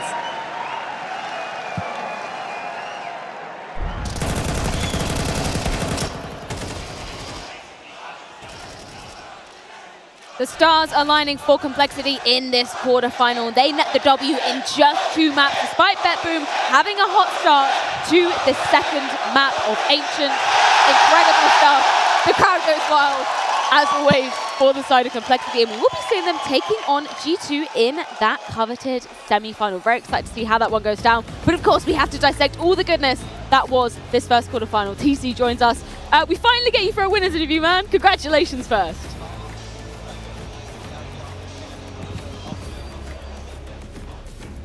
Just incredible stuff from you guys. Obviously, for the side of Complexity, this is a monumental moment, Janko. We've got, you know, Elige, who's joined forces with this new North American squad. He lifted the trophy here back in 2019, the last time we were here. The fact that he gets to put some fire in the bellies of Complexity, that's beautiful. Yeah, absolutely. We talked about his contributions on the server, but off the server, helping with, you know, how to make practice more efficient, maybe helping with communication. We hear a lot of those things, but TC, tell us about, you know, did he say how much did he help coming into the first stage game for a lot of your guys? The game today, I just shot him a message and said, like, we might be a little bit nervous on the stage, just make sure you provide some reassurance if we need it. But I think the guys actually handled it pretty well, and we didn't actually have those nerves or jitters that we had at the start of Pro League even, because at the start of Pro League, some of our first matches that we ran into, we were just not playing how we usually play or doing the fundamentals that we know we need to do, and then John had to shout at the guys a little bit, and then everyone started playing like we know we need to play. So I just shot him that message so you can provide the guys some reassurance, but like I said, it wasn't even needed. A little shouting from time to time helps a lot, right, Kassar? Oh, absolutely. Definitely does. Listen, definitely does. First of all, congratulations. Obviously, you handled yourself pretty well on the stage. You know, you did your first big event, you know, playoffs and everything. I do have a couple of questions for you regarding the game. You chose to play the CT side on Ancient. Can you give us something behind it? Because usually teams would go for the T side. They're thinking more right now because of all these things that are happening in CS2. Yeah. I think we're still kind of figuring it out for ourselves as well, whether we want to start on the CT side or T side. I think that it's the first event here. Most of the guys on our team are CT side enjoyers. So, you know, we like to just get a footing down on the CT start and see what we can put up there. And then we can always switch over to the T side, which is actually our strong side, or has always been our strong side even before John came in. So it feels a little bit easier to close it out on the T side then. Listen, one more question, like a really coach to coach kind of question, right? There was a round that you guys did, I think it was a rush towards A. I think towards this last few rounds of the game. Round right? 19? Round 19, Should we bring yes. it up? Can you bring it up? Walk us through this, because we saw BetBoom, you know, winning the round prior to this, and then you guys just said, like, hell no, we're going with the fast pace if we can bring up round number 19. Yeah, here we go. Like, you go in so fast. Basically, this is a very important round because of the economy and everything that's going on. Now, obviously, the call is rush A. You want to throw something on middle, go out A. Does the fact that crowd is affecting the audio of the players come into play when it comes to this call? 100%. I mean, the crowd makes a very big difference, and I mean, being on stage, I think you can definitely hear less. So this definitely has a big effect. But I mean, this is something that we would run in a normal game without the stage as well. It was just a good timing to call the A rush. We had attack force right before this, and we thought we would catch them off guard because they were playing double in middle the round before this, and I'm pretty sure they had a late rotate towards A that just smoked off A main. So I called the pause to tell Johnny we were discussing it a little bit already, and I thought that we could just catch them off guard with an A rush. Give us the hero. Who called it? Who called it? Well, they were discussing it already. I was just like reaffirming. Good idea. Okay. So democracy. Exactly. Give me some thoughts about Floppy, particularly on that second map of Ancient, because, you know, we look at him to be, you know, really popping off. We know he has that ability. It's not always happening on the most consistent basis. What gets him in the zone? Why was he feeling it? I honestly think when Ricky is like in his element, and the more Ricky speaks, I feel like the more Ricky's fragging. Okay. So if he just has that confidence in himself and he's actually talking and controlling what's going on, and you know he's taking space wherever, like I feel like he has the ability to outfrag anyone, and he just takes space. Like when he just has that confidence in himself, I know he started this event off a little bit slowly, and he was a little bit hard on himself actually, because I mean obviously he had a really good pro league, so it sucks to go from such a high to such a low, but he pulled himself together. After that first, I think it was the first and the second game against G2, and then I mean he's just bounced back so well. Like he's really We were talking about it on Media Day, right? I think the first Media Day I had him on the set, and he was saying like, "Hey, I'm kind of tilted about a lot of these changes, like the Pika's advantage. It's kind of fucking me in a lot of my positions, right? To put it verbatim, exactly how he said it. How has he been adapting then to the changes? Do you feel like it's becoming less emotional for him and more about having to accept this is a state the game's in? You just got to play it out." 100%. I think that's where we're all at. You just have to accept it and work with it. And if the fixes come, they come. If not, you just have to work with what you got, right? So I think that's kind of what everyone's working through, because when we had that overpass game as well, I think JT had a really bad game. He's like, shit, well, none of my old stuff is working, you know? So I just got to change everything I've been doing, you know, just play it completely differently. So it's all about just figuring it out at the moment and just adapting as quickly as possible. I think that's just the teams who are adapting the most at the moment are the ones that are going to be the most successful. Talking about changing everything you've had to do, what do you think you need to change going into your next game, which is going to be a rematch against G2, even though the scoreline didn't feel as close with 2-13-7 maps, right? Even the G2 players said in the post-game that, you know, they felt the game was closer maybe than the score showed. Yeah, I think Anubis for sure was definitely a lot closer than the score showed. We had a really good CT side against them. I mean, like going even on rounds on CT side, Anubis is always going to be good. But honestly, on our T side, I feel like we had a really off day and we just weren't dealing with their aggression at well. We had so many untradeable deaths. We just weren't close to each other and we just weren't in the right setups, to be honest, to start off that game. They came with a really good game plan. That aggression worked and they kept throwing it at us. So, yeah, it's honestly just going to need to... I mean, we've already looked at what happened against us. We've gone and fixed a lot of those things already, I mean, as the tournament has progressed. So, hopefully we'll be more prepared for whatever they throw at us tomorrow. That was a great question from Yanko. I just want to add to it, right? Because right now, individualistic meta, new game, everything is going on a very much higher pace. As a coach, do you have troubles preparing against a certain opponents that are playing more individualistic like Bad Boom did? You know that also G2 has these players that are more instinctive rather than like, super, waypoint type of Counter-Strike. Yeah, I mean, it's obviously tough if Munis is just going to take a spawn and run at you with an open cave and kill you, right? You can't always prepare for that. You don't know when he's going to have that spawn. So it's tough, especially if that happens 2 or 3 times in one game, right? But to be honest, like it hasn't felt hard preparing for the majority of the teams that we've played, because most of them, it feels like there hasn't been that much innovation and teams are still playing very much the same as what they were playing in Go towards the end of it. I mean, like I felt like G2 were even playing very similar, except for those individual duels and so on that were going for and playing a little bit more aggressive in those areas. So, I mean, like, we are habitual creatures at the end of the day, so we're always going to fall back to what's comfortable for us and what we're used to and what we know works. So, yeah, I mean, as hard as it is to prepare for that, it's more about just not getting caught off guard and, yeah.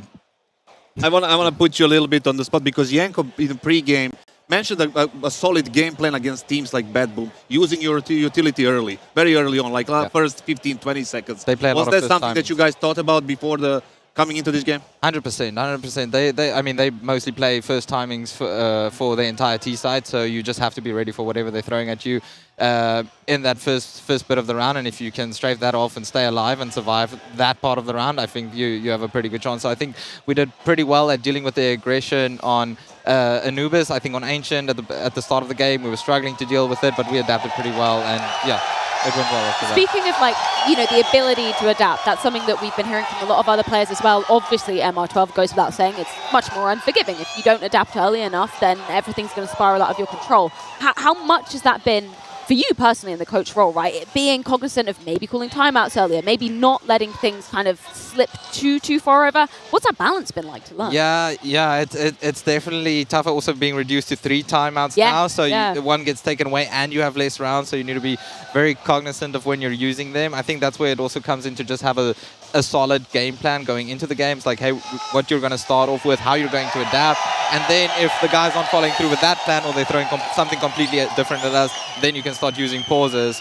But at least having those things in place beforehand so you don't actually have to waste pauses on just like reaffirming a game plan or a slight adaptation, but we've already thought of that beforehand. So that's mostly what we've been trying to do, and yeah, hopefully it works. Thank you so much for letting us pick your brain. One final question from my end. It's a bit more of an emotional one because, you know, we talk about the hype that Sydney brings. This is the first time I've been here, able to actually experience it. But how is it for you guys actually up on the stage, being able to lap this up? Like, tell me a little bit about playing in front of them. Honestly amazing. It feels so great playing in front of this crowd. We were in Melbourne earlier this year, and the crowd there was just as amazing. I feel like the Australian supporters are just great. Like, really, it's such an honor playing in front of them, and yeah, it's just, we're loving every second of it. Well, 2C, thank you so much for your time. Congratulations once again. Thoroughly looking forward to that matchup versus G2. But of course, with a win for Complexity does come elimination for BetBoom. So let's get a few departing words courtesy of Hector. So Indershan, unfortunately, this is where the journey ends for BetBoom. But I always wanted to have like an opportunity to make an interview with you because I mean, you've been with FaZe for so many years, and as an analyst, I never got to talk to you. Now you're a coach, and I have this opportunity. As I said, unfortunately, you're out. What do you think? You didn't manage to take Ancient. It is how it is. It's been a great run. Today we had our chances. We didn't hit our shot really on first map. Second map, I feel like we should have closed it. But it's amazing. This Super Theater, it's amazing arena. Australian crowd is always crazy. It's like, it was a pleasure to play here. And considering the fact that this is a really new team, like freshly formed, like, are you kind of like maybe like even proud of like the results that you showed so far? Yeah, obviously. It's, as I said, it's been a great run. We took down #1 team in the world, Vitality. We made it in the first day, right, to the playoffs. So it's been a nice experience, and I feel we could have taken more from this event, but it is how it is. It's the first arena time actually as coach for me and for some players also. So we were here for experience, and we took more than I guess everyone expected from us, right? Exactly. And now I'm sure that you're gonna go back home. You're gonna do homework. What will you focus on? Sorry? What will you focus on, like, to improve? Map pool or maybe something else? Whatever, we are going to just get some break now after a tough event, and then, yeah, I guess we surely need to work on maps a bit. But like CS2 is still a new game, right? Is really different from CS:GO, so we will keep learning it. That's it. All right, thank you very much, and I hope you enjoy the rest of the thing. Yeah, as much as this is, you know, heartbreaking for BetBoom to be experiencing elimination, I think, you know, they thoroughly impressed us by making it to this stage. It's just a shame we didn't really get to see any of the individuals popping off on the stage. I was hoping that we'd maybe get to see more from some of those players. Yeah, and I think a little bit as well, the inexperience perhaps and the lack of composure at times to be able to close out the Ancient game. But I think that's to be expected from a team that's so young in its inception as a team, and also having young players, right? Dealing with your emotions just in any game, especially a stage game, whether you're playing from behind, playing from ahead, also with their style, which is good for the state of the game in which the game is now. It leads to a lot of emotional sort of ups and downs, right? Like, you can have a really easy round if you get the entry kills. Sometimes it ends up being in, you know, you lose the round in the first 20 seconds. Sometimes it's a really intense clutch. So being able to just understand that and what's going to come with that on an emotional level is also really important. I think for BetBoom as well, you know, particularly looking back on Anubis, a third of the rounds they got actually came off some nutty clutches that they shouldn't have really got away with, right? It feels like this is clearly still a work in progress for BetBoom to get more akin, more synergized. Absolutely, absolutely. I mean, there is nothing to be too sad about, right? This is a good foundation for them. Yeah. They started off very well in CS2. They traveled all this way, played against some good teams, played some good Counter-Strike. Didn't really do well right now today, but like I said, it's going to be fine for them. Counter-Strike needs more teams like this, like Bad Boom, like Mouse Sports. We need the new generation of players coming in, the new wave of these talented kids that are going to be coming in with these new teams together. Like, it should be, you know, a new kind of era of Counter-Strike coming with these youngsters. And so for Bad Boom, there is nothing to, you know, be too sad about. They'll be just fine. Well, with that quarterfinal result said and done, it is time to be checking in with our DHL MVP.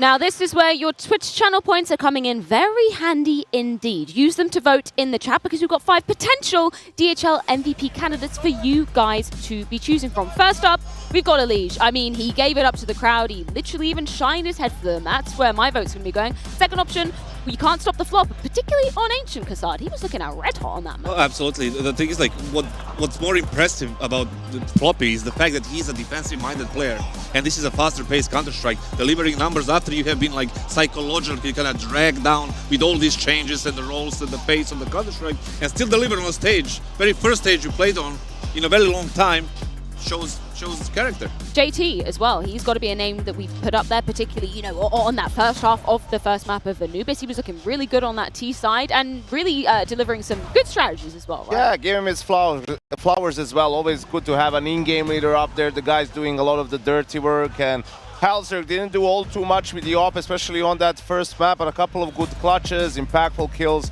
Definitely big contribution from him in the series too. Yeah, obviously adapting, overcoming to wild. what's kind of changed with it. Yeah, I kind of hate that we're seeing this weapon coming back, but sure, you know what? Tell me about Needs must. Grim, we've basically got the whole Complexity squad for you guys to be choosing from. Yeah, Grim looking consistent, and this is what I like to see. I think this is where, when we look at Complexity iterations gone by, when Grim was dropping off, it seemed like everything kind of dropped off, but it's nice to see a bit more consistency from the guys. I like what I'm seeing. If we can, like, send, like, the MVP to every single one of them, I would do that thing, because team-wise, teamwork kind of got them to the quarterfinals, now got them to the semis. Obviously, some of the individuals a little bit more than the others, but overall, it's a team effort, and that's what I like to see. As a former coach, it's always a pleasure to kind of witness something. Didn't know you were an Oprah fan. You get an MVP. You get an MVP. You get an MVP. You know what? If I vote for Elige, you vote for Floppy, you vote for Grim, and then maybe you up there, you go JT, and then maybe you up there, go for the final one. Yeah, you know what? Twitch channel points all rounds. We got them all. Yeah, I mean, I want to get your thoughts on them having a rematch versus G2 in very, very different territory. Now, obviously, we saw it in the group stage, but as we just heard from TC, obviously being in this environment, very different. Do you think Complexity will have what it takes to not only fend off G2, but do it in this environment?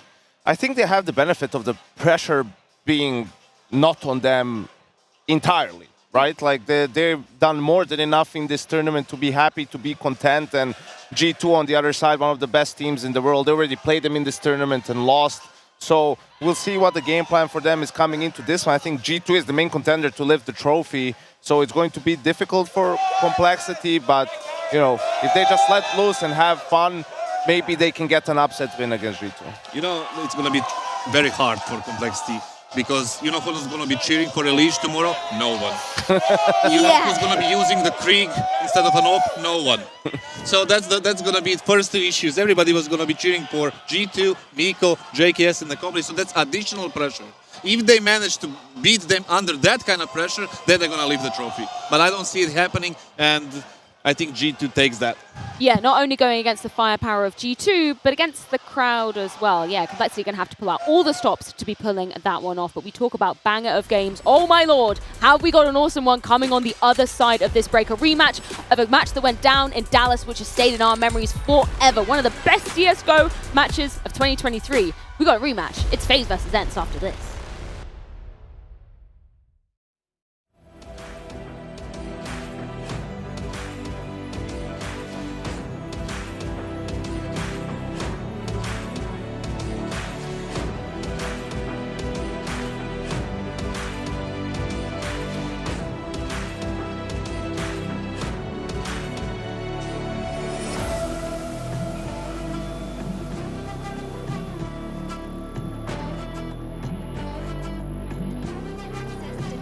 from all of your CS2 games? Simply search your Steam account to access a detailed breakdown of all your matches. Find your best maps, check when players are banned for cheating, and access other in-depth statistics from matchmaking and basic games. Gain access to your entire CS2 playing history with csstats.gg. He's pushing smoke, bro. What's he trying so hard? Jesus Christ, man. Summer is over. He's so blind. One close. It's time to try hard. Join the first CS2 League season. Market, door, one. Cat dead. Let's go. Win your share of $214,000 on your path to ESL Pro League.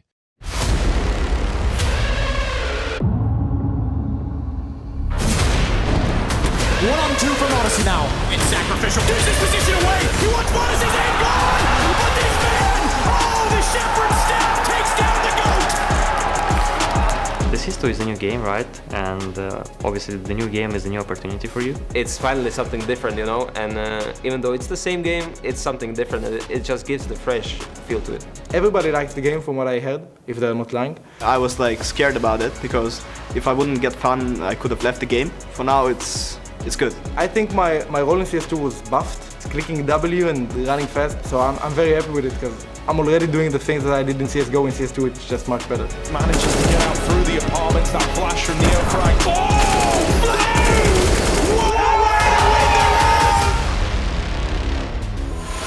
The most difficult thing is to adapt your CSGO playstyle to CS2 realities. We might put more focus in the pistol rounds. Yeah, I think since it's MR12, like forced buy rounds, I think they're gonna play as well big role in the game. So you know, maybe some forced buy strategies coming in. Now I think it's more about firepower. It's more about just shooting and go through. That double kill on the hut. It's a lead that finds Frozen. Oh my god! That gives up this knockback. That's clean Frozen! Oh my god! I mean, people don't like changes. That's quite understandable. Everyone is just getting started with the game. Basically, there is a lot of room for error, I feel like. Well, the most important thing to adapting is being open-minded. Like, you cannot come to a new thing and just instantly hate it. There will be always bugs to find, but I think they're working on it. I think they're doing like a lot of updates recently. Back to pistols, back to pace. Into B and in your face. Three Ds in 3 shots, and he wants every single one. Those little sadness that is actually coming to an end, that maybe you're like, what we could have done, you know, if the game kept going. I'm a bit sad that CSGO is over, but I'm still happy that I've got some new opportunities. A new beginning, a new grind, a new road. I'm happy to see CS2 to come in.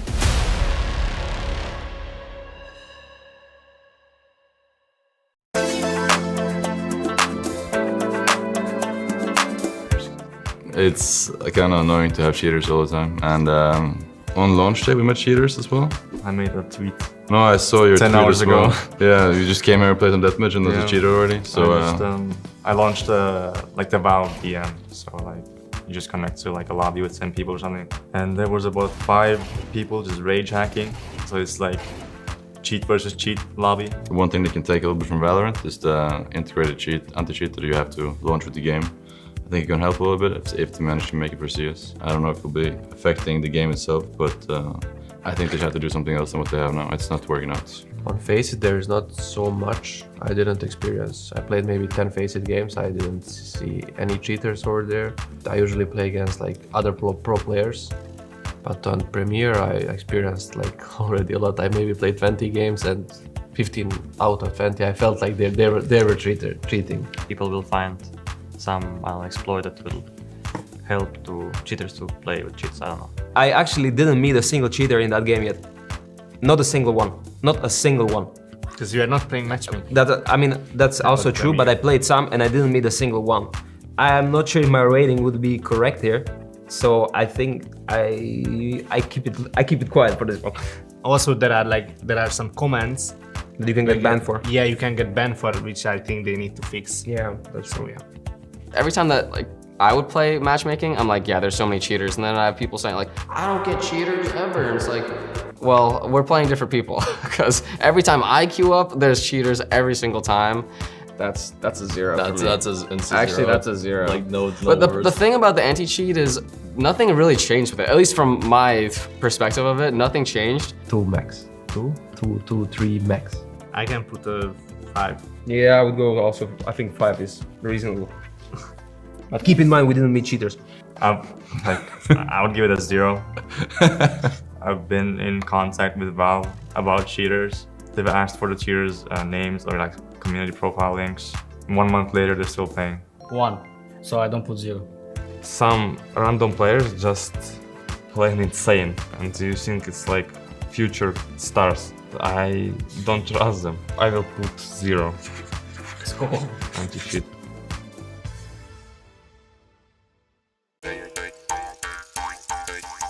The coastline of Australia. This shit is fucking beautiful, but it's also dangerous. You've all heard of the ferocious great white, and we know about the infinitely wise turtles, but have you heard of the Turritopsis rubra, or to us Aussies, colloquially known as the the crimson jelly? These fellas are unique in their existence, and that's because these little beauties are the oldest species you will find down under. In fact, many even regard these aquatic creatures as biologically immortal. That means they can't die. No matter what meta, somehow they're able to always revert their life cycle and avoid death to stay relevant. These guys have seen it all. The CZ era, the Krieg meta, and even when Swedish CS was relevant. Inside those big old heads, they hold a wealth of history and knowledge. But then, lurking in the shadows and the shallows, the saltwater croc. It's uncommon for these little shits to bring the fight to you. With their ability to hold their breath underwater for over an hour sometimes, you have to look really hard to even notice that they're there. But then, when they do strike, and believe me, they will, they are fucking deadly. You better not enter his territory unless you're sure the coast is absolutely clear. He'll go straight for the jugular or rip off one of your limbs. But don't worry, I've been catching them since I was 9. No worries at all.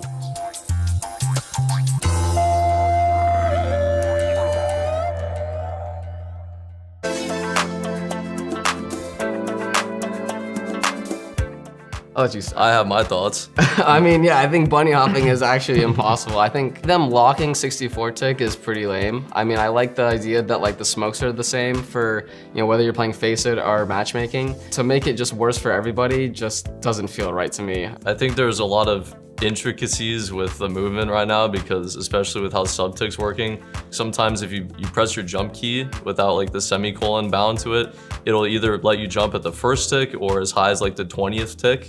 It's a bit silly that it's 2023 and stuff like this is happening in the game. I think they need to change the SV jump spam penalty time. I think that needs to be changed. I'm gonna hand this over to the movement god over here because it affects him a little bit more. There's been this talk about the binds with like de-sub-ticking your movement. So that is a thing. What happens right now is if you have your regular binds, you move left, right, forward, backwards, you accelerate slower compared to a normal tick rate. So in a sub-tick environment, it's always the same, but because of sub-tick, you always start accelerating at a different time in the tick. The second thing is when you jump in a sub-tick environment and you have your regular jump bind, the height of your jump is always different, and that's also an issue. And then number 3, B-hopping is, you know, they introduced a command which kind of fixes it, quote unquote, and it does, but the value is still wrong, even though they say it's right, but they obviously don't know how to B-hop at the Valve office, so they don't know what they're talking about. I would say 0. I don't know how to even say, it's not smooth, you know? If you want to jump spot, you cannot jump spot anymore, you cannot just scroll and jump like bunny hop. Jumping short without control, I cannot do it anymore because of the sub-tick rate, for example. It's the same as 64, nothing really changed, but maybe a bit better with shooting wise, but with movement it's the same. I don't like it. I think CSGO movement was really good. It was really smooth, like the KZ, the surf, the bunny hops. and now they just take it away from us. It feels like my model was doing leg day for like months straight, and the guy cannot move. When I'm trying to jump on the side on you, I cannot. It takes 3 days to get up there. For example, Ancient from a city. Whenever you go out middle and then you want to jump on the, we call it cat. In CSGO, it was 128 tick rate, so it was easier. But if you played KZ before on CSGO on 64 tick rate, for example, it's way harder to make that jump. And then this applies for CS2. And then I cannot hit it. I hit, bro, like I hit it like 2 out of 10. On Ancient, you say about not jump, about the boxes. You cannot jump on box and pick the guy. Yes, For me, it was hit very, no. On A side, you mean? No, not on A side, on middle, when you're going up and want to pick highway. Oh, yes.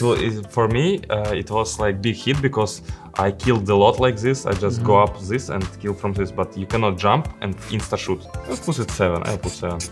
I think the argument that like worse players can't notice it is like saying someone that goes into like an ER can't notice what's wrong with this guy that's dying, but like a doctor goes in, he can tell. It's like, well, yeah. I mean, one person's way more experienced, you know, like we're gonna be able to tell. I give it a 2.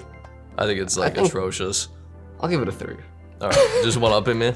Well, because they tried to address B-hop, I want to give them some points, but it's, you know. I'm gonna give them 1 here as well for myself. I'll give them a 4 because it's pretty high score, man. They have tried. What did you put? 1? 1. I will put 2. You could put 2, yeah. Yeah, I mean, I would go 4 here, maybe even 3. Yeah, I will go 4. Yeah. He's got the information. He's got just enough. He goes back to the AWP, but it's not going to cost him.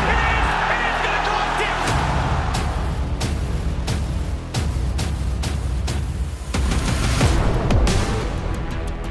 I think Simple said it best. If you want to leave your mark on this game, you've got to do something we never even knew we hadn't seen before. And that's what he does. Really rough for Simple to actually get through this. He's got to throw the AWP in. Oh my God! Simple, what is happening? I think the shift is way easier. Playing and feeling the game, I would say it's more or less the same thing. I don't think anyone's fully got the hang of the game yet because it's so new, and I think some of the mechanics are a little bit different, but you know, every day that goes by I think we get a little bit better and better. So we'll get used to it. You just need to keep playing, and like in CSGO, you'll just get used to it.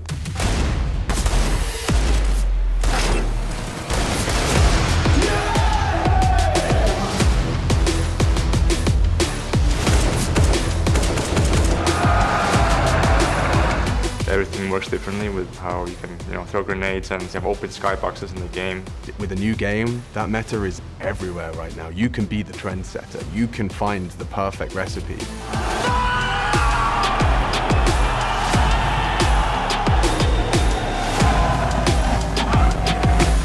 The game was not ready to be launched.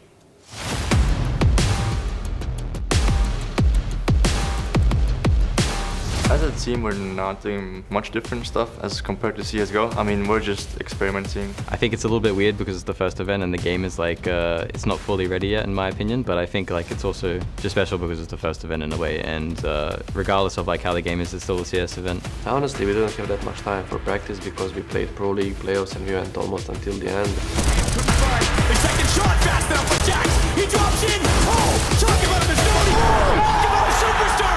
Robs is on a rope, and we're going to overtime, baby.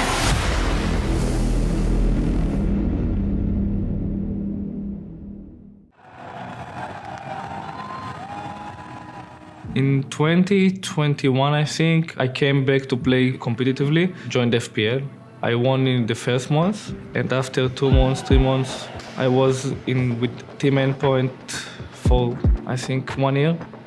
And after it, I joined Team Ends. We want to make a history.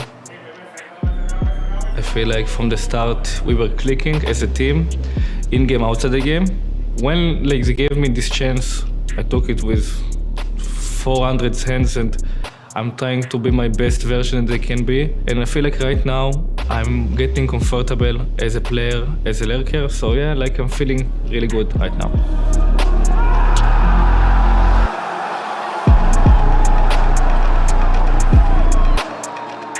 I was playing with a lot of in-game leaders in my career. Snappy is a special person. Always wants to fix some problems. Like, for example, if we have problems outside the game, he will never just let it go on. Guys, we need to fix it, we need to talk about it. We're not gonna skip it. He's one of the best captain, I think, in CS. In his age, can do this like amount kills that he's doing right now, and I feel like even younger in-game leaders cannot do what he's doing. So I'm happy that I have like some teammates like him in the team. I will be honest, in Cologne, we didn't play the best CS from the start. We didn't play like how we know to play. I watched after the game and I see like Monesi is flicking around and Nico doing what he knows how to do. Like when they are feeling it, you cannot do anything, honestly. Util deployed. Nico poised, needs a tap, and in signature Nico fashion, he's made it a one-on-one. Nerds, what have you got for us? He's off the bomb. Nico strikes.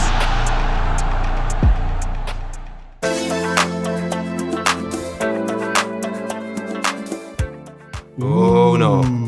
I mean, it was bad, but I think it got a little bit better as the hitbox got updated. I mean, it should be the same as in CSGO, but there is something different to it, and I think it's again something that we just need to get probably used to it at the moment. I'm enjoying the game, so I think the spray and recoil for me, I would rate it pretty high, to be honest. I think, for example, the one taps are really clean in CS2. It's enjoyable. What about recoil I can say? Also, they must add a lot of commands like from CS. Some recoil, view model recoil, some CL bob, right hand, left hand, everything. If they don't have CL bob, that's a 0. I don't care about anything else. I mean, I don't think it's that bad, what everyone's saying. Like, I can still spray, I can still do things, like just how I did in CSGO. I just think that there's some problem with like the tracers not lining up apparently, or like the bullet holes like not lining up how they were in CSGO. So I think it's harder for people that were using tracers and stuff to help them. And then people that don't want to use tracers, there isn't a command to turn it off now. So you're pretty much forced to use your peripherals to see the tracers, which are inaccurate, then people adjust, and then it's actually wrong. Having no bob command and view model recoil is forced to 1 is just a bit. Yeah, I think the view model recoil actually makes spraying feel disgusting for me. I think actually that's the worst part about it for me. I hate having my gun just like move the way it does with view model recoil. I think the bursting and tapping is definitely the way to go now. I think spraying feels very weird. Also for me, I've been spraying with left hand my entire life. I have to spray with right hand now, so I'm always like unfocused. It's a little bit of a mind games for me at the moment. The spray is 1-to-1 with CSGO, but it's more regarding the tick rate, what's happening with the spray, why it feels bad. So you don't have 128 tick servers now. And that's the thing in CSGO, if you play on 64 tick, you will notice like a bit of lag in your spray, and I think that's what's still happening in CS2. I mean, I played already a lot of games, and I would say it's pretty different than in CSGO. First of all, it's because of sub-tick rate, because you have different tick rate. Second, it's just like, before you had like really bad hitboxes.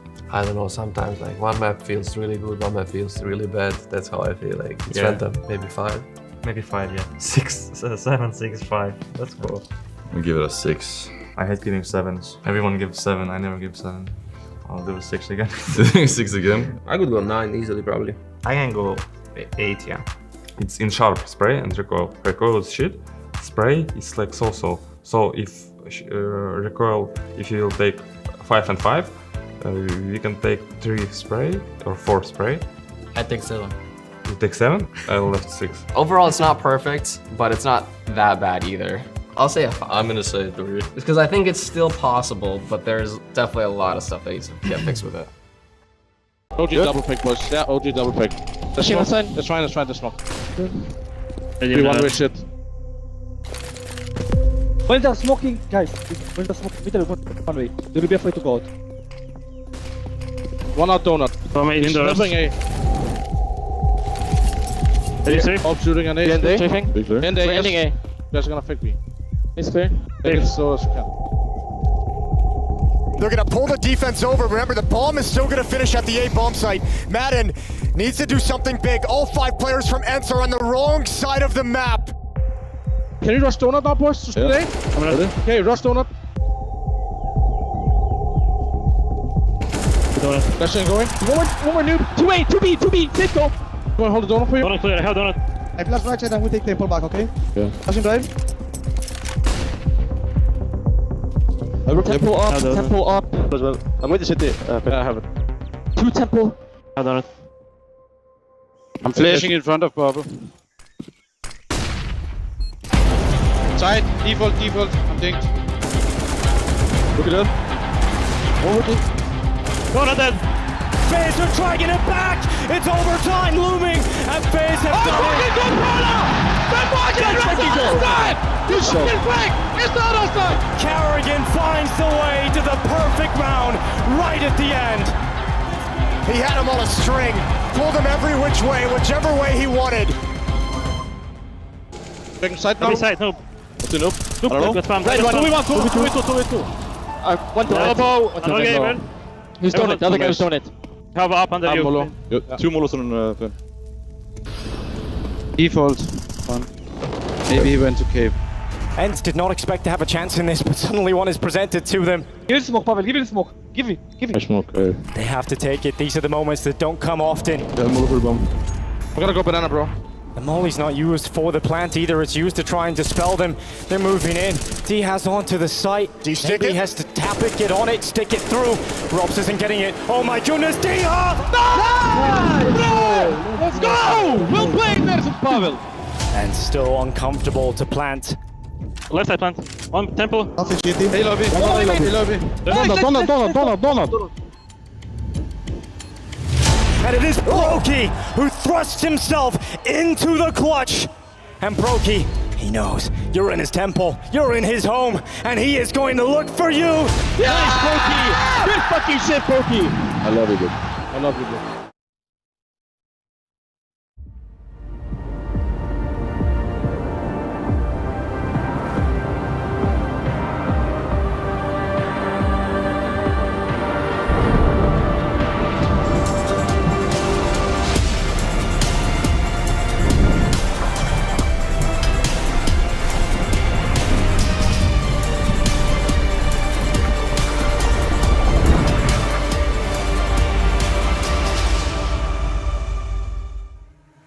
Welcome back, everybody. That's right. We are in Australia, and we have found our way into the playoffs. My name is Trace. I'm taking over for Freya Spears here, and we are just about ready to get another quarterfinal underway. One featuring Instant FaZe. We had a little bit of love there in the ballad that we saw in Dallas, and now we're expecting so much more. Of course, I'm not alone. Wouldn't try to do it alone. Hell, I mean, I could, but I probably couldn't at the same time, because these two Brainiacs next to me are going to be delivering all that insight that you need. I've got Bled to my left, and then Yanko to his left as well. Hello? Hey, Australia, what's up? Can you hear me? Yeah, all right. Yeah, okay. Well, gentlemen, how you doing? How you going? Going good. This is fantastic. The crowd's been nuts so far, and what a matchup as well. FaZe ends the rematch from Dallas. Yeah, I think we had a really nice appetizer with Backbone versus Complexity, but this is the main course.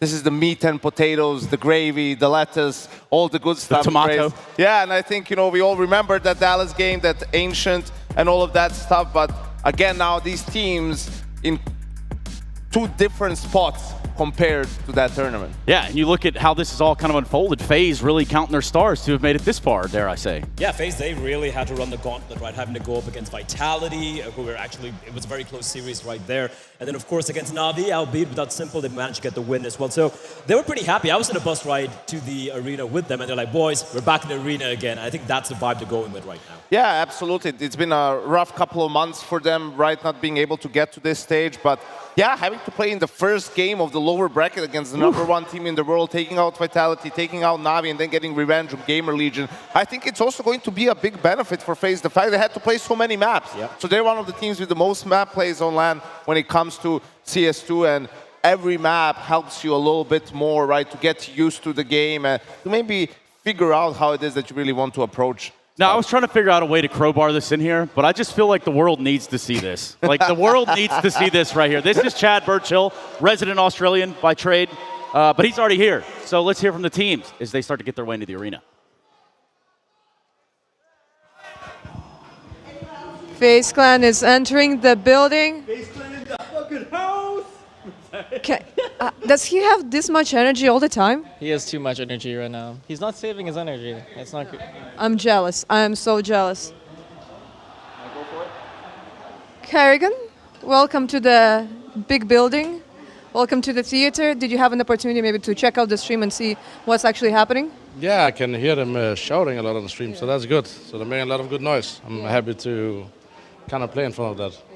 And it looks actually amazing because like all of the seats go up, you can actually see all of the people. Knowing the kind of showman you are, I think you will enjoy it and they will enjoy it. Do you think so? We're just gonna go in there and enjoy the game and hopefully come out on top, so I have another day to enjoy. But overall, the team is feeling good? They look very focused, so that's always a good sign. So now it's time to have fun and close the doors, and you don't see that anymore. All right, then. See ya.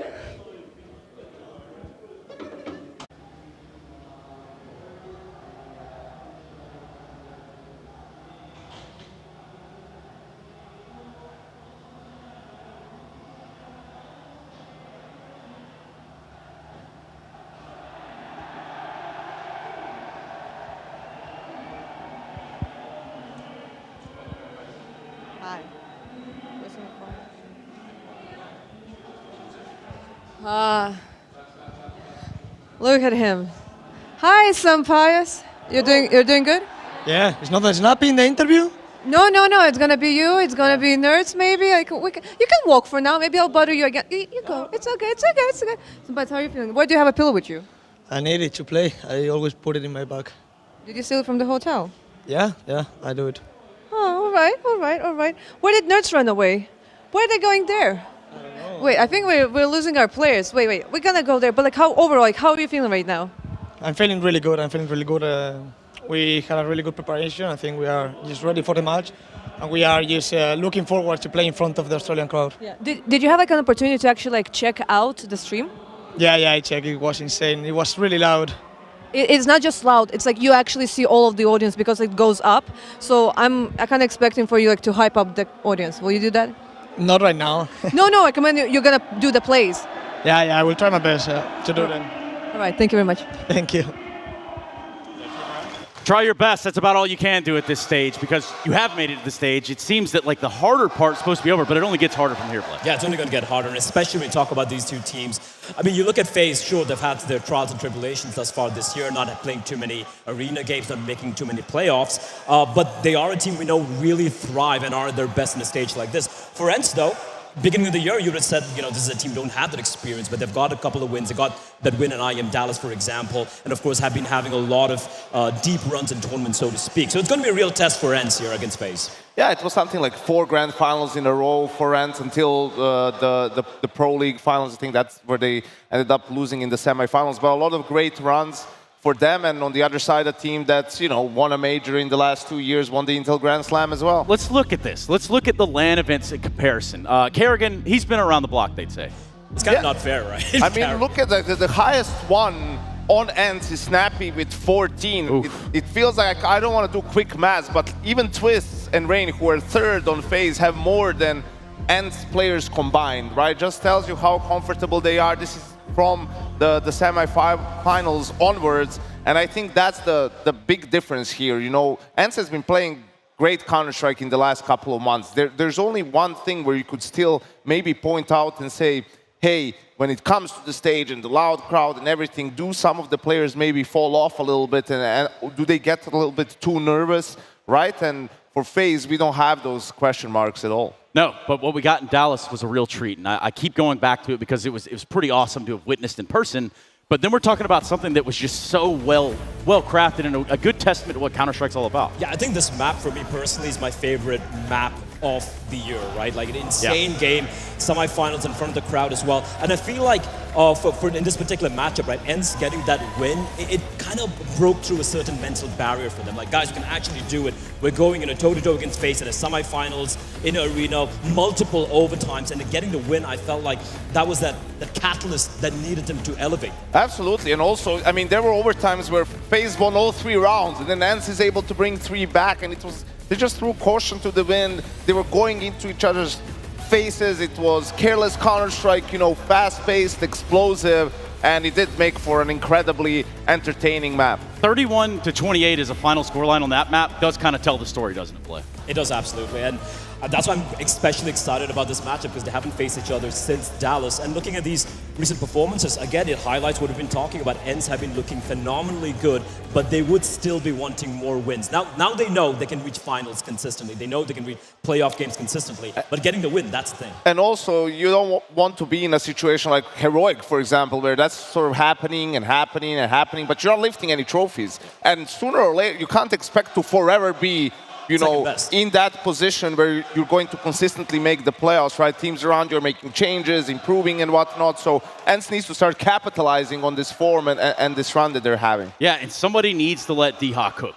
I think that's just simply put, right? I think he needs to start cooking. I don't think that anyone's like really letting him. I feel like he's maybe, I don't know, putting a little bit more salt here. Not enough spices. Not enough spices. Thank you, Bled. There, right? I think there's a significant fall off when it comes to D-Ha, as you can see on this graphic, when it comes to the group stages compared to the playoffs. And he's one of the guys that they say on their team, you know, most mechanically skilled. He has some really important positions on map like Nuke, playing Yard, for example, and I think that's the one that stands out. You look at Nerds, Sampayas, they're there in the playoffs. They have that sort of attitude, you know, and you can count on them.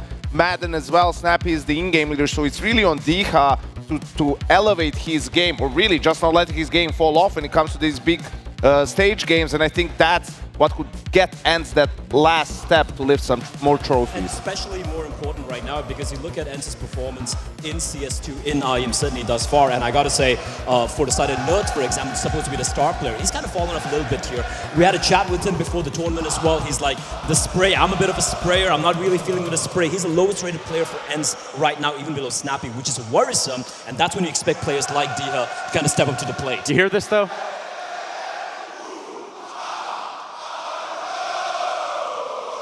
I love it. Yeah, but instead of that, you have Madden stepping up. I think he's like crazy. He's liking it because he likes to peek and push, right, and go for fights. So CS2 is helping him out. It kind of balances itself out for the ENCE squad. But for FaZe, again, they had a lower bracket run to get up to this point. So for FaZe Clan, what am I looking at here? I mean, you're looking at the fact that Brokey and Rain just seem to have taken to CS2 like ducks to water, or fish to water. Whatever. Fish to water, yeah. Fish to water works, yeah. You look at the results. Pan.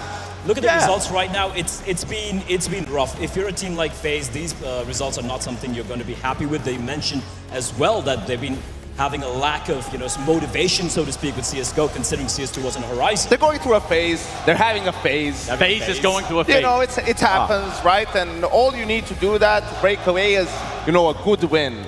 A couple of good wins, and you're out of that rut. And for me, even when I was in FaZe, I really felt my main goal as a coach is to get them to the playoffs, right? Like when you have experienced, very good players, when they get on the stage, they become a different beast. Other teams tend to fall off, players tend to fall off. These guys step up. That's where they're in their natural habitat, so to speak. So I think here we'll see a better FaZe than we have in the previous couple of months. Yeah, you look at some of the components here of FaZe. You think they have it all, which in a lot of ways they do. I'm looking at your Rains and your Brokies. Rain had to come out here multiple times to do multiple things. Yeah, absolutely. You know, Rain, again, a player who, sure, he can play passive, but I feel like he prefers to go for fights and be aggressive, so this will suit him. He's been in good form. And Brokey, I mean, the guy has ants in his pants. He cannot stand still. So if you're going to tell him, hey, if you're peeking into people and going for fights, that's going to be better off.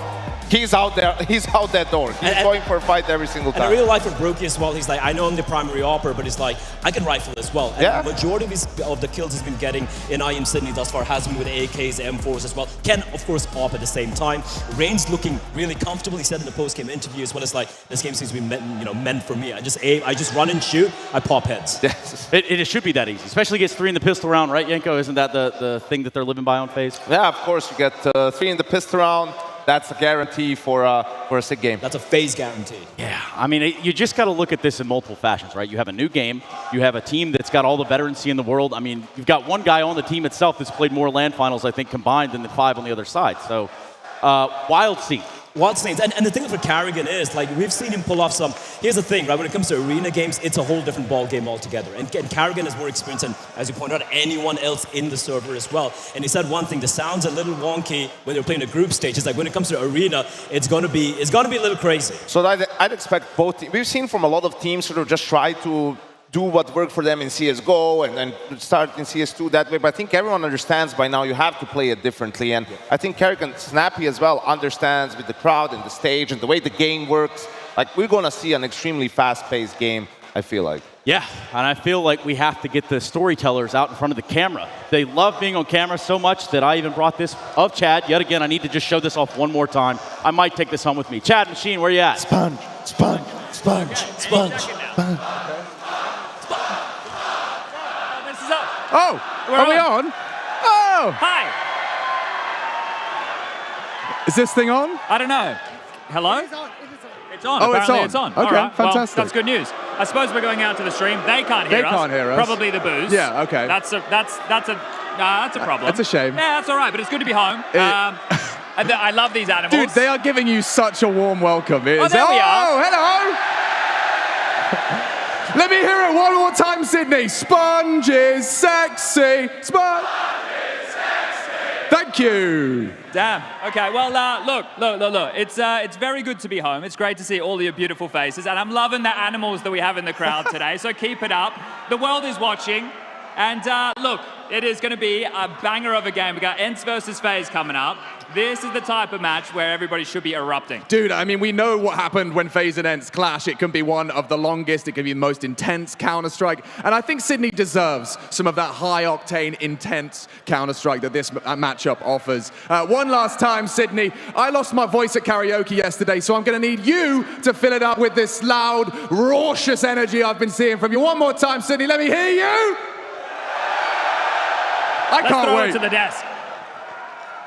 Lovely stuff. Thank you very much, gentlemen. And obviously, Chad, welcome back to Australia the proper way.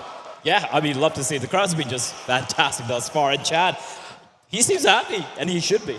Absolutely. I think it's great for him. You know, he had to sort of emigrate out because of that. That's kind of how the job is. So to get the opportunity to come back and such a warm welcome. But the vetoes, Janko. The vetoes. The vetoes, Trey. We're going to Nuke. And then Anubis. And then a Mirage. Ancient. Give me an Ancient. There we go. We got an Ancient Decider. Yeah, the Ancient Decider, absolutely. You know, for FaZe, it was a question where they want to take it. They picked different maps. Yeah. So far, they go with Nuke, where they had a couple of good wins, a couple of strong showings. And yeah, I was wondering what Ents was going to do. They still stick with their Anubis, right? Probably learning along the way what adjustments they need to make in Ancient. Really is a handshake, third map decider. I think this is a great map pool for these two teams. Short, sweet, to the point. Who's winning here, Bleh? I think FaZe got this. They have the tenure, they have the players. Okay.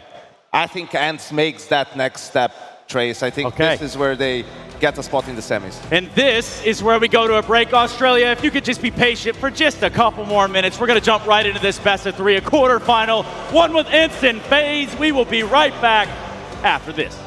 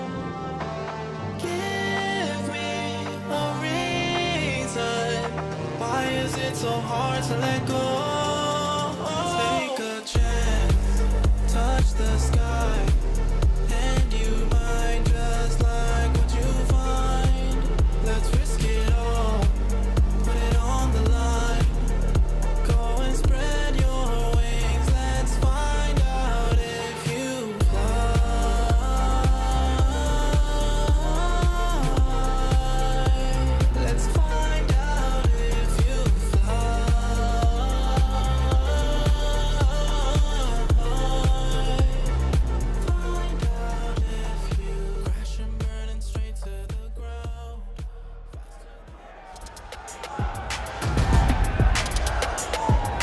been a rough couple of months and a rough year for our team, so super proud and super happy to play in the arena and just enjoy the moment. Our prep time was very short coming into the event, so getting to the playoff is a success already, but now that we're here, we obviously want to win. If you get like 5-6-0, you really have to have a strong mentality to kind of grind your way back. With them at 12, it's more important than ever. FaZe are coming in more prepared, mainly because they didn't go as far as us in Pro League, and they also didn't play Showdown. We believe we can still beat them. This is the first time the players gonna play with the new sound on the stage. If I remember correctly, the times I've been in Sydney, the crowd is really loud here with a lot of noises. So I'm just looking forward to kind of like abuse that in the game and see how we all adapt to the situation. We have been having some good matches against FaZe, but now it's a new game, and I think they're really eager to show us that they're the better team, I believe. It's gonna be a tough match, and I just look forward to it in the arena. It is about learning and kind of adapting. I'm just looking forward to see how this firepower develop on the stage.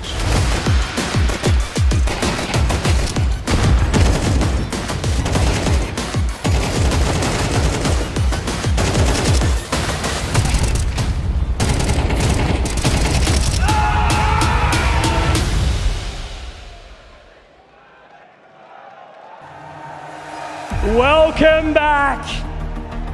What an incredible opening series that we've had here. Complexity taking it through to their first opponent tomorrow in G2. I think that's a pretty bloody awesome run from the Americans, but the day is not done, and we've got a big one ahead of us right now. It is going to be an incredible battle between these two teams. I remember back at Dallas, it was a pretty incredible run there, but it's Ents and FaZe, right? These two teams mean so much to the world of Counter-Strike right now. And they've been absolutely sweating it, grinding it, making sure that they're going to bring it all here through today. So we're going to find out very, very soon who is going to be taking it up against MOUZ tomorrow. And my, oh my, I bet you guys are ready for it. So I want to hear it one more. Where's Timothy in Sydney? Give it to me loud! Oh, it's bloody beautiful to be back, I tell you that much.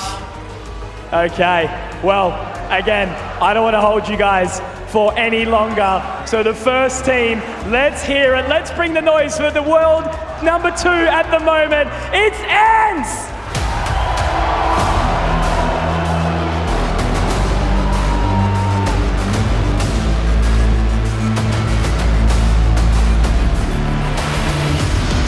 Ents taking to the stage, coming into the arena with Storm, Yanko.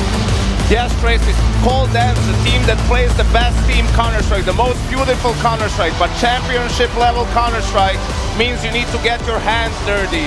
It's gonna get ugly. Does Ents have what it takes to go all the way here in Sydney? It's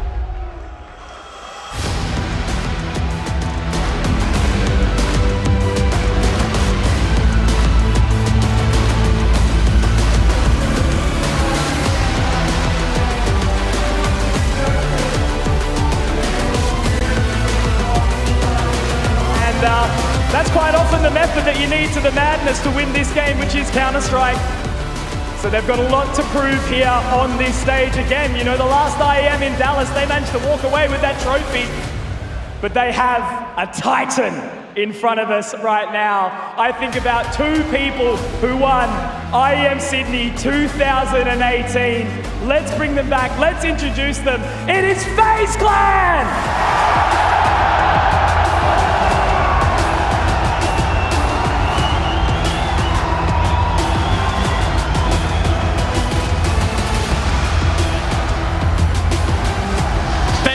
were up, FaZe have been down, and now they're all around, Vlad. They're made for the arena, Trace. Here they are in their natural element. And this is where they thrive, and that's why I have them taking the entire thing, Trace. Yeah, and that's only appropriate. FaZe Clan come here, they want to secure this first trophy in CS2. It's right here for the taking, but guess what? So do Ents. So how's it going to unfold? How does it all come together? How does it work? Absolute celebrities here! These guys, so many have been inside this arena, some yet to be able to join, but they are legends at the very best across this game. And now again, we start this story about Counter-Strike 2, right? We haven't seen the history. We haven't had the memories come in yet. But today is where those memories are going to be made between these two teams. So Sydney, again, I want to hear it. Let me hear it for ENCE!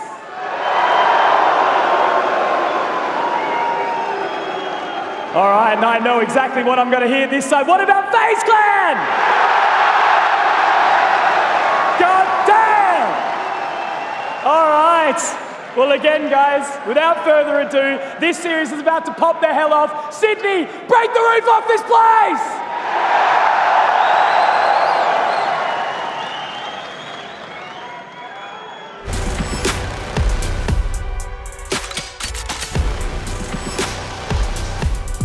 Exactly that. Friday, October the 20th. Go ahead and save the date. It's ENCE versus FaZe, set up for a quarterfinal. We find ourselves on Nuke first, Anubis next, and then we look at Ancient as a decider. Gentlemen, does it get any weirder? No, I think there's a clear favorite for the crowd at the very least. I'm surprised that ENCE doesn't get a little bit more love, but I think maybe it's not as surprising considering the names of FaZe and the fact that they are the underdog in this matchup. Like, let's not forget that with all the fame that surrounds them, all the success that they used to have in the last 3 months, 6 months or so, ENCE has been one of the best teams in the world, and now they have to prove it one more time. Yeah, and looking at the maps as well, I wouldn't have it any other way. I think FaZe's Nuke look really, really good. As you said earlier, Yanko, there was a couple of options. Their overpass is looking a little wonky, so going for the safe bet where they've looked phenomenal thus far on the T and the CT side as well. Anubis, a map where ENCE are pretty much dominant on right now, probably one of the best in the world. And I really do want to see Ancient come into a decider, because that could get crazy. And we've already seen FaZe with a little bit of innovation when it comes to CS2, right? The ROPS, of course, ROPS. Smoke for Silo on the A bomb side that really helps with the A rush. So knowing how these two in-game leaders like to call in general, and especially on this stage, I think we can expect a lot of fast-paced rounds. And let's not negate the reason that FaZe found themselves with a much harder path up to this point. You know, they lost that initial game to Gamer Legion. It was on Nuke. Did go to overtime, but albeit, that's what got them off on the wrong foot here in Sydney. So how do they learn from that? How do they get from that and then take that and apply it now? I mean that first game was Gamer Legion. They used to permaban Nuke initially, right? And then they went for the surprise permaban of Anubis, Nuke coming into play. So it's more like I feel FaZe didn't really have much data to work off on to play against Gamer Legion. But then they were able to bounce back, looking really good. They beat Gamer Legion and Nuke again 13-6 very convincingly, took down Vitality as well. So I think this might be, at least on paper, the best map right now, although small sample size. Yeah, and it was a staple for FaZe previously as well, right? You have ROPS on ramp doing his thing, Rain on Yard, and so on and so forth. So I think it's going to be interesting to see how the series starts. I think that's pretty important, right? For ENCE to be able to weather the storm. We're seeing with MR12 how quickly some of these games can get out of hand. And if they have one thing going their way, FaZe has had success, but FaZe has never been, you know, a clinical team. They've never been the most disciplined team.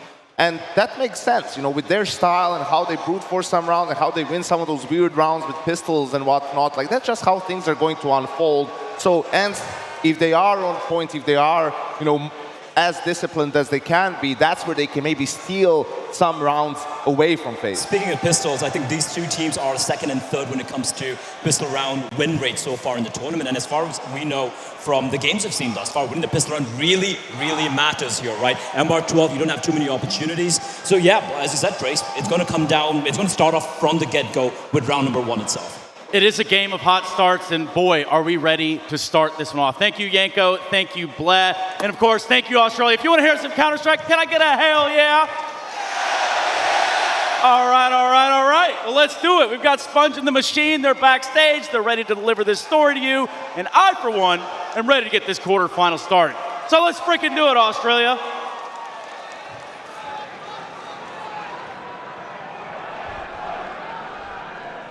It's just about time to get this party started, Sydney.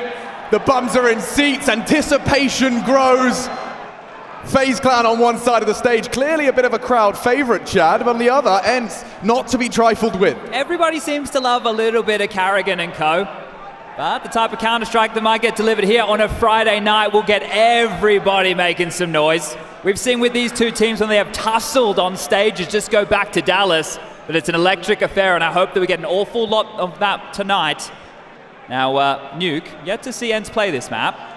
Going to be interested to see how they've adapted their playbook to CS2. We've seen the tricks that FaZe have been working with, and I want to see how many more they've been able to come up with in a few days off.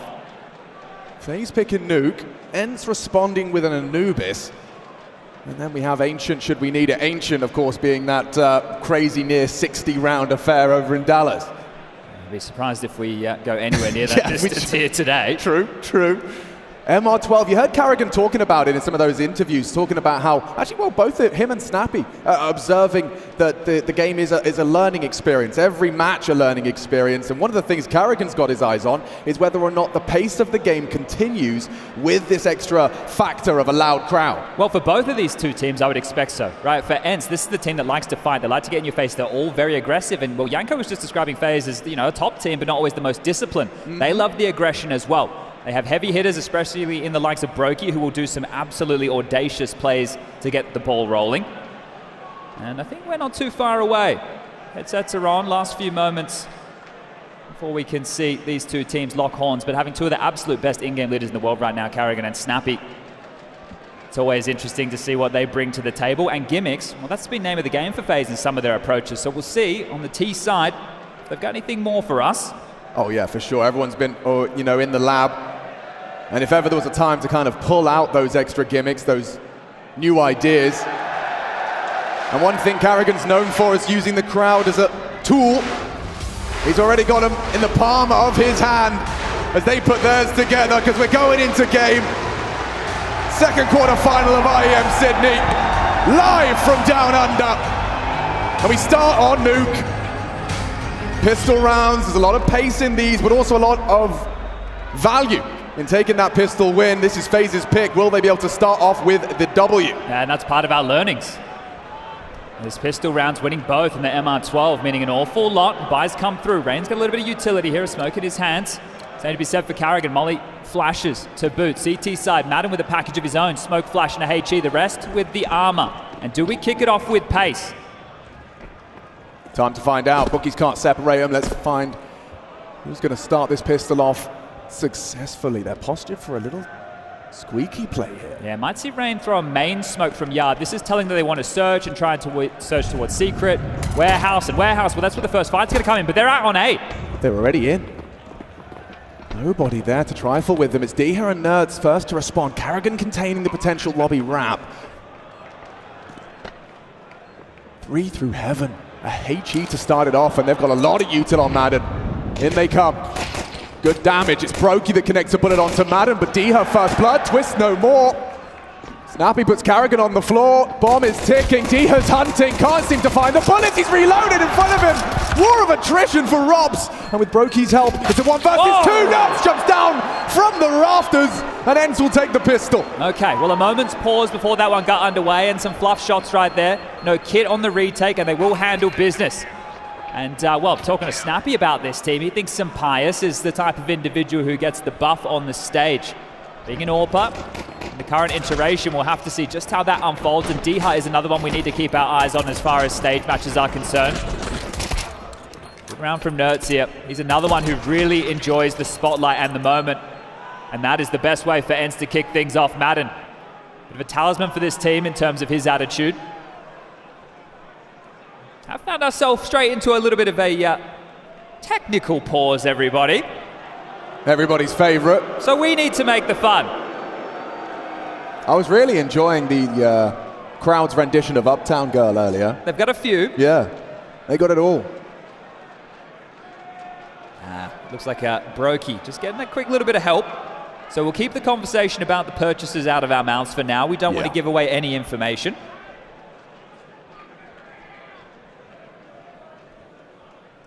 But in the conversation you were just having about Sampius on the big stage, most definitely going to be intrigued to see if that continues. An interesting observation from our stats man, just saying that Nerds has previously struggled in the head-to-head with FaZe. He's actually a little lower in his averages of impact in comparison to typically. I mean, he's a superstar, is he not? Like, in terms of new-gen superstars, Nerds is right there on the tip of many's tongue. Oh, one of the most exciting prospects in Counter-Strike at the moment. Oh, not a prospect anymore. Yeah. Let me get that one right.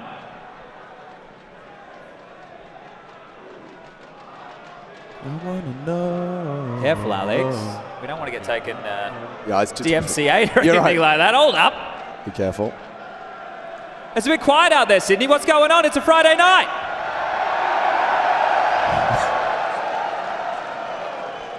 Okay, well, we've got some news, and it's, well, good news, because our little pit stop team are going to replace Brokey's PC. So hang with us for a few minutes. Is that a shoey I see?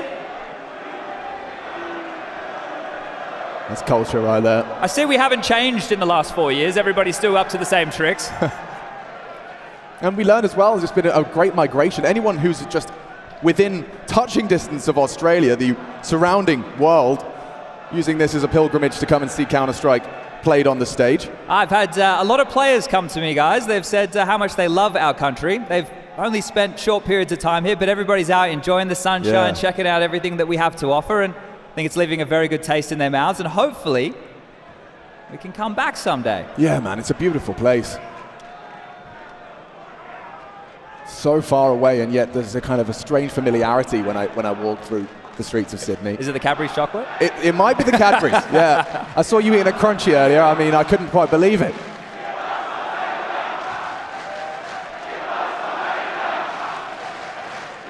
You need to be a little bit louder. They're all sleeping still. Oh, wow. You just straight turned up the volume, bro. Listen to them. You've got some vintage Renegades jerseys there, Chad. A lot of the people here probably been watching when you were on the grind, when you were on the stage. Yeah, the poor souls. Sorry you had to witness that. But I see it all out there. There's even some old vintage Vox shirts. Yeah, man. Chiefs merchandise. Greyhound, of course. And a lot of bare chests. So you have to fill me in. Is that a common Australian greeting? I have been away from home for some time. That's not one that I'm used to. Like, nice to see you. I'm excited, maybe. Maybe one way to keep the internal temperature down a little bit. Yep. It does get hot in here. Oh yeah, things are only just getting started. Looks like Brokey's back in his seat, just going to get his final adjustments through. But if I was playing a big quarterfinal match, the first LAN stage games of CS2, I'd want everything to be absolutely perfect as well. Yeah, two of the keys that you just mentioned, they're LAN and stage. That's something that both of these teams have a bit of experience on in recent history. And for FaZe, just history on. Whoa. It's got more pace to it than your typical wave. This one, the Australian wave. The gusto. Yeah. And back and forth we go. Damn, get your board. We could surf on that. I don't think the theater has seen anything quite like this before. For real. A lot of FaZe jerseys, though. Yeah, very surprising that there are so many FaZe fans. Look, I know it's such a global brand and everybody loves it, but I suppose also the faces in that FaZe team, some of the most popular in all of Counter-Strike. Yeah, I mean, household names. We've got Justin in the server tomorrow, though, Mr. JKS. That's what I want to hear when he walks out tomorrow. And I know he's been out here before, but he's getting old, little Justin. So let's make an awful lot of noise when we get to see him walk into the building. Is that us? It's you, me, and Justin. Yeah, but on the H2O poster. Yeah. Oh no!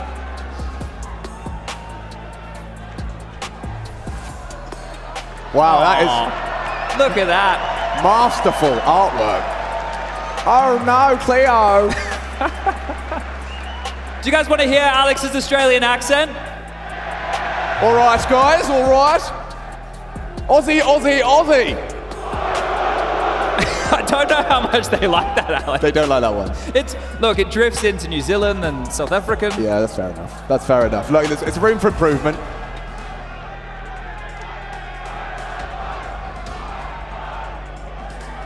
Oh, that looks good. That looks very promising. We're getting there. Look at the avatars.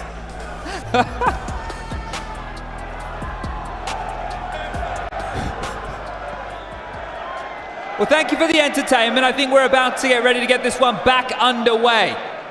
Pistol round, in case you missed it, falling in the favor of ENCE with the top site retake. Now we move into round number 2, and Oh. Ah. Oh. That's called a false start. Or blue balls. Yeah. I stood up and everything. I was ready to go. This is a mental test before the game even gets going. Keep your cool. You've just had all of that adrenaline from the walk-ins. All the anticipation, and oh, we got another one. Oh my goodness, they've even made shirts. Henry's a what?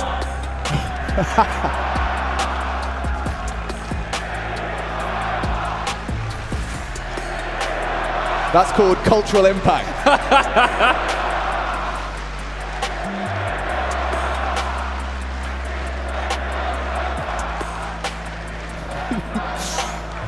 Nowhere else in the world. Definitely got your own unique flavor to every crowd. You know, we travel the world with the game of Counter-Strike. Every country we visit, each crowd has its own unique energy. And Sydney no different. What's Twist getting up to? Twist is warming up. It's the Jane pre-match ritual.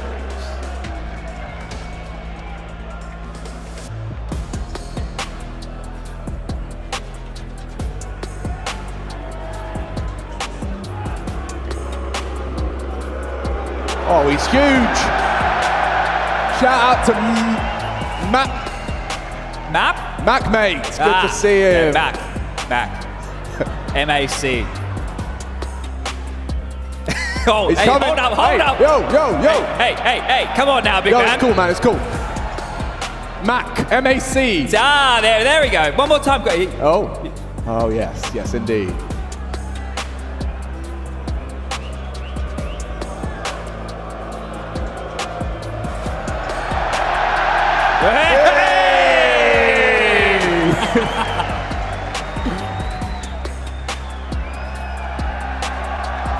They've been desperate for their ball back. Mac, a man of the people. Oh, try again, Mac. He got it in the pudding.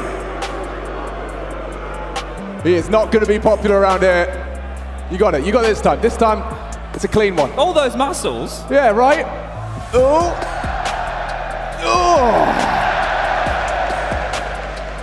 The ball is back. Was back for a moment. It's going to be a full-time job getting that one.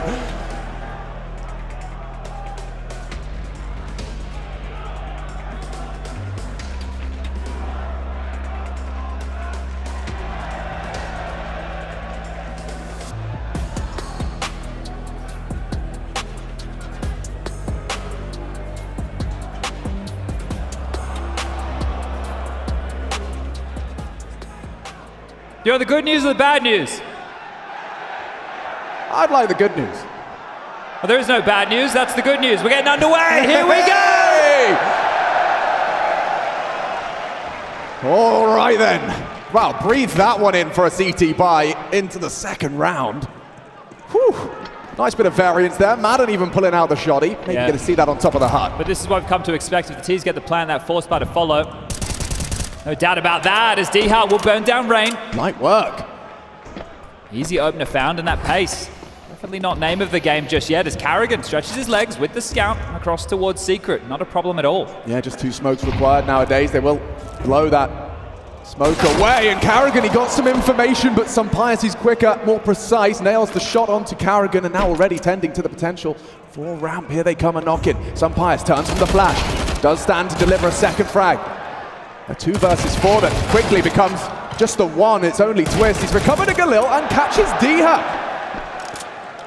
Good work from the Canadian. Might not be ready for this, and Nerds with the flank.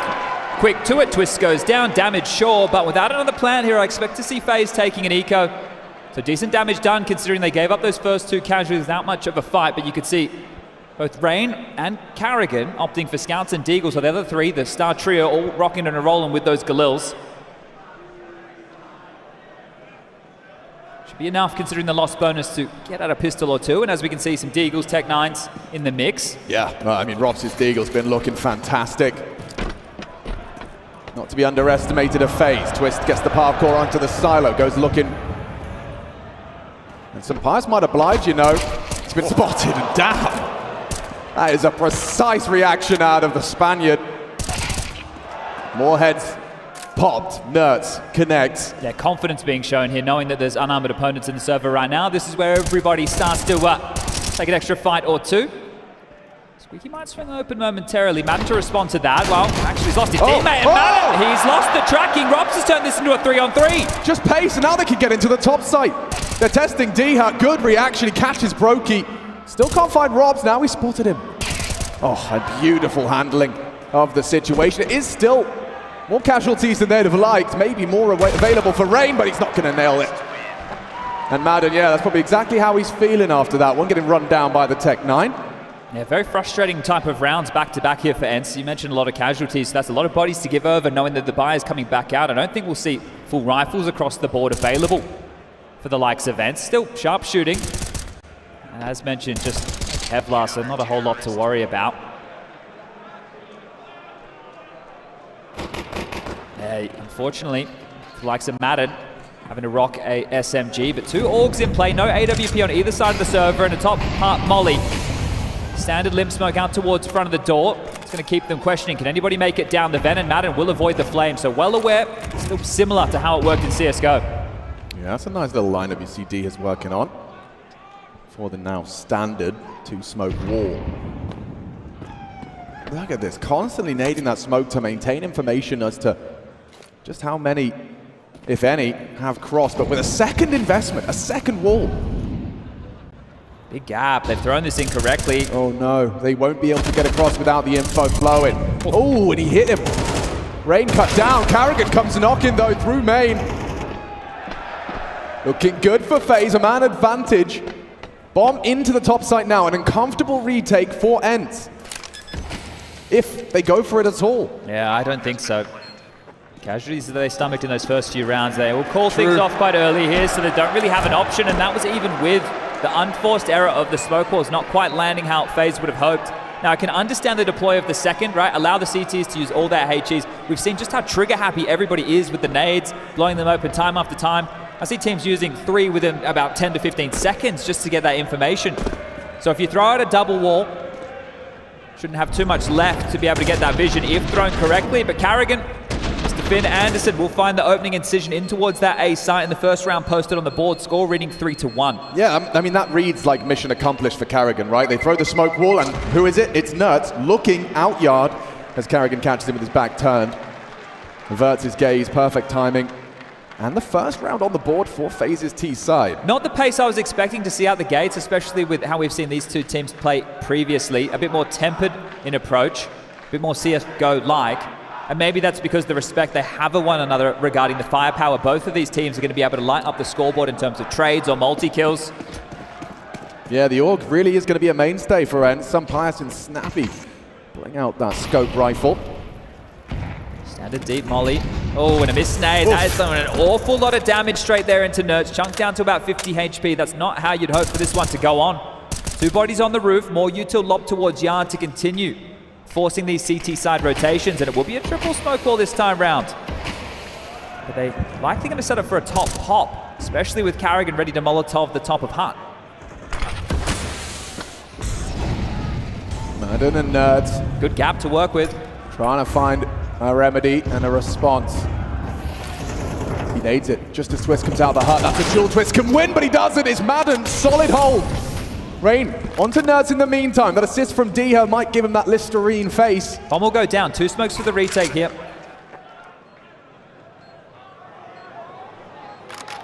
They're giving it a look in. This is going to be a lot of bodies charging up. And solid hold from FaZe Clan. All onto Snappy. He's got 2. And they'll get him consecutive. Job done. That one's going to feel real good knowing they are forcing ENCE into eco territory. Lost bonus 2,400 going into the next. I don't expect to see a whole lot of investment out of Snappy and Co, as they will take a bit of a tactical timeout to discuss their options. Big man, boss man Saw on the mic and definitely has something to say. You would be expecting quite a standard approach, as mentioned, the eco. Or does he have a different idea? Maybe the team was discussing the option of forcing themselves down that rabbit hole and wanting to avoid the misery of that before it gets out of control. And maybe a good time also to discuss the approach that you've seen from FaZe so far. Smoke walls yard, a bit more standard play, not just fast, not just rushing. So Neo, a legend of Counter-Strike, moving into the coaching space, and he makes no secret that this is a brand new role for him. He's got a lot to learn, and also big shoes to fill, of course. Legend of the game, Roban, stepping down from that coaching role. From legend to legend, From apparently. legend to legend, yeah, they definitely have got their pick of the litter. But it looks like that conversation has been had, and it is the economical. Yeah, another smoke wall towards yard being lobbed out. Now Dihai will be ahead of this, so he can call the coast clear. See his positioning here tucked up underwards the silo. So this smoke wall is all the ruse. That will allow the remainder of ENCE to stay tucked in at the ready, and this is looking like a very tidy stack. Barrage of util. Snappy starts to maneuver forward. It's Rops and Rain with their powers combined to clear out the push, but they don't continue to force the issue. They wait, hoping to be overlooked, and wow, damage was inflicted. Brokey brought very low. Maybe Sunpires could finish him off. Diha goes ahead through the Molotov. One of the more healthy members there. Rob's happy to stand and take these duels, but loses track of Diha, and now rifled on the floor. Look at their health. They're susceptible, they're vulnerable. It's Brokey with that 10 HP, and he's the next victim. Seriously scary for FaZe Clan. Rain takes some initiative, takes some space, and they will be getting that bomb down. Behind the vents, Carrigan's not going to consider this. He gets the info, now it's nose. And then quick react out of Twist, he'll take that. Happy to save 2 AK-47s, that's if Twist doesn't catch him on the way out. Nice work. That might lure them back in to have another look, but there's really not time for this. Holding onto these AKs would be the better decision, and I think FaZe are more than happy just to keep Carrigan and Rain alive. That's too many casualties to be giving up in a round like this. You can see Snappy pushing ramp. I think Nerds got spotted deep ramp as well, which was quite problematic, because if Snappy dies solo pushing ramp and they stayed in the stack, everybody might filter out a little bit more brazenly from FaZe. Snappy's the ramp holder. So if he pushed solo, oh yeah, it's just Snappy, don't worry about it. A bit of a classic, something that people have been running since the dawn of time, but handled, and we do have that scoreline tied up 3-3 now.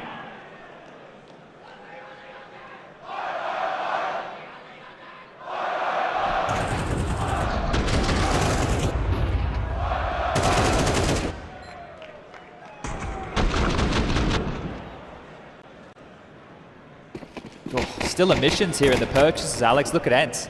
Yeah. They It's made really it work. just Nerds to note, but they've gone for util. Make sure there's plenty of that to stall them out. Brokey through the flames, fast on this, AWP in hand. Yeah, he's going shopping, he's going looking. Diha puts a toe out of line, he's a dead man. Smoked silo? There's a lot of action on Yard. Diha's feeling a lot of pressure. Still has vision despite the flashbangs, and Robs is navigating a power position. Unnoted. All of this distraction, it's all this hubbub towards the yard has worked wonderfully to get the Estonian into a power position. Now, Chad, what's the go? Well, here's the question. Do they try and have a bit of a ruse here and make noises at multiple times, see if they can swing open this door and Rops can take some space, or do they do the standard, head back towards ramp, try and make their way through ramp while Rops covers off that vent rotation point? There are multiple options as Carrigan still trying to feign some presence towards yard. Solo Adventure is the in-game leader. Twist to try and facilitate the cross towards Secret, and has done. So they have so much space, and the fact they do not know Rops is down here, it's all on this ramp hold. Yeah, have a look at this. He's been cooking. Robin, cool. Snappy's dead. Has got Snappy dead to rights. But will they overlook Sunpius? They certainly do. He only gets the one, though, with the AK. Rotation cut down. Carrigan from the secret stairs catches Madden in the vents, and that is job done. Has to be another save here for ENCE, doesn't it? Nerds, hopefully he can find himself an upgrade into something a little bit tidier than that shotgun. Sunpius left a whole lot of residual cash. Dihard the same with those AK saves. Quite an inspired round from FaZe. Yeah, and it's playing out like Counter-Strike right now. It's not just the run and gun. FaZe are playing rotations, and Nerds playing to his demise. Twist will grab that. It is just Dihard to find, and they are on the hunt, FaZe. This will be a big scalp to take. Diha holds on for the first engagement, takes down Brokey, but Carrigan, he's in hot pursuit. Nice to bring the AK through. He's one of the few with cash in his back pocket. Looks like he will do so. Oh no! I was planning on B. Yeah, well, we can talk about that at another time, but frustrations, definitely so. Hi, Alistair. Ali's in the building. It's on the desk a little bit earlier. I heard his mum's an absolute sweetheart from our talent manager, so I believe it.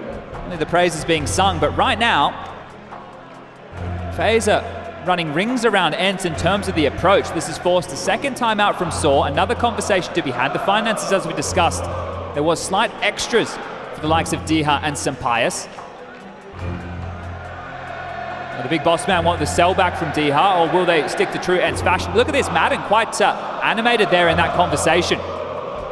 And with this playing out a bit more standard in terms of map control, taking the space, Counter-Strike being played as that puzzle. Yeah, look, it's definitely very frustrating right now. This is ENCE having a bit of a meltdown.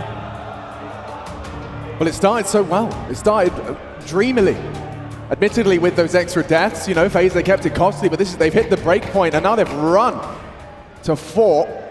They've somewhat leveled out the cash here. Sampaius' investment, we need to keep our eyes on this. Can the Spaniard be the difference maker on the big green? This would be a remedy to their frustrations. It's Nerds caught out, Brokey with pace. Straight in. Oh, and Madden had a chance with a 5-7 on the face, but Rain and Robs in the meantime did get cut down. It was Diha's rifle that's found impact, and impact all over for Diha. 10 frags already. And Snappy, gets caught just as he mantled up, so they have the advantage once more. It's up to the two investments to make this round a reality. Sampaius going looking, trying to find an equalizer. They have to come back, going to get the C4.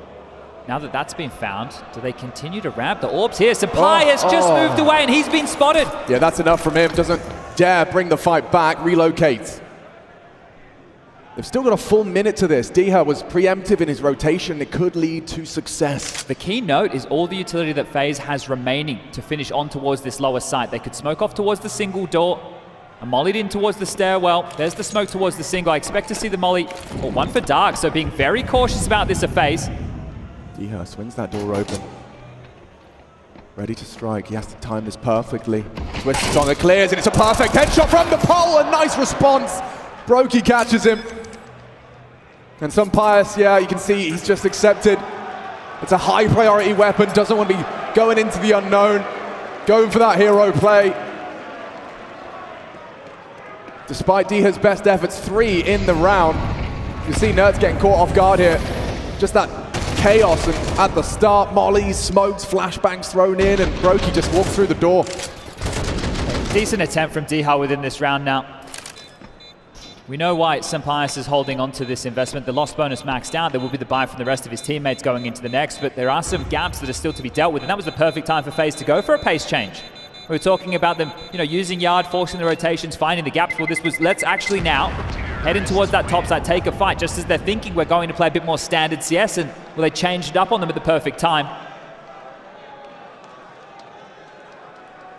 Now the flow of the game needs to change now for ENCE, because FaZe are really starting to run away with things. 5 already on the T side, and those 5 have come in consecutive fashion. The pistol, the force conversion, the eco win, that's all they have to boast. As far as these gun rounds are concerned, nothing to get excited about.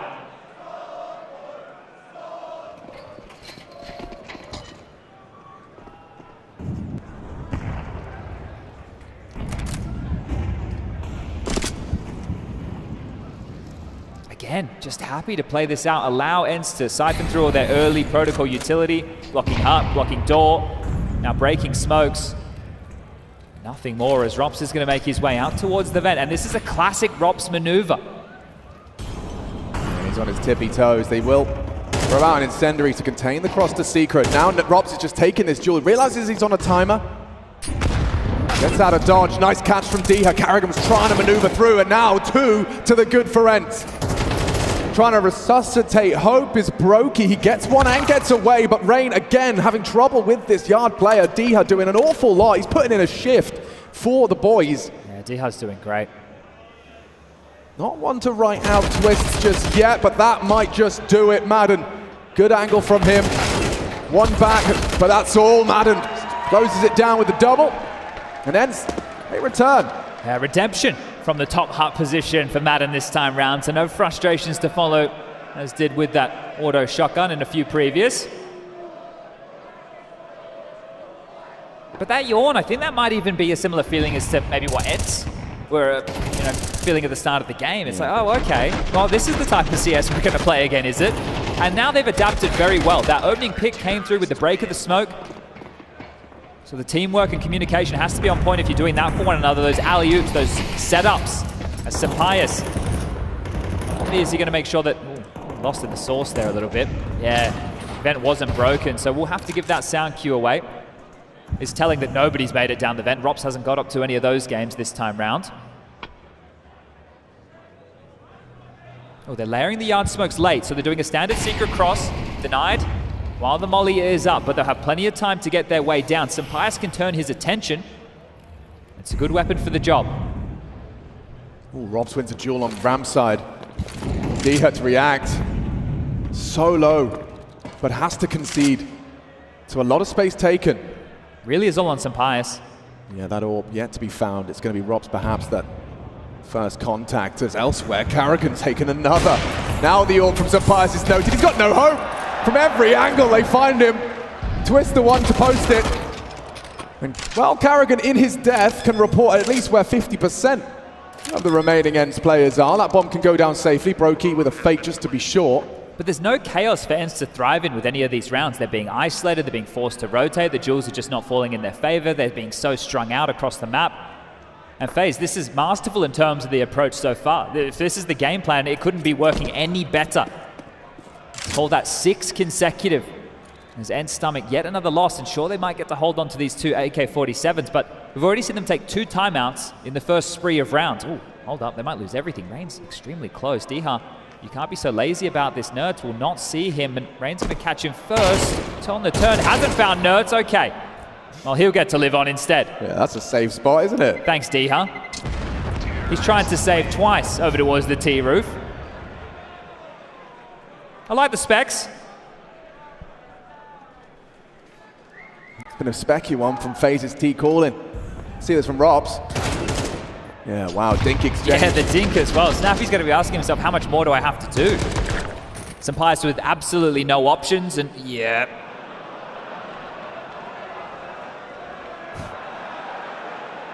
Non-verbal communication there. Speaks a lot.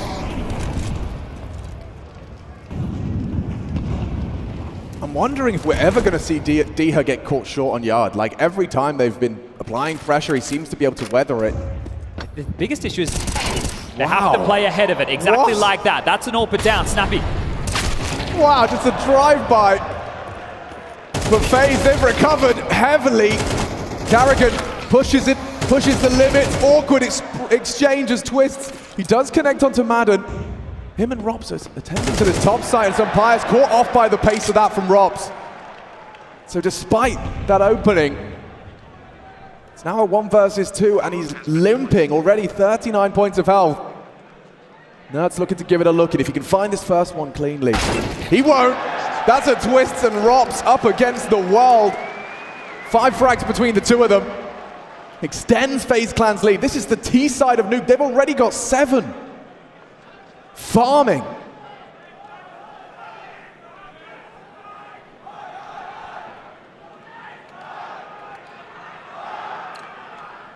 FaZe Clan's pick, and that seems clear. Ents buying whatever they can. Double shotgun, let's see.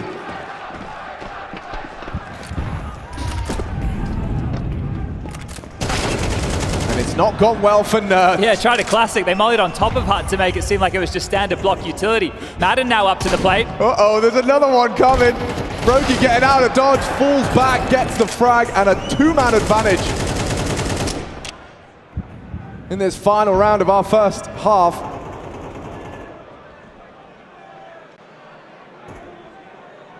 Sampaius is timing this well, you can see.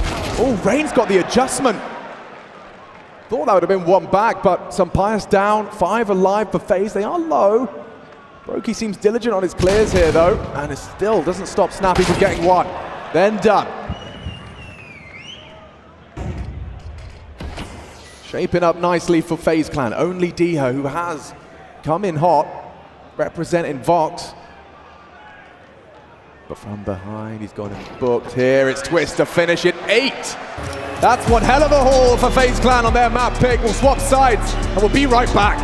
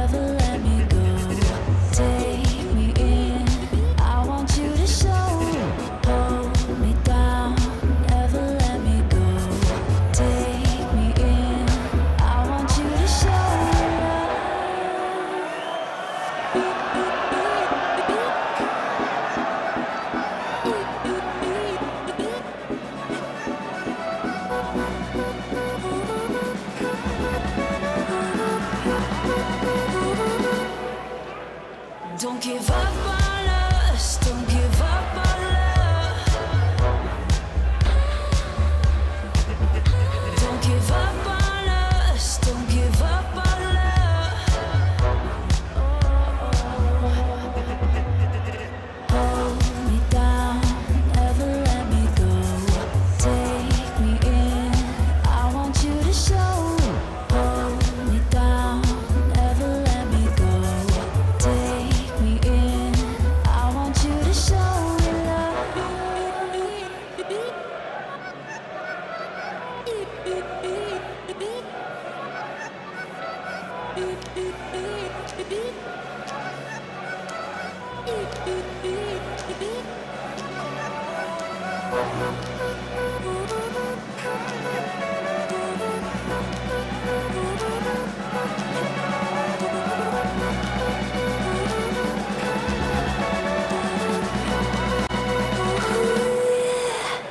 Don't give up on us, don't give up on us, don't give up on love. Don't give up on us, don't give up on us, don't give up on love. Hold me down, never let me go. Take me in, I want you to show. Hold me down, never let me go. Take me in, I want you to show.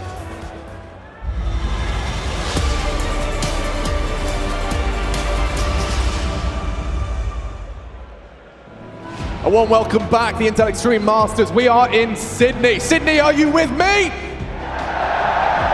The first half of play's gone swimmingly for FaZe Clan on the T side of Nuke, boasting 8. This pistol round feels compulsory, Chad. Yeah, and they're going to need to make it the 2 out of the 2 here, Ants, because as we just saw in some of those pictures, there have been discussions live as they have been rinsed in the server. FaZe, they're playing some standard-looking CS. It's got nothing of a CS2 flavor about it, just color by numbers Counter-Strike. Take that territory, force those rotations, and no better place to do it than Nuke. Interesting approach, look at this. 5 towards the yard from different elevations. The smoke off, Rain can't do anything. Carrigan, he could be overwhelmed. He has got Robs. Sharpshooter in his own right, and that's a demonstration. Just like that, FaZe. Oh, they fill the feed. Roki can't finish off Diha clean. Still, I can't stop singing the praises of Diha, but in the absence of the rest of his team, he's pretty helpless. Yeah, great in that first half. Had 4 opening exchanges, all falling in his favor. 4 multi-kills as well, and now would need to win out a 1-on-4. The dual Beretta's not good enough. Carrigan will get it done. He likes how that one feels. 9 now for FaZe. They're surging forward on no map pick, and we have Anubis coming up next. But that pistol round also quite telling of the way that Ents still want to approach the game. That's very standard and very on point with what we've seen throughout the group stages. Fast, in your face, whereas FaZe have offered the complete opposite here today. Yeah, not meeting the expectations they had for their opponent. Look at this, a little late buyout of Spawn from Pius.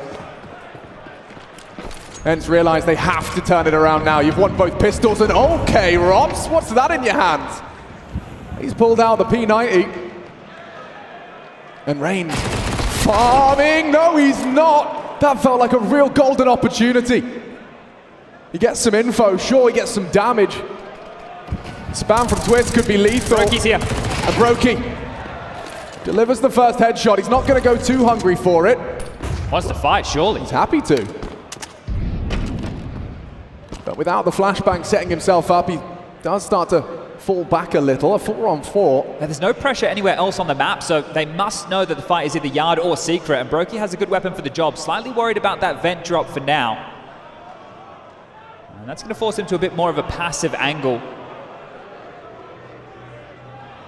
Brokey's support network at the moment is not yet put together. It likely would be that of Twist having to drop down the ladder. Gets the confirmation of still bodies committing. Interesting. Carrigan, he's positioned for the potential. Oh, turns around just in time. Carrigan gets 2 of the 3 required. Now that bomb's on Nerds' back. Perhaps a plant is on the agenda. Gets it done. Up the vent is Brokey, but not ready for Diha with that 5 HP. Finally brought down. And Robs unloads 50 bullets of wrath. Well, if you didn't know, that's how it works with the P90. Once you hold mouse 1, you can't let go. Right. It's kind of jammed down for the full 50 bullets. Been watching an awful lot of Stargate. And the defuse will come through. That was massive from Carrigan. The about face with the double as he was, well, in a very difficult position as far as timing was concerned. Slink up the vent, spins around, takes down some Pius, and the tracking onto Madden, desperately trying to trade that one. So now that they've dealt with this, they did allow the plant, and we know what that means as far as a team like Ents is concerned. Forced by City. Not a place you always want to go. No, but they are going to die on their sword today, Ents. At least as far as map number 1 is concerned. 4 magazines spammed through squeaky door, no one home. It's 5 yard, no lobby presence at all. Yeah, it's a duel for Brokey there towards the silo. Catches a glimpse, a whiff of at least 2. So a lot of information. Brokey needs to reload, and Nerds, ooh, just caught him through the top of the container. He lives on, relatively healthy. Rain has rotated through to provide support. It's Carrigan first to fall, a big catch from Madden. But they're not expecting Rain. A double from the secret stairs, pushing for more. Combines the bullets with the nade. Diha lucky to be alive. 60 seconds in the round. Look at the power from Robs. He's already cleared out lobby, called it clear. That P90. It's going to get a lot of information, enable Twists and Rain to position correctly. Looks like Rain will be the next to take contact again. Nerds looking for space, but nobody home. So a 2-pronged approach to split this lower side. See if Rain's got another one in him. He's already got the double. Finishes off what he started. Goodbye, Diha. And Rain just closes the door. Forces a sound cue out of Snappy if he wants to approach. He's waiting for Nerds. And Rain's position potentially could be cleared here. 20 seconds though. It's high pressure. If they can find Rain, they can find the plant. They're looking. Nerds! Oh, he's down. Rain again. A quad kill from the Norwegian.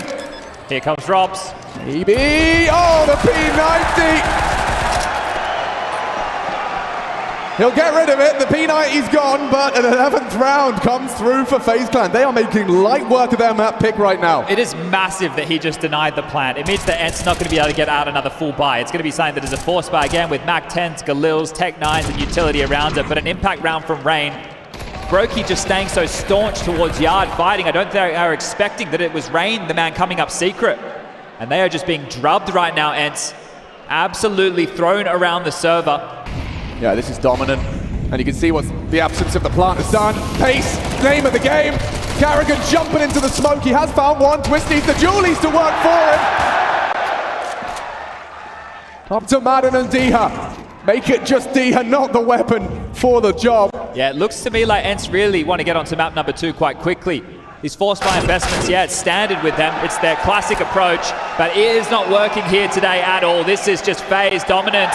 There was questions. This team lost a map to Na'Vi with Blade standing in embarrassing fashion. But they come here in the stage, which is their home, and they look more than comfortable. Ents have gotten the better of FaZe in all 3 of their meetings so far in 2023. Making a strong case for a deviation from that here. 12-4. The first of the series, sure. But Ents, they haven't really had anything to dig their fingertips into. There's nothing to hold on to. This one flying by in the blink of an eye. A Brokian opening. Aggression from Carrigan is punished. Robsy hears them, readies his aim. Happy to take these duels, tapping away, and he will. Oh! Just into both of them! That's the bomb down. That's the end of Nuke. It's gotta be.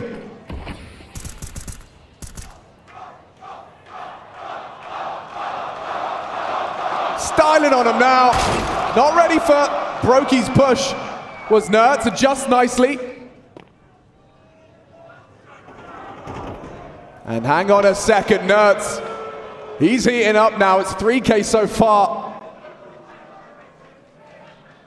All started with a little bit of an over-aggression. Now some Pius has found one as well. Unless Rain's got a clutch in him, Ents have given themselves a little bit of respite from the pain. Looks away, timing. It favors the Spaniard. 5 kills between the 2 of them.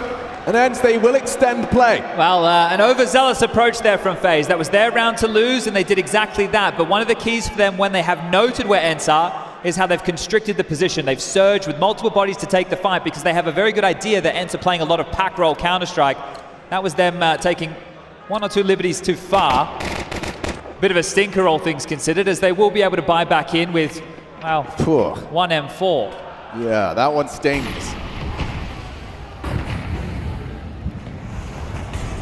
The question now becomes, how much can Ents get done? If they can win against this hodgepodge buy, it will be an eco into the next, and they can try and get back in. Oh, that's perfect positioning! Twist gets 2 on the CC! And Carrigan's already done it once! It's done! 1 rifle, all they need! And FaZe start as they mean to go on in the playoffs. A dominant performance on their map pick in this quarterfinal. Ents back to the drawing board and preparing for Anubis.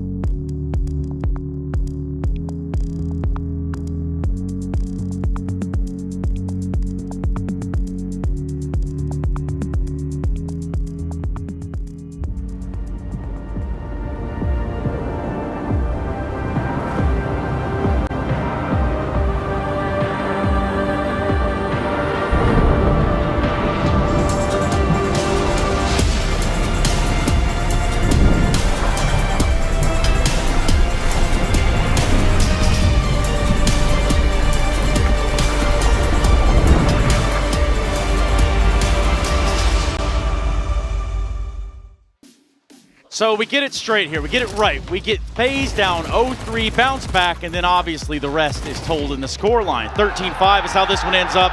FaZe coming alive in the nighttime. Welcome back to the Intel Extreme Masters here in Sydney. The year being 2023, and Blett and Yanko being to my left. Gents, show of force comes to mind. That was comprehensive from FaZe. They were clearly the better team, and they outplayed ENCE seemingly in every single department, right? The first half, the T side especially, Chad said it as well, that was just good CS overall, clinical stuff. A lot of prep work coming in from FaZe, and it showed in the server. Yeah, a couple of cool little things to kick off that T side after losing the pistol, right, to get back into the game. But I have to say it, for me, the story of this game is what the hell is going on with ENCE? In a sense of, we see so much frustration from the body language, from the player cams, right? Like, why the tilt? I understand things aren't going the way you want them. Definitely some miscommunication there. Definitely things happening that are not supposed to, but the way in which you responded, you just dug the hole even deeper for yourself. And it's kind of surprising as well for a team, like we said, right? They've been making a lot of deep runs, a lot of playoff games as well. It's not like they're new to the stage, these sort of arena, and a lot of frustration coming from seemingly every other player, and hopefully they reset that. Or else I feel it might be a quick dunzo here on map number 2. Yeah, you do hate to see it. You do hate to see that falling of flatness there, right? Like, that's not exactly what you want to have happen if you're ENCE and you march in here. Albeit you won the first 3 rounds, so in round 4, you know, you kind of wonder, what the hell happened, Yanko? Yeah, I think the problem is for that, when you kick off things the right way, as I'm going to make my way over here. There you go. Hey, oh my goodness. Hey, yeah, make close. sure you don't, like, fall down Where's or anything over there. Yeah, there we go. Yeah, you got there. All right. So round number 4, first gun round. I think FaZe did a pretty cool thing. Like early on, you see the opening, the smokes, the molly on top of hot, right? That's pretty standard. You see the 2 smokes, they're going to fall outside. Madden doesn't get caught, he stays alive.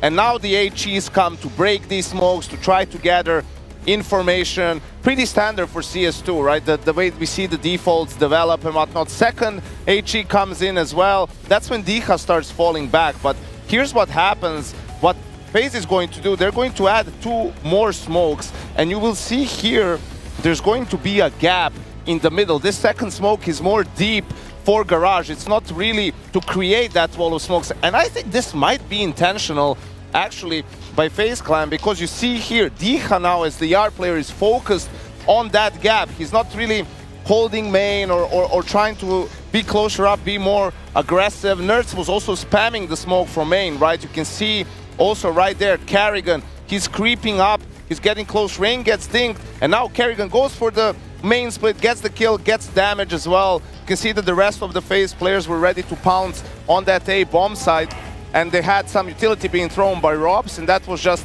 a great example of them using the mechanics of the smoke, nading the smoke and re-smoking and whatnot to sort of make ENCE think one thing, and they just did a great job of winning that first gun round. A lot of trial and error there within the new game, right? This is a brand new game in a lot of ways. It's a brand new game overall, but surprisingly, I feel like this game kind of played the way we've seen it in CSGO.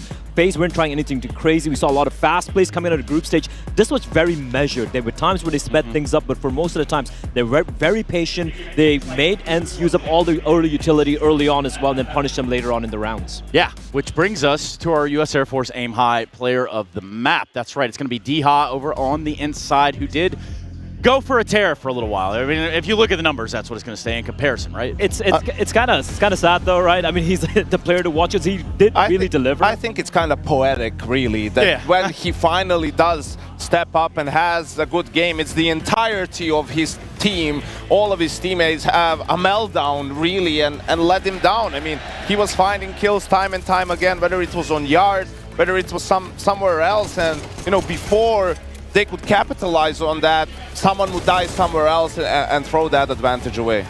Yeah, the one other player I probably would point out in this server in the game for having crazy impact would be, of course, on the side of FaZe. I think everyone had a great time. Rain was popping off, Carrigan was getting a couple of cool entries, but Robs was such a menace on the T side for me, right? He was getting kills towards ramp, opening up, just creeping in towards Squeaky, just being just this little wraith who just slips into the little gaps. I don't think I don't think FaZe played out of their minds. I think they played good, like they had a good game plan, they followed it, things worked. I think it was and starting to fall apart really, which made it look easy for FaZe. You know, we knew what we were going to get from FaZe. We thought we knew what we were getting from ENCE, but this was not what I think any of us expected. So what are you two going to give me for Anubis? Like, what are you going to give me here to put some faith restored in the side of ENCE?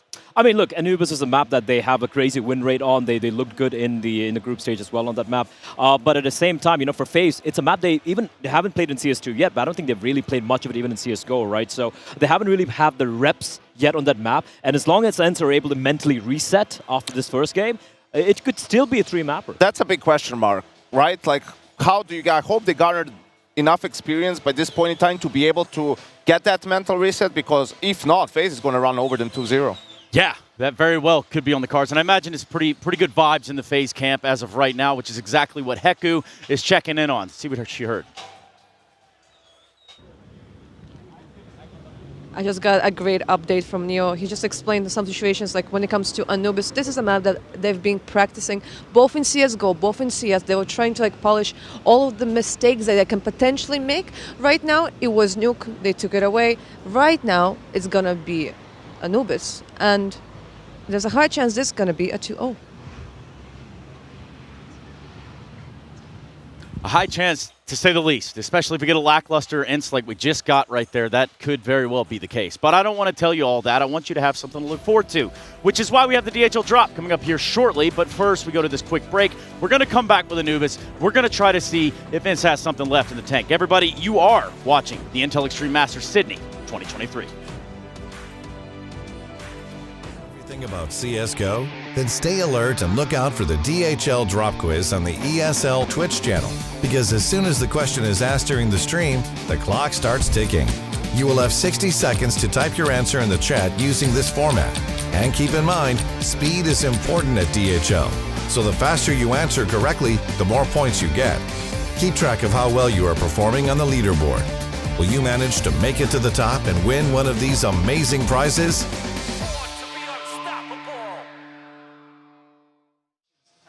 I said DHL drop, right? Like, I told you all it was coming. And guess what? It has arrived. So let's go ahead and get that question right out in front here. Which country has the most coaches at this year's Intel Extreme Masters Sydney? That's right, this year being 2023. Is it A, Denmark, B, Ukraine, C, UK, or D, Australia? Now go ahead and get your guess right in there in the Twitch chat. You can use those Twitch channel points. And then obviously just exclamation point drop. DHL drop space coinciding letter. You guys want to take a stab at it? Bro, this is actually kind of hard. Yeah. Tricky. Right? Like, UK has 2. Yep. It's Ash and Kita. Kita. Yeah. I don't know. Denmark has Cyclone and surely someone else. Maybe not. I don't know. From the top of my head, no. Australia definitely isn't it. So maybe There are Ukraine. at least a couple of Ukraine guys at the very Maybe LMBT Blade.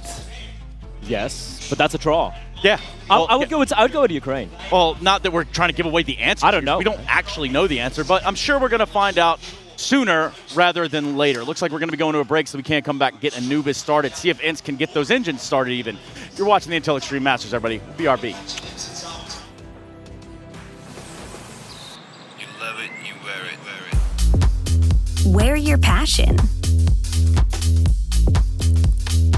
Share your passion. Wherever,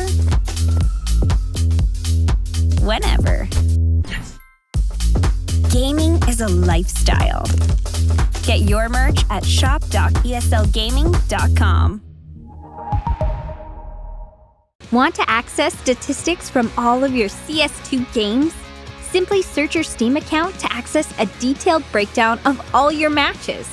Find your best maps, check when players are banned for cheating, and access other in-depth statistics from matchmaking and basic games.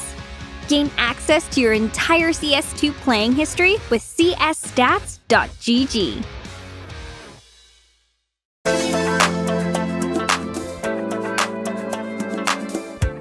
How do they call it? Michael Jackson pick or something like this, but that's fixable and they're gonna fix, and I think it's the same. But whenever I played, I died behind the wall. It's funny, but in official, it's not gonna be funny, 100%. In previous game it was the same, like advantage, but it depends of the angle, depends of the walls. But overall, I think pickers have advantage more. I don't know. I go with 5 because it has Michael Jackson pick still, and Shakira as well. No, and also Blade showed me one more pick, Like full crouch. Like crab, yes. Yes, crab. big. It's like. Okay, I go with 3. I'll put 7. I put 3. I think the netcode is just like okay. I think it's got some stuff to be desired. Nah, bro, this shit's terrible. It's got some stuff to be desired for sure, but they're kind of close. Peeker's advantage, it's kind of busted. Kind of busted.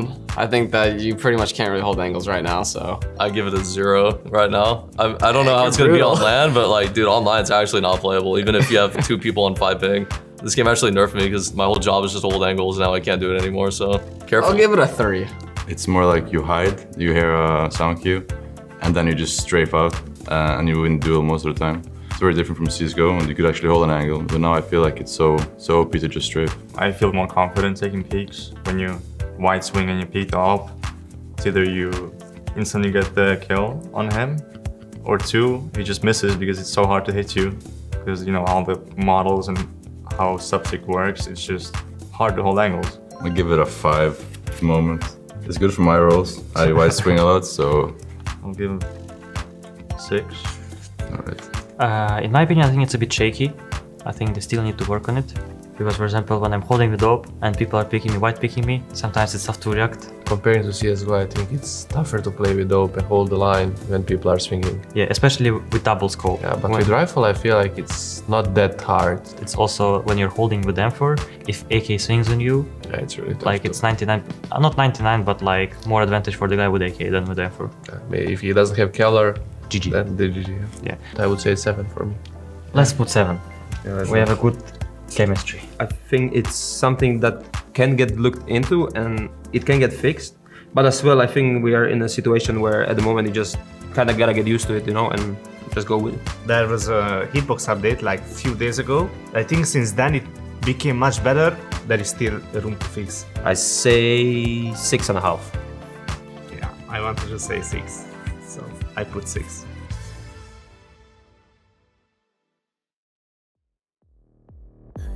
Seen you in this place. I like to play some games. I can see right through your face. Focused on you like X-rays. I've never seen you in this place. I like to play some games. I can see right through your face. Focused on you like X-rays.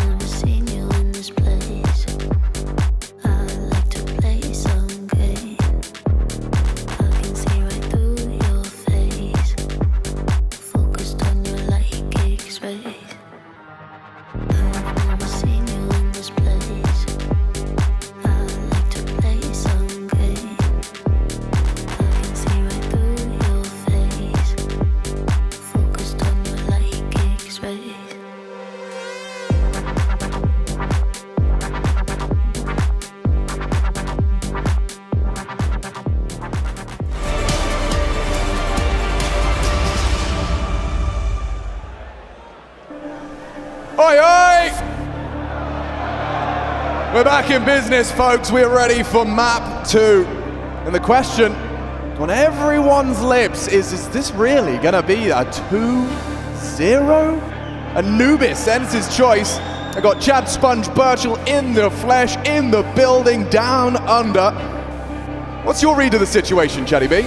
Ents are going to have a good, long, hard talk to himself in that break. Try and wake up, try and get on the same page, because clear frustrations with how FaZe were approaching things on the T side of Nuke. But now we move into Anubis, and this is where I think FaZe have made quite a nice choice, starting on the T side, right? Right. That's a good place to find yourself. You get to set the tempo the same way they just did on Nuke. So this is where ENCE are going to be put under pressure. And we've already seen them get put under pressure on this very map. So I am curious of what Carrigan and co have been cooking up. Otherwise, this might be a quick finish to our Friday quarterfinals. And you want to talk about, oh, pistols are so much more important. Well, ENCE, that was pretty much the only thing they had to celebrate in the first map. We'll see if they can continue their pistol successes, or if FaZe will find their first. 13-5, the first scoreline. Look at the starters they mean to go on. Now, we had the privilege of covering off the Fnatic versus ENCE game, and Anubis was one of those maps, and the pressure came over towards A and middle an awful lot, forcing ENCE to move into a different CT side setup. So we'll see if Carrigan wants to copy something similar as to Dexter's approach. But again, no pace on this. And that was the whole conversation throughout the first 3 days of groups, was biffy, fighty, brawly, in-your-face, deathmatch CS. FaZe have returned us to the status quo of CSGO. Yeah, they have, and I'm sure it's probably not meeting what ENCE were expecting coming into today's play. It's so suspiciously quiet across the map. And they have one piece of information there, ENCE, a P250 and a Glock top mid. Rerouting now. Now FaZe.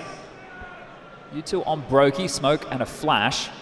Clearing mid now. They might be able to find themselves a little bit of information. A peek out dark, a crawl across the bridge, and B is about to be called completely clear. So retake A.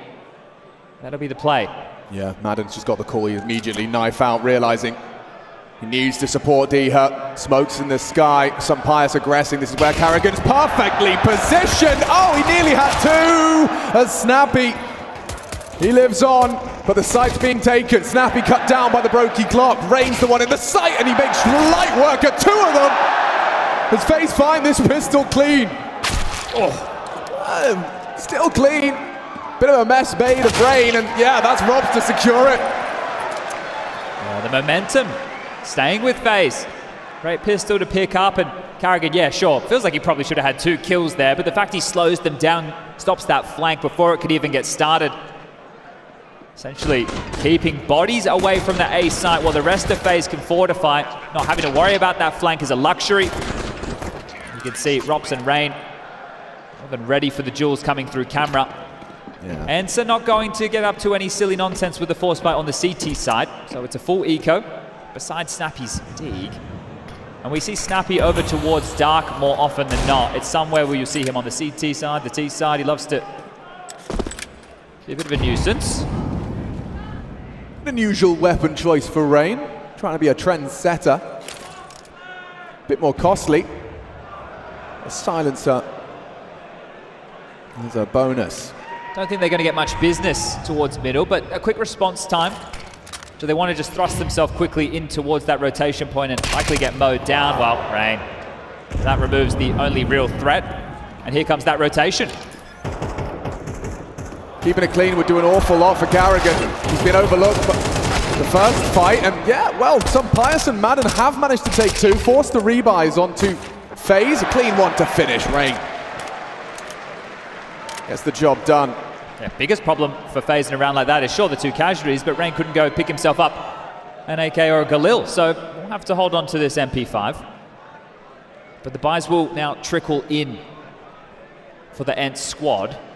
Seeing plenty of AUGs, and that was a huge discussion. We had the ESL Challenger Jönköping qualifier. We're looking for AUG, the Frenchman, they were using it an awful lot. I think statistically it was about 3% used overall. You don't normally see it appearing on the HLTV stats wheels. And then here as well throughout the group stage, very similar in that regard. And ENCE, one of the leading teams with that use case. Nerds blows open the smoke, finds a fight, messy spray, doesn't quite get away. Could have even been blocked there on the way out the door, so that's maybe some light frustration. Oh, good catch from Madden. Drops into the fight. Helps bail his teammates out, but Carrigan, he's into the site already. Snappy! Oh, beheaded by Carrigan. Madden, good trade, necessary trade, but Twists, he's working into mid. Oh, and a ding's not good enough, Deha. He's gone. Puts us into a one-on-one. Madden, last seen on that B bomb site. Twist knows he's got the time. Get that bomb in. Something that was prevalent for ENCE throughout that entire first map was lack of kits. Same to be said for Madden in this one-on-one. Oh, he just looked away! Twists! Catches him off guard. Madden will be mad about that one. Oh, and Madden started this round with such a proactive approach. Knew the pressure towards B, drops down, out the window, takes the fight towards Dark, helps buffer the B bomb site. Left chasing Ghost as Twist plants the bomb, jumps up, and catches him looking the wrong way. Way too easy. Nice one there from Mr. Van Delken, the Canadian. Puts ENCE back down to just some pistols and other pebbles. We've got some light investments out of Spawn here. Oh, and the nades combined with the spray. Madden's managed to make a real mark on this round already. Nerds with some serious info. They push B very aggressively. Yeah, he needs both of them. Whoa. Well handled. Still, they cannot bring Twist down. 7 and oh dear. Robs swung on. Still holds down the spray. Stays on the straight and narrow.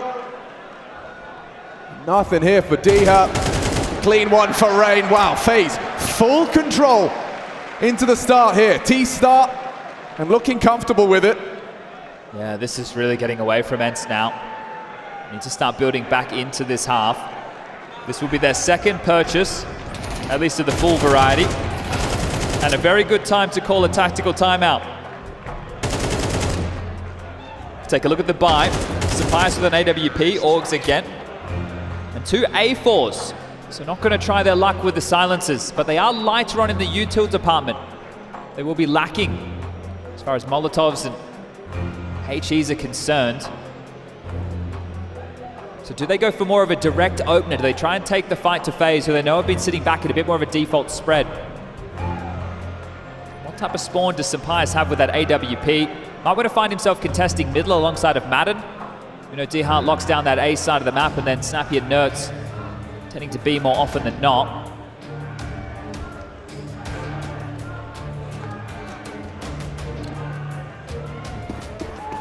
Snappy's throwing an aggressive smoke from Spawn, so we'll see where this one lands. It's over towards the T stairs. Expect an A push off the back of that. Yeah, you'd expect it. Sapias. Full flash, Rain's coming for him. Not ready for an AWP, not anticipating that, but oh dear! They've just lost their entire B-side defense. The bomb's already going down, Twist's already holding W. Scarpering over there is Madden, not ready for that though! What a shot! This is Twist's world right now. Sticky nade gets it out at the end. Job done, Twist, what a recovery. Man, such a flat game for ENCE, as we can see this flank starting to manifest, but not if Twist can get to them first. Finally falls to D-Hut, but you feel like Robs has secured the round and maybe these rifles as well. Such a nuisance on the lurk. Yeah, this really would be a twist of the knife. You've already lost your early advantage. You could lose your AWP and all your goodies as well. Look at this angle, well played. Nice elevation from Robs, catches D-Hut. Sapias, he's being hunted. Nice shot. Holds on to the AWP. Important save, of course. Something to work with going into round number 6. But FaZe essentially just rushed both sides of the maps. At the same time. So, both sides on the map. And well, look at that from Twist. Just absolutely mauls them. That smoke that landed towards T-stairs, maybe that was telling to ENCE that they were, to FaZe, that ENCE were expecting some aggression, probably pushing A main as well as Dark, and they were able to cotton them off on all of those choke points. Shotgun fans getting a lot. A few different variations in one round. All right. Well, they need Summit to get the juices flowing. Diha, he heard some water. He steps, prepares himself, anti-flash. Robs actually pushes through. He's cleared out the baskets. Already a body down, and the pump of the shotgun leaves Robs on just a fraction of health. That saved AWP has found one. He needs a whole lot more though in the flash. The information, it flows, and so does the headshot. Brokey nails it. It's just coming too easy for FaZe. When it looks like they should be getting caught out and fragged, they're the ones finding the multi-kills, being able to adjust after the first, taking damage and still recovering. And they've already been able to secure 50% of the rounds in the first half. Crazy. As quick as that. It's really just running away from ENCE. It's rapid. And when you review it, when they sit down and watch this game, you can see just how quickly it slipped through their fingertips. forced into dire straits with the buy. Conservative half investment. Didn't get him far. And willingness to take a duel. Rob's just walking through that A main smoke was the start of the end. Oh, there we go. Nerd Shotgun will get something. Does he dare freak forward and go up that AK? I don't think he got there in time. But yeah, Rob's that it looks very premeditated as well. You can see him lining himself up in the smoke. Very aware of where he's playing. The flash came through, gave him a good timing. I think Soars just asked for another timeout.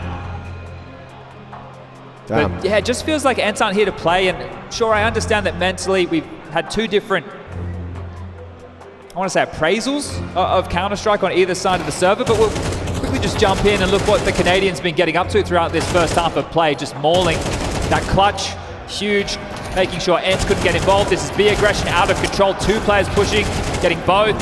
Sapias and Snappy with opening twist with two back, then even finding the third, denying any chance of the retake. That is all impact right there. Yeah, every single one of them from twists.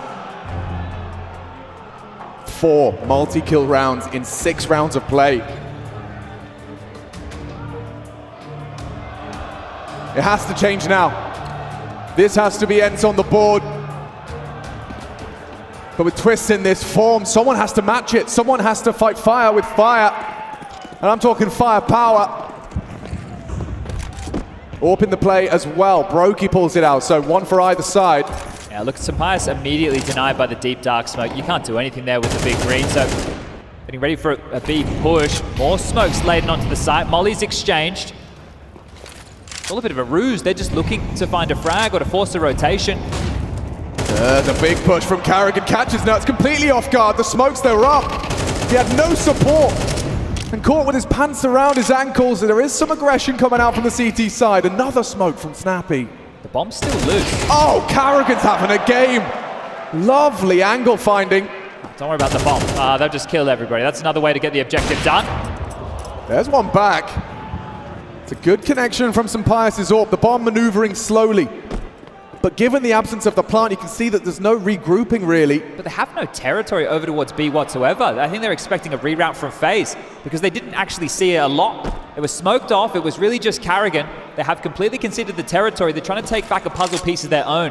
A safe smoke out there from Rops to get himself across in towards the site for the plant. But you saw the smoke wall they went for. That wouldn't have been possible in CSGO. It would have created a one-way from that platform position. I think one of Nart's recent videos showing a way to be able to drop out both to completely cover the site. And again, it's just Ents having to save.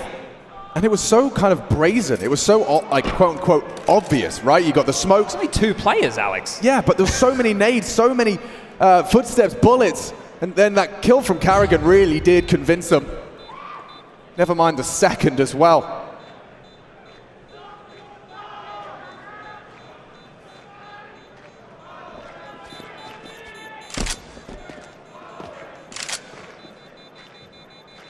So a 7th.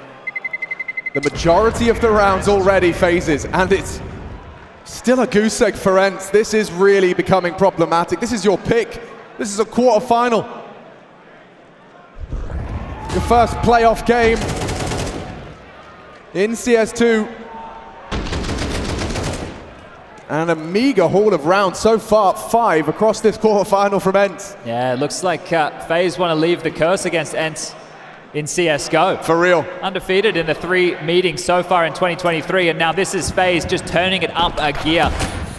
More aggressive util, yeah, the push A main, it's coming. They're ready for it. Molly, nade, Nerds is down to 3. The cleanup crew of Rops is here. Needs help. He asked for it. What? Straight through the smoke. Nerds is gone. There's more where that came from. Rain attending to it. Great clear from Diha. Carrigan. He's got a lot to do. Snappy's accelerating. He's not expecting anyone here. And some captain on captain action. Snappy didn't even pull a gun out. He just knew he was dead. Accepted his fate. Carrigan's already pushing way deep. Adam might walk through this smoke just as the molly's in their hands. It's a great timing. Twist should be a dead man. Now the sound cube betrays him. He's burning. He still hits the first. It's Brokey and Sapias connecting on their orbs in unison. That's the bomb on Brokey's back. He has got the package. High priority, but so is finding Sapias, but he's just slinking into main, or actually jail. Still an angle. Oh, and a shot from Brokey. Yeah, now they know A is completely open. Sampaias is all over towards Dark. Carrigan has made sure he can't rotate back. Brutal. Oh, it was a 2-on-2, and it all hinges on that death there. And Sampaias, what are you meant to do? What, you go for this? Sure, a 1-on-2 into a difficult to retake bomb site at the best of times. Well, we saw all that impact from Twist. It's Brokey's turn for a high impact round. Securing the 8th with that Tech 9 frag. And this has just been more often than not the way that Sampaias has had to approach these situations. What is he meant to do? You can't ask him to go for a round like this, and he knows it. It's definitely not the most exciting approach, but he'll just run in and die. There's so much to get through. Brokey, with the jump, okay. Still impressive. Yeah, the Latvian leap, we call that one. And this shot, beautiful, Diha. No idea what hit him at all. And yeah, Snappy, he just got completely caught off guard, just running back in, knife in hand. And the frustrations continuing. Yeah, stark contrast, frustrations for Ents. Feeling powerless up against this reinvigorated FaZe clan. It's clear they just have a much better idea of how they want to approach this game. They're dictating everything from start to finish. And a return to form for FaZe. Across this year, top 4 at just 2 events. So coming into this one, they've got a bit of a point to prove, and that's the last time I'll burn through, understandably so. Yeah, and this conversation now from Saw is a desperate one, because FaZe, they're the ones who get to dictate for the remainder of the regulation if they're going to take timeouts. They don't need to, they don't have to, they don't need to give them a chance to have a chit-chat. And in this moment, this is not a chat of, hey guys, this is how we should approach this round, this is what we should do. This is, hey guys, let's get this together. We're not a team new to the stages. We're not a team new to tier 1 top level Counter-Strike. This is Ents. This is a team that has got some fear behind the name and well earned. We've been discussing what the likes of Snappy and his team have been able to do in recent history. Right now they are a shadow of themselves. Yeah, Ents, I mean, constant top 4 placements. 5 in a row from Ents. But this maybe where that stops. Good chip damage. Nade lands square on the nose of Sampaias. He has Madden in support as well for his mid-hold. Rain already starting to apply some pressure. 2 A players going to have a bit of a duel here, a one-on-one battle of their wits, and it's drops. Who prevails? Diha down. Cracks starting to show. Sampaias gets nothing off that clear. Still good angle for it. Catches Carrigan on the walk up. Oh, that's an all-in position from Madden, and damage not enough.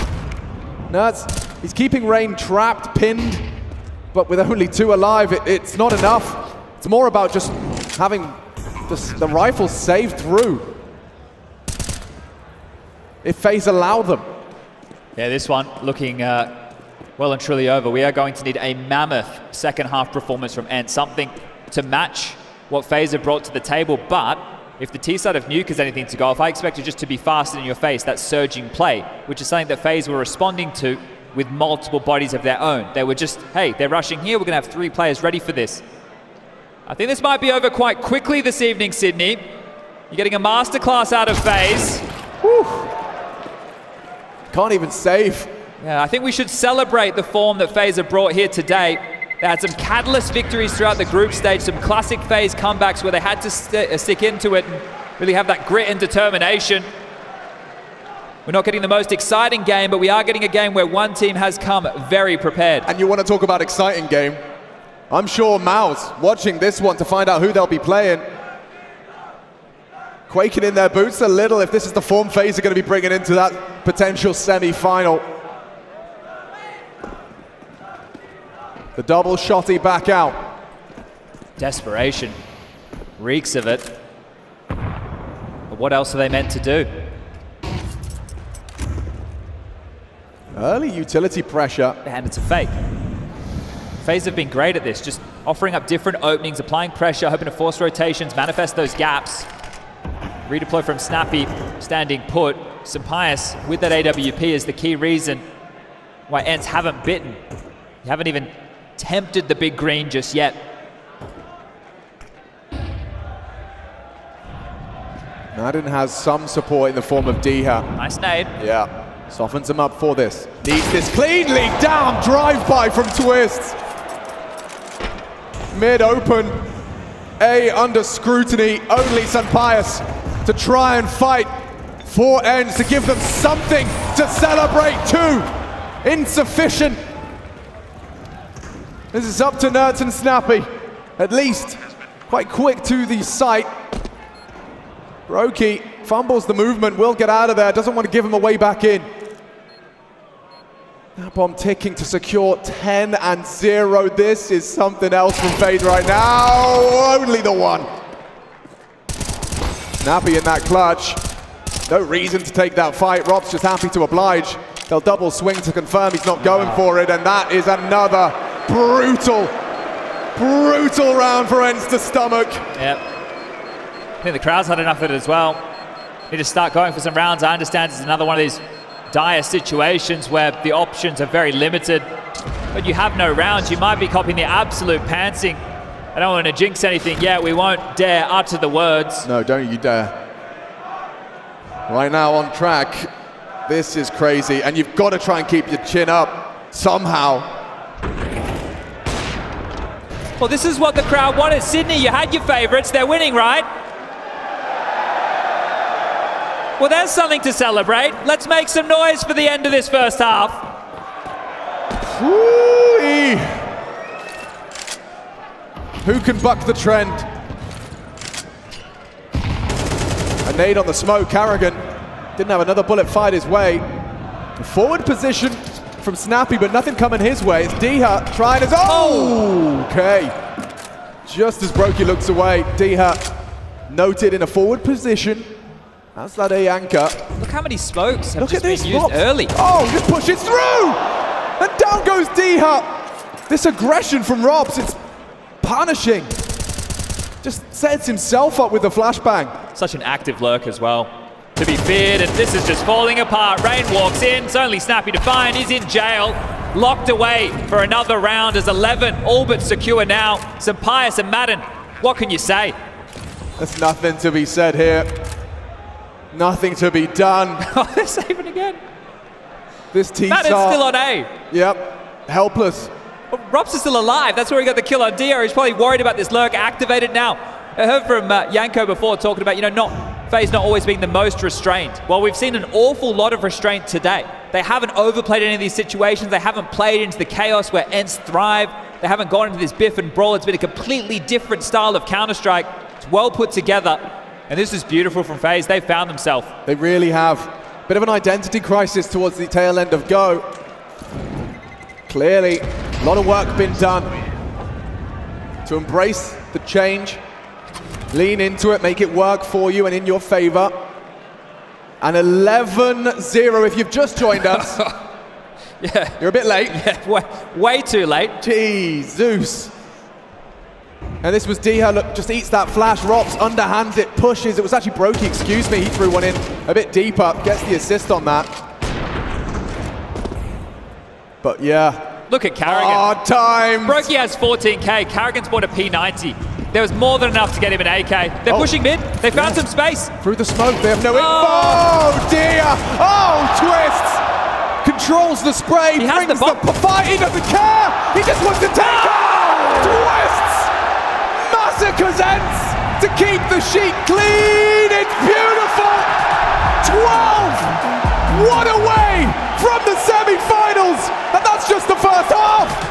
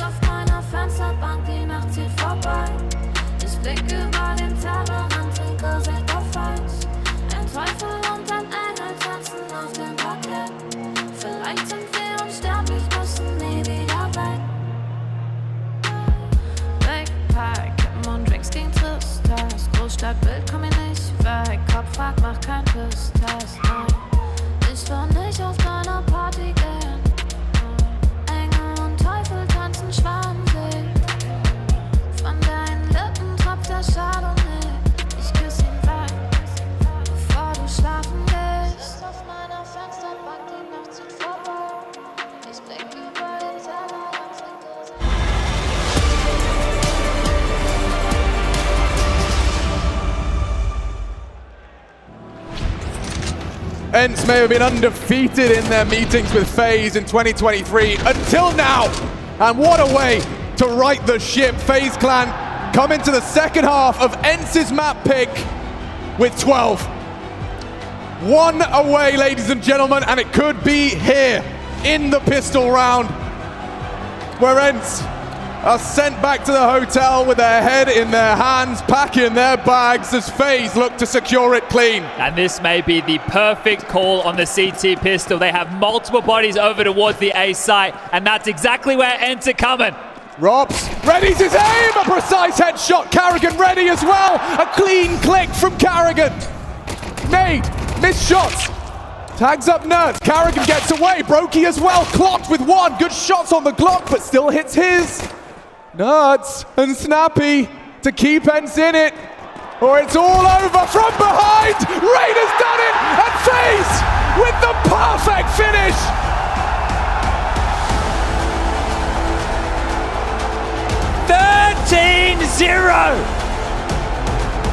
Let that one sink in. Simply unbelievable. In the playoffs of the Intel Extreme Masters and FaZe, they set records with the speed of that one. That is the form of the FaZe that was once feared. It has been a long time between drinks, but CS2 and a revitalized looking FaZe Clan, what a showing. Rain, Carrigan, Twists, they know what that trophy in Sydney feels like, and they are making a strong case to have another one in the cabinet. Strong individual performances, hard work paying off, and leaning into the change, embracing the change with dominance. Mouse, they're on notice now. It's ENCE. Well, they were outclassed here today. Let's head on down to the stage with an interview. 13-0. How do you even deliver something like this? How good was that from FaZe? So I thought it most appropriate, right, to grab the MVP of IEM Sydney 2019, the big man here with Twists. How does it feel to walk away with a victory like that right now, back on the soil of Sydney? It feels really good. We really wanted revenge against ENCE. Even though it's a different game, it feels good to, make up for what was lost in the past. And yeah, obviously I won this event in 2019, and I'm here to defend the title. And I know these guys have won the events in the past, so it's kind of, it's a good feeling to win here, and I think we all want to win here again. Well, you guys had obviously such a hotly contested run at Dallas, right? It was really back and forth. Ancient, probably one of the biggest games of the competition, so it must feel really, really good to take them down here today. Yeah, of course. I mean, they're a very strong team, but I think it showed that their preparation was limited going into this event. I still think they could be very dangerous in the future, but I think, the extra edge of time that we did have to prepare definitely helped us. Definitely. Well, look, you've got Mouse tomorrow. What's the game plan going into the game? And is it just going to be rest tonight and getting into it? I think so. I mean, Mouse is in a similar situation as us. I mean, they made a deeper run in EPL, so they had limited time. And yeah, I mean, this is another team that we want revenge against, and looking forward to the matchup. Fantastic. Well, we're looking forward to it as well. And I'm sure you guys are here again. Give it up for Twists and FaZe!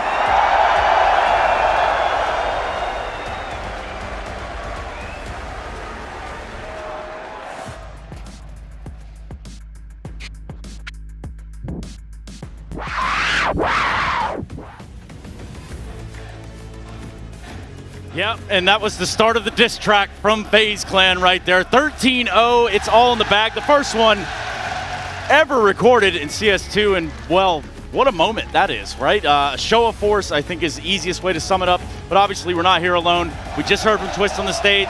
Joining us now will be Neo. If you haven't heard of him, I don't know where you've been, but nonetheless, before we get to you, Neo, we do have to find the answer to our DHL drop, because there's only an appropriate time for it, and it's right now. I know you were on the edge of your seat for the DHL drop answer, and let's run it. Let's find out what that answer actually was.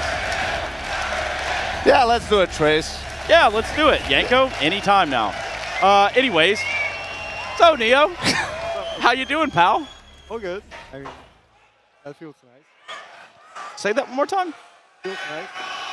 Oh, All right. He says it feels nice. Yeah, We'll get there. I want to ask you, obviously it was a rough start for you as a coach. I mean, you're with the team, you're new to the whole role, right? So it's been bumpy at the start.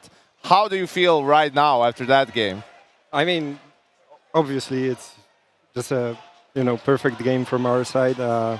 But I think like step by step with every tournament, it felt much better. I'm getting more comfortable with the guys and with the role. It's still not natural to not be able to talk to them all the time. And now we have even less timeouts. So just trying to get better at it. I think the one thing which a lot of the players said before Sydney was like, in CS:GO, they were losing a little bit of motivation and all of that. And then, qualifying to the playoffs itself, it felt like, there was a bit of a load off your shoulders, right? Mm-hmm. Is that like, now is it like a different side of face we're going to be seeing deep into the tournament? I think CS2 came out in a perfect moment for the team. It's like a great boost of motivation for everyone. These guys are grinders and they like playing the game, spending time on it, and you can see how many new things we're coming up with. So it's a nice moment for the team, and it's great to qualify for play. Did you expect it to be this easy? No way. I mean, we knew nuke was our map. We had a perfect nuke. We lost only a pistol round, and lost only one gun round on T side. That's impressive. And didn't expect Anubis to be even better. No chance. Anubis was actually one of our main focus maps before coming to this or even previous tournament. So we knew we can do much better and we can be good on the map, but not as good. 13-0 is pretty good. I don't know. It's pretty great. You tell me. Sounds pretty good. Yeah, looks good. So Neo, let me go ahead and grab you one more question here, right? You've seen a lot of Counter-Strike in your life. That's not a secret. So in this moment, now that we've got this transitional period where we are right now, how does that feel to you? You see the fruits of your labor in a 13-0. Yeah, I mean, it would be nice to play it. Yeah. Watching perfect Counter-Strike like that is also nice. And hearing it and, the game is not in a perfect shape yet, but it's still Counter-Strike.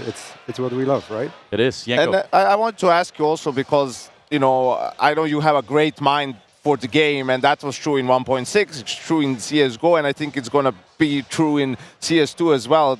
Are you having fun, trying to come up with new things, with the new mechanics and all the changes? How's it going for you? Definitely. I mean, new game, new opportunities. You can basically smoke everything from your spawn. So it's like there's so many options and so many combos with the nades and everything. I like doing it. I like spending time on the server with the guys. When there's some time we play together after our practice. So it's nice to be around such amazing guys with much love for the game. And even when you come to the players individually as well, for a lot of other teams, you could see some players are feeling it, some players not necessarily as comfortable with the mechanics. But for you guys, I felt like Twist was a little quiet in the tournament, and then he just pops off today. Broky's looking good. So individually, I guess everyone's just really feeling the game. Yeah, I mean, we have the right mentality for it. You cannot do much about it. You just need to adjust it to it and adapt or just die. Get as much as you can from it. So it's it's a good moment for the team. Yeah, it is very much that. Well, look, tomorrow I think you stack up against Mal's, right? So are you excited or are you just IEM excited? Okay, it was a rough one. I'm not going to lie. Just taking it step by step. Just going to go back to the hotel and take a look at, what's coming for tomorrow. Yeah. Prepare and... it's exciting to win, but it's a new game coming already. So it's new focus, and we'll see what happens tomorrow. Well, thank you very much. You guys put on a clinic and a show here, so I think we'll leave it at that. We'll get Neo out of here. Thank you very much for your time, Neo.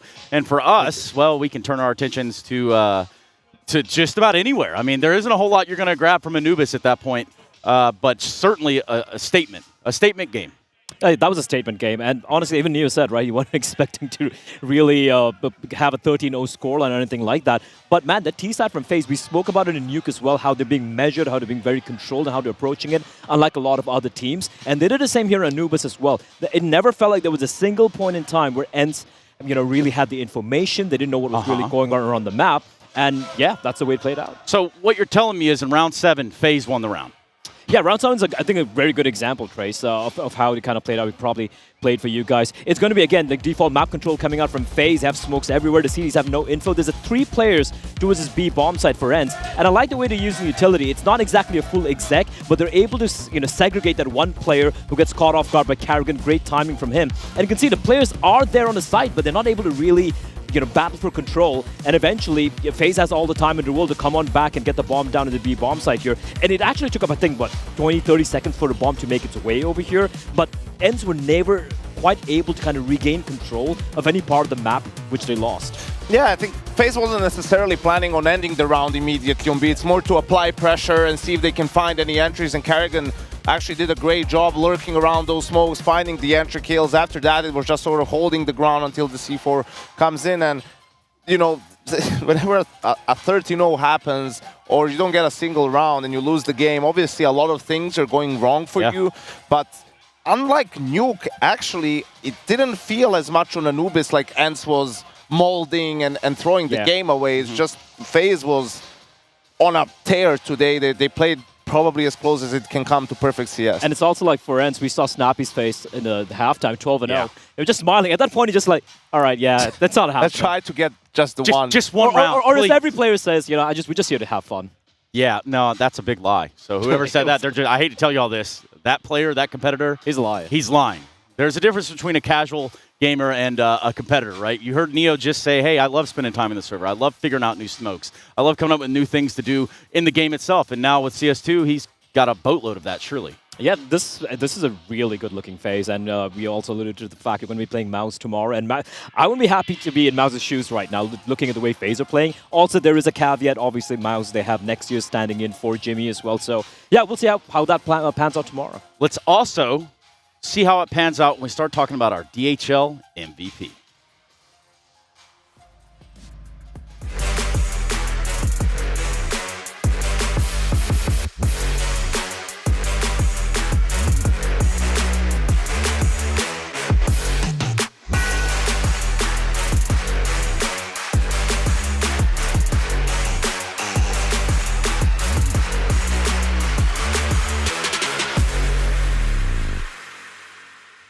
All right, so this is the part where I tell you all about what you need to do to get involved with our DHL MVP vote. That includes, but not limited to, using your Twitch channel points and putting your vote into the chat. Doing so, we'll catch up with the winner at the end of the grand final, the conclusion of the whole event. Now, who you vote on is who we'll catch up with. So it's a pretty simple concept. Right now, who's your vote going for, Blake? It's going with Twist. I think he was just unplayable in the second map. The first map, Rops was one of the guys who really stood out for me, alongside Rain, of course, but Twist just completely took over that second map. He was unplayable. Yeah, and I'd be surprised if we saw an ENCE player in this list. Trace with the day they've had, I think it's going to be Brocky now, and then the last guy, Karrigan most likely, and Brocky, who was their highest rated player coming into this quarterfinal, didn't have to do all that much, really. I mean, especially on the second map, Twist just showing us still that best we not forget what he is capable of. And that's the thing, coming into this tournament, I kind of felt like, coming into the playoffs, I'm like, all right, Rain's feeling comfortable, Rops is feeling comfortable, and alongside Brokey as well, but Twist was a little bit quiet, but yeah, that was a statement from the Canadian. Yeah, it was most definitely that. But again, use your Twitch channel points to vote, and we'll catch up with the winner at the conclusion of the grand final. They usually join us on the desk. That's how these things are orchestrated. Yeah, listen, we were talking about, the bracket and who would meet who, and ENCE FaZe was the one that was the hardest to sort of pinpoint who's going to win the quarterfinal, but whoever won, it was agreed that they're going to most likely win against Mouse and meet in the grand final. Tomorrow we have Mouse going up against FaZe, right? In the first semifinal is going to be G2 versus Complexity. I think we have two clear favorites here, but man, if FaZe is going to play like this, and we get a FaZe G2 best of 5 grand final. Oh, baby. Oof. I mean, it's right there.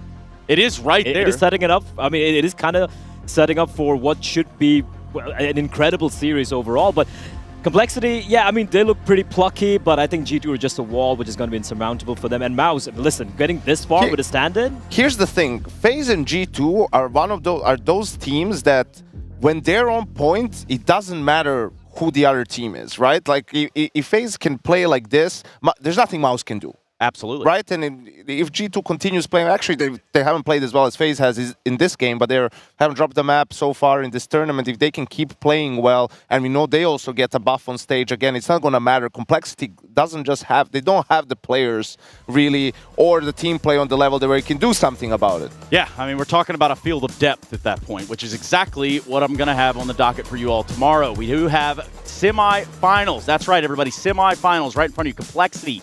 G2. Now, again, G2 not having dropped the map up at this point. Mao's over in FaZe, the second game. Yanko, you raise the roof? JKS. Hey, you should try that in here now. I can't believe, you know, I'm super looking forward to that and seeing how mental the crowd is going to go for a local hero. And then, yeah, FaZe, can they do a repeat of today? It's going to be kind of wild if you do have G2 and FaZe in the grand finals. You have JKS on the side of G2. You have FaZe, where clearly they're favorites as well for the crowd. So they won't be favorites in that one. In that game, right? But it is going to be an unstoppable force and an immovable object. Yeah, and unfortunately for you, Blay, we have to stop it right here. This is the end of the show for the day. We come back tomorrow. We do start with those semi-finals. That's right, everybody. This has been the Intel Extreme Masters in Sydney, and we'll see you tomorrow. That I'm such a weirdo. Tattoos from my toes to my earlobes. Was a role model, I never had a hero. I learned how to live through the stereo. Coming from where I come from, the inferior. Everything you see ain't what it appears though. Everything that I built made that from zero, then added a zero. I am my hero. You couldn't imagine what it's like in my mind. It's beauty and catastrophe at the same time. Remember they laughed at me when it was game time. Now I know that they mad at me. I'm one you can't find. I'm not from the day. I come alive at night. I'm not what you used to. Couldn't recognize. They all on the ground while I'm taking flight. And you're welcome to join me. I promise I won't bite. Things they say, they're never getting in my way. And even if I make mistakes, I will always see them through. 'Cause I don't wanna play your game. I had enough, I'm burning up so hot I just break your chain. You can never stop what's building up inside of me.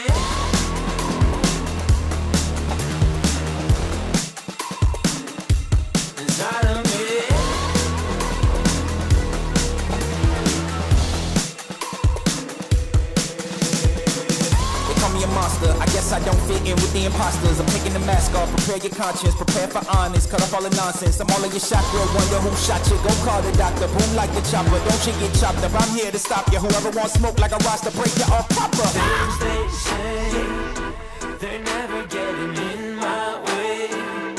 And even if I make mistakes, I will always see them through. What's that? 'Cause I don't wanna play your game.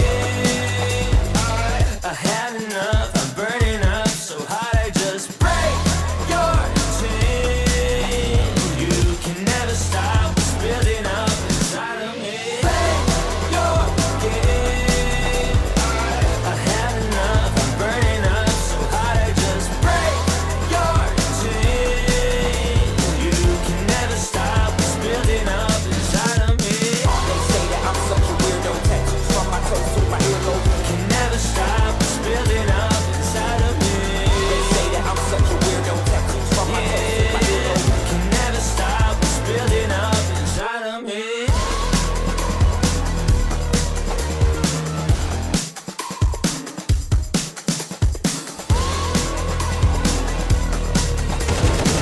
Can never stop what's building up. 'Cause I don't wanna play your game. I had enough, I'm burning up so hot I just break your chain. You can never stop what's building up inside of me.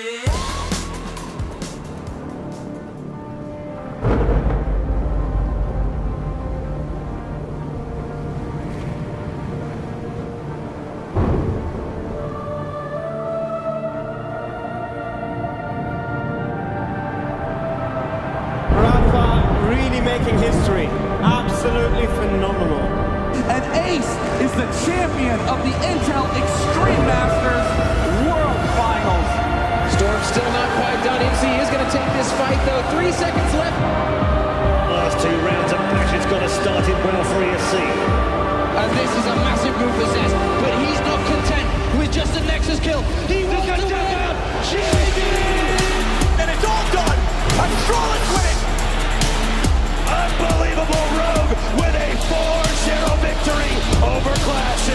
and they did it again in the grand finals. It's Norby!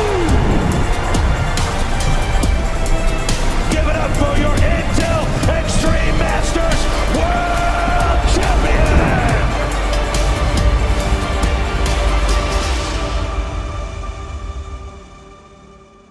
Hey gamers, are you going outside this summer? Yeah. Me neither. That's why I'll be wearing the ESL Essentials collection while I safely tan behind my monitor. Wow, I love it!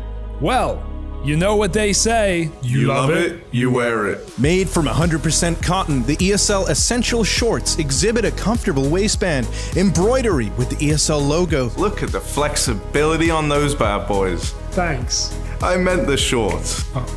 With a two-tone gray and white blend, the Zip hoodie is made of American fleece, so it's breathable, yet warm.